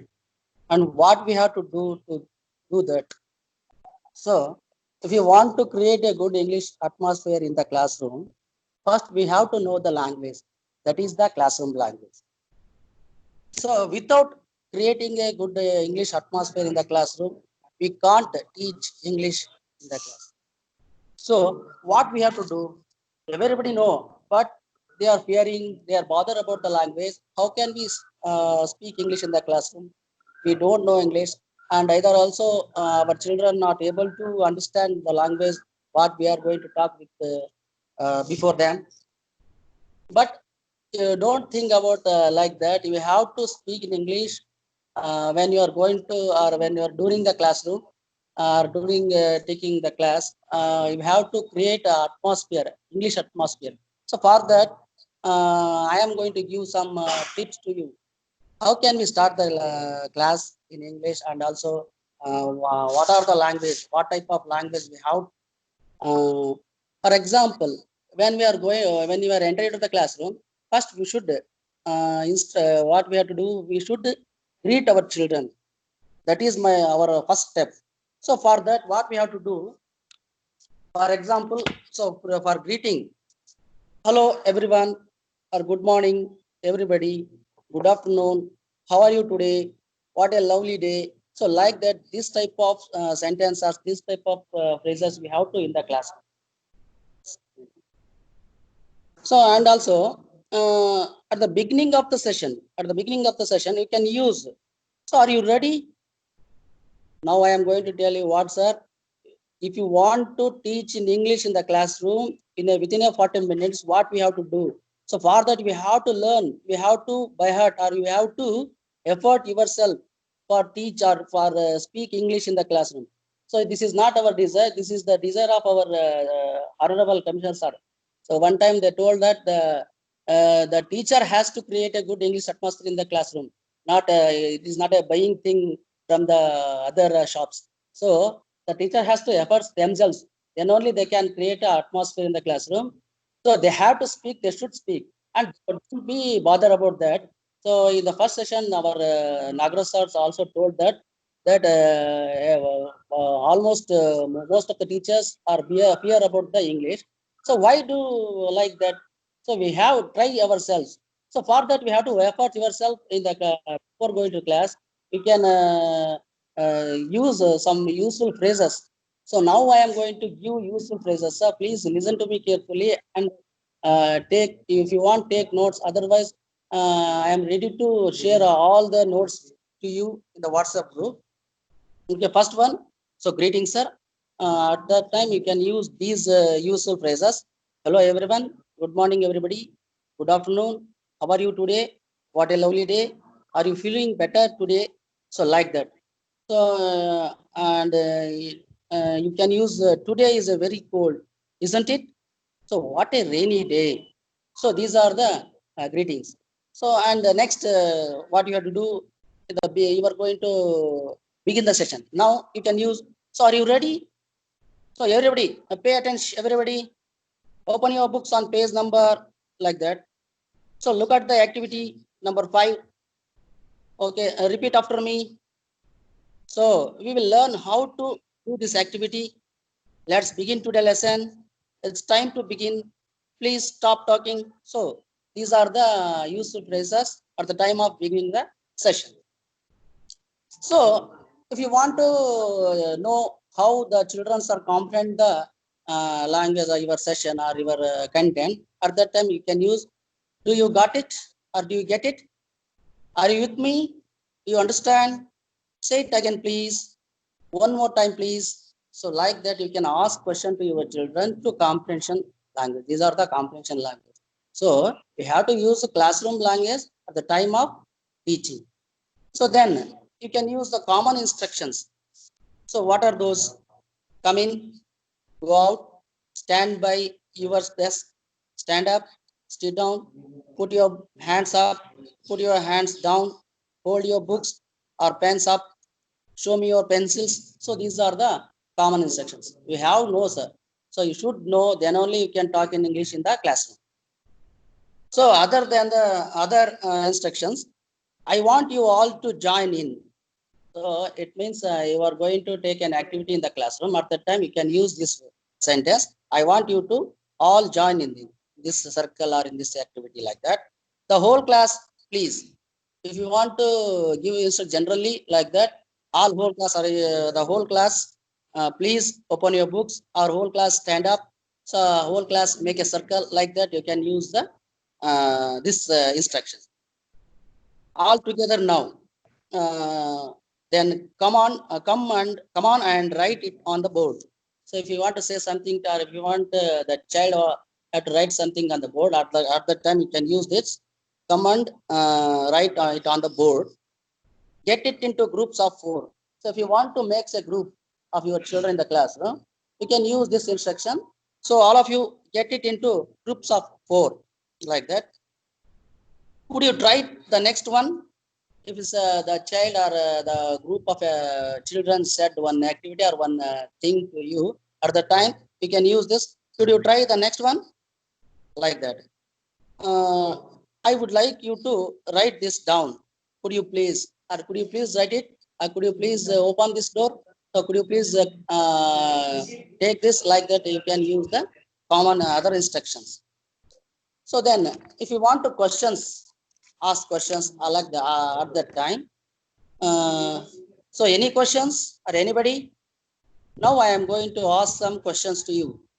So please raise your hands if you understand. So try to answer in full sentence, or please say it in loud voice. If you like that, you can ask this. For that encouragement.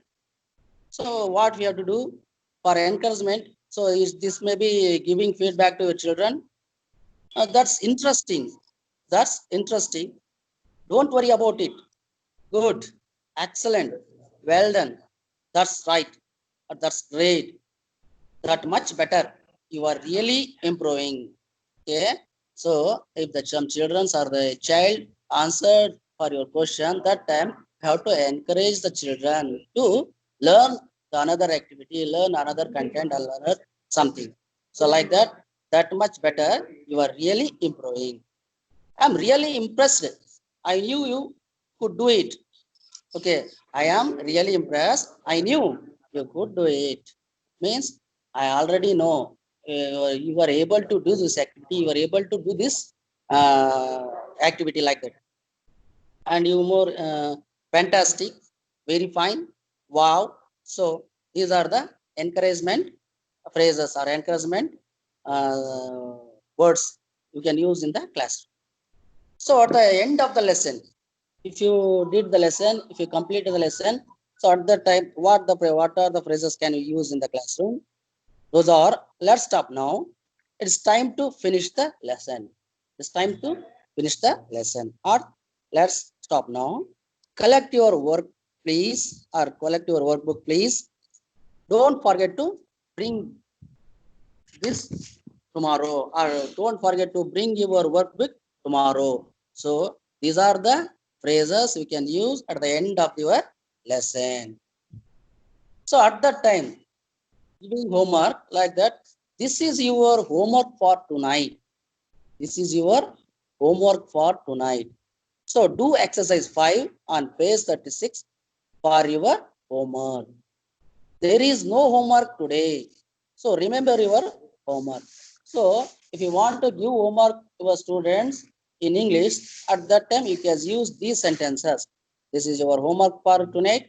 Do exercise 5 on page 36 for your homework, or there is no homework or work today. So like that, you can use these phrases. And we'll do the rest of this chapter next time. So you are going to do the activity, you are going to do the chapter, the remaining chapter in the next day. You can use this sentence. We'll do the rest of this chapter next time. We will continue this chapter next Monday. For example, this today is the Saturday. At that time, you can use this sentence. So we will continue this chapter next Monday. We will do some more practices of this in the next class. So these are the phrases you can use in the class. So at the end of the class, you are going to at that time you can goodbye everyone. See you again next Thursday or next week or tomorrow. See you again next Monday or next Thursday or tomorrow or on Monday. So like that you can use. Have a good holiday. So have a good holiday. So enjoy your vacation. So these are the phrases or these are the sentences you can use in the classroom. So what I just told, once again I am going to repeat. So if you want to engage the 40 minutes class in the classroom with using the English language, that is called the classroom language. What are the language we are going to use in the classroom? That is the classroom language. If you don't know the classroom language, if you don't know the English, how can we start the lesson? How can we engage the class? How can we greet the students? How can we ask the questions? How can we end the class? So at that time, these all helps you to engage 40 minutes class in your class. So for that, we have to work hard in the classroom, in the home, in your home. You have to work hard. Then only you can use these all phrases in the classroom. In beginning stage, you may not understand. You may feel difficult, or your students may be feel difficult. Gradually, they will adapt. They will be improving.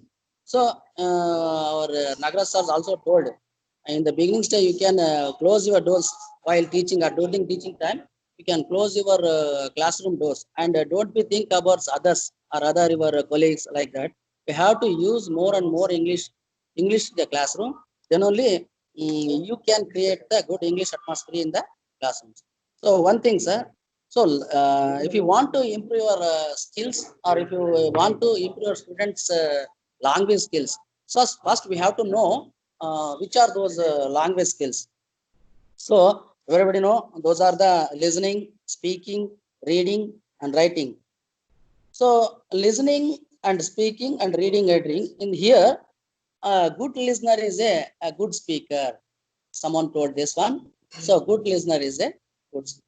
So that's why we have to improve students' listening skill. What we are doing, we have to do one thing. We have to improve our students' listening. For that, what we have to do? We have to use more and more rhymes, stories, dialogue practice, and TPR activities in the classroom. So then only we can improve our students' listening skill in the and also the speaking. If you want to improve your speaking skills of your children, you have to conduct more and more activities in the classroom to improve your students' speaking skills.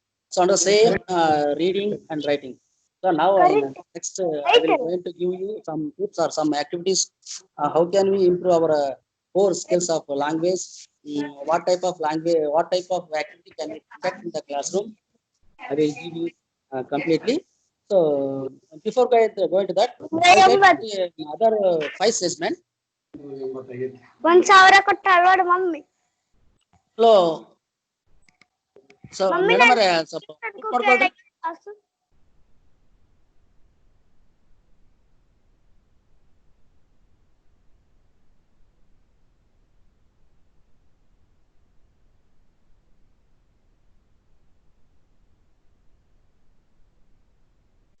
before going to that, I would like to share something. That is, those are 5 segments of English. So which are those? Maybe you know about these 5 segments. I would like to repeat those 5 segments, which are the first one is rhymes, second one stories, third one dialogue practice, and fourth one TPR activities, and fifth one is language games. So if you use these all are 5 in the classroom, definitely you will get a good response from your children, and you will be a good English teacher in your class. So what you do, you have to use more rhymes in the classroom. Everybody knows, and nowadays rhymes we can collect so many rhymes in by Google search and also in YouTube. So we can use more and more rhymes, and our children's well known about the rhymes than we people also. So we have to use more and more rhymes in the classroom. So at that time we have to use body language, and if you supposed to use some what we call dance like that at the time of reciting the rhyme. So you have to use rhymes more and more to create a good English atmosphere of your classroom or a good class. And stories, second one, stories. So stories, how can we adopt the stories? How can we tell the stories in the classroom? It means if you want to tell the story in the classroom, first you should use some of the pictures or maybe some models. You have first you should prepare yourself. If you want to tell the story, at the time you should be prepared first. For example, you are going to tell them a clever rabbit the story. So you have to use some of the pictures of the rabbit and also a lion pictures. And while during the telling story, you should use the body language, gestures, and facial expressions, and also the voice modulation also. For example, voice modulation. If you are going to play the role of the lion, at that time you have to use the sound of how can that lion roaring. So that is very important, sir. So we have to at the time of telling the story. So body language, facial expressions, and voice modulation, and also the some of the pictures of the characters. So these are all very important. So this is the online class. We can't show all everything or in the session or in the online training. If it is a live class, we can show how can we adapt the, how can we tell the story lively. Okay, sir. Not worry about that. In the next, dialogue practice. For dialogue practice, for example, in the 4th standard and 5th standard, some of the activities are given. For example, Lata and Rani, there is a dialogue practice. Sentences are there. Lata is going to tell, "Wow, look at the chimpanzee." Rani, "How beautiful they are." Lata, "Yes, the one behind the tree and is bigger than the one on the tree." So like that, Rani, "You are right. The bigger chimpanzee looks older than the other." So these are the dialogue practices sentences. We use these sentences at the time of teaching the dialogue practice. You should give the dialogue card also to the children. And first, before presenting, you should tell them to practice well in home and come and present on the dais or before the students like that. So this is the dialogue practice. And the TPR activities. So TPR activities, totally physical response. Totally physical response. That is, come on or close the window, open the door, like that. Stand up, sit down, open your eyes, close your eyes, come and rub the board, move this. So these are the TPR activities. Like the so many TPR activities we already know. So you have to use more and more in the classroom to become so make your class the class fruitful. So then language games. So what are the games or which are the games we are going to use to improve our students' language? So those are all called the language games. So next I will going to tell what type of games we can conduct in the class. So these 5 segments are very, very important to create a good English atmosphere in the classroom, sir. First one, rhymes, stories, dialogue practice, EPR activities, and language game.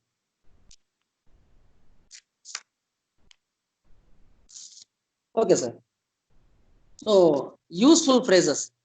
So other than what I told before earlier, so you can use these useful phrases in the classroom. So what are those? The first one, shall we recite a rhyme now? At the time of telling the but at the time of reciting the rhyme, you can use this sentence. So then your children are going to attention. Shall we recite a rhyme now? Please go and sit with a new partner. If you want to conduct an activity at the time, you can give this instruction. So please go and sit with a new partner. Then, hello, good morning. How are you? Why are you late? Or Ravi asked him why he's late today. So like that. If you want to improve students' speaking skill also, then you should give a chance to your children to ask his friends. Ravi asked him why he's late today. Is it good to come late? Is it good to come late? How did you feel about today's lesson? On what pace you are going to work? Could you please move this table? Now we are going to do a little game. If you want to conduct a game in the classroom, at that time you can use this one. So now we are going to do a little game. Could you quickly compare your answers with your partner? So listen to me carefully. So if you want to say something to your children, you can say this one, listen to me carefully. Can you put your books away? So at the time conducting activity or a game, you can say this one, all of you are, can you put your books away from? So these are the useful phrases. So next, I am going to give some activities. I am going to tell you some activities. Those are listening skill activity, speaking skill activity, and reading activity, and writing activities also. For improve your students' listening skill, we can conduct Ravi went to the market and he bought a pen. So this is the target sentence. This is the target sentence. Ravi went to the market and he bought a pen. First, what we have to do at the time of conducting activity, first you should tell your children to make a big circle in the class. And first, you have to write down this sentence on the board. Ravi went to the market and he bought a pen. This is first. So the first one may say, Ravi went to the market and he bought a pen. The next student has to tell like that, Ravi went to the market and he bought a pen and book. And third one has to say, you should say, Ravi went to the market and he bought a pen, book, and pencil. And fourth one, same the target sentence with pen, pencil, book, and eraser. So like that, next you can add the more and more objects or more words like this. So it improves the listening skill of your children. May you why it is I am going to tell, because the first one what she said, I have to add more words to the another words to those earlier words. So the child has to listen very carefully. So listening is very important. Listening and hear, these are very very different. Listening, it means comprehension the language or comprehend the word or the content. But hearing, it means we are hearing or heard that or maybe sir. Okay, sir. Listening and hearing, these are all different. So we have to improve our students' listening skills. It is very important. So this one is very nice to play in the classroom, sir. So next activity, that is also listening activity. Teacher says, touch your head.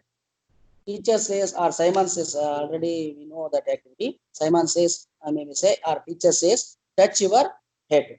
Teacher says, touch your head. Teacher says, touch your hand. Teacher says, touch your stomach. Touch your nose, like that. We have to, at that time playing this activity, you have to confuse your children. You should play with the children like that. if you say touch your head, at that time you should purposely touch your nose. So if the student listen carefully, he is going to do the activity perfectly. Otherwise, he is going to follow you. So like that. So this one is improving your students listening skill. And third one, in the pond, on the bank. This is also a well-known activity. Everybody know this one. In the pond, on the bank, like that. It is also you can conduct in the classroom, also outside of the classroom. So firing on the mountain, run. So firing on the mountain, run. You can shall at the end of that sentence 2 or 3 or 4. So like that, the children going to make the group of what you told 3 or 3 members or 4 members, like that. So this one. So listening skill activities. These are the listening skill activity you can conduct in the classroom to improve your students' language or listening skill. For speaking activity, passing the ball. And the second one, the same activity what we conducted, what we told in earlier for listening activity. Ravi went to the market, like that. So for passing the ball, it means you should first you have to make a big circle of your children in the classroom and give one ball to them and tell them to pass the ball by saying your names, by introduce yourself. So for example, if your first person has to say, my name is like that. So he has to pass the ball the another student. Then that student has to tell his name, and then in next moment they has to tell his name and also with his father name, mother name, like that. He has to what we have to introduce yourself or himself about the family, like that. You can use this activity in your what. So like that. So then the same activity where Ravi went to the market. So it improves the listening skills and also the speaking skills also. And then talk on a picture. So this is also one activity. Talk on a picture. We have to give one picture to students. For example, the elephant picture. You should first give the elephant picture to children. Tell them to say 1 or 2 words about the that picture. In beginning stage, the children may fear or children may difficult to express themselves. Gradually, they will improve. So for that, for example, this is a elephant. So elephant had a tail, 4 legs, like that. And also you can give school picture and cow. So like that. This is talk on a picture activity. Then circle talk. The student has to talk in a circle, like that. You can give any one a team or one activity, one picture to them.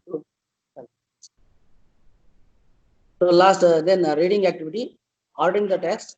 Next, writing activity, word ladder, pictogram, so bingo. So these are the 4 activities. So one minute.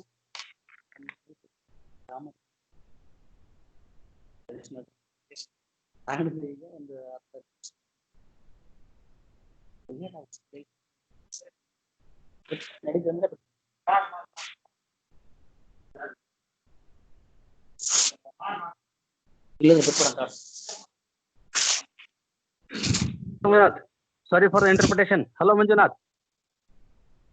Hello, Manjunath, CRB. I would like to tell something on this learning, please. Hello. Okay. I will continue. Okay, sir. Now I am going to introduce about the grammar, functional grammar and traditional grammar. And this is very important. How can we adapt the grammar in the classroom? One thing you should remember at the time of teaching the grammar, you need not to introduce grammar separately. You have to use grammar points by teaching the lesson. That is very important, sir. So one more thing you should remember, there are 2 types of grammar, that is functional grammar and the traditional grammar.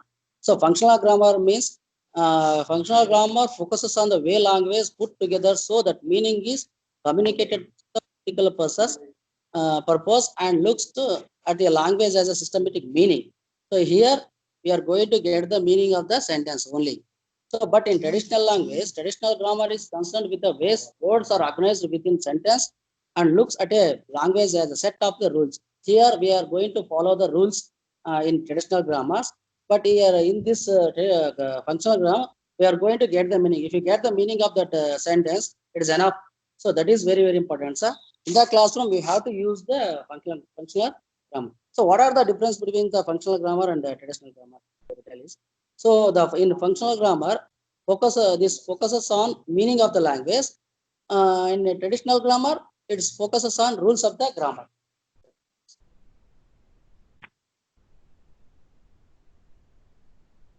So wait for a minute. So focuses on meaning of the language. In traditional grammar, it focuses on rules of the grammar. Here, this is the inductive method, and traditional is the next one. Traditional is the deductive method. Inductive method, it is.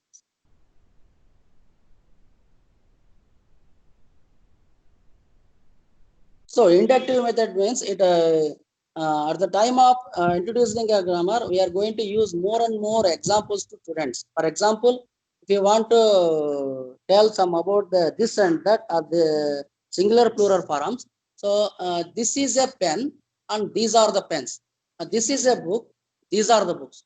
This is a table and these are the tables. Like that, we have to give more and more examples to the children to understand what the teacher is going to tell.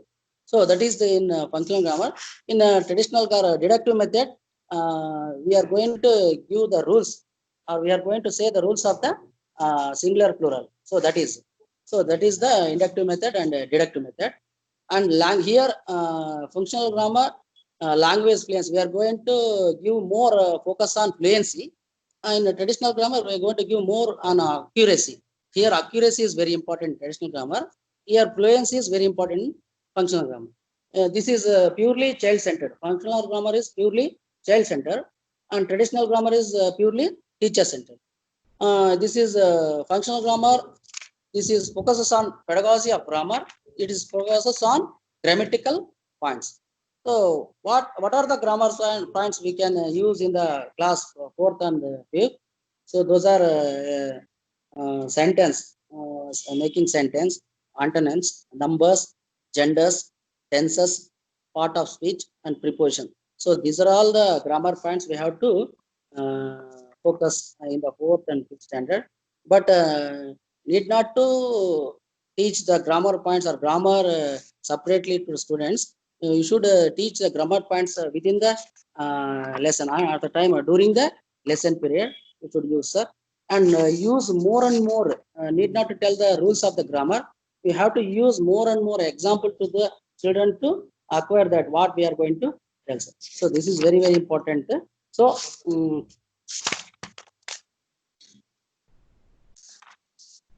language exercises are given in your textbooks, English and so 4th standard English and 5th standard English. For example, this one, language exercises, write the past tense forms of these words like that, and singular plural forms. In genders also, masculine gender, feminine gender, neuter gender. So like that, so many activities are given in the English book. So you should use more and more English in the classroom and use grammar points. Especially, you should focus on functional grammar, not traditional grammar, to improve your children's language. So it's a time of so please sorry to say. Okay, sir. Next we will continue in the next future days. So thank you, sir. Thank you. ಭಾಷಾ ಕಲಿಕೆಯಲ್ಲಿ English ಅನ್ನ ನಾವು 4ನೇ ಮತ್ತು 5ನೇ ತರಗತಿಗೆ ಯಾವ ತರ ಬೋಧನೆ ಮಾಡೋದು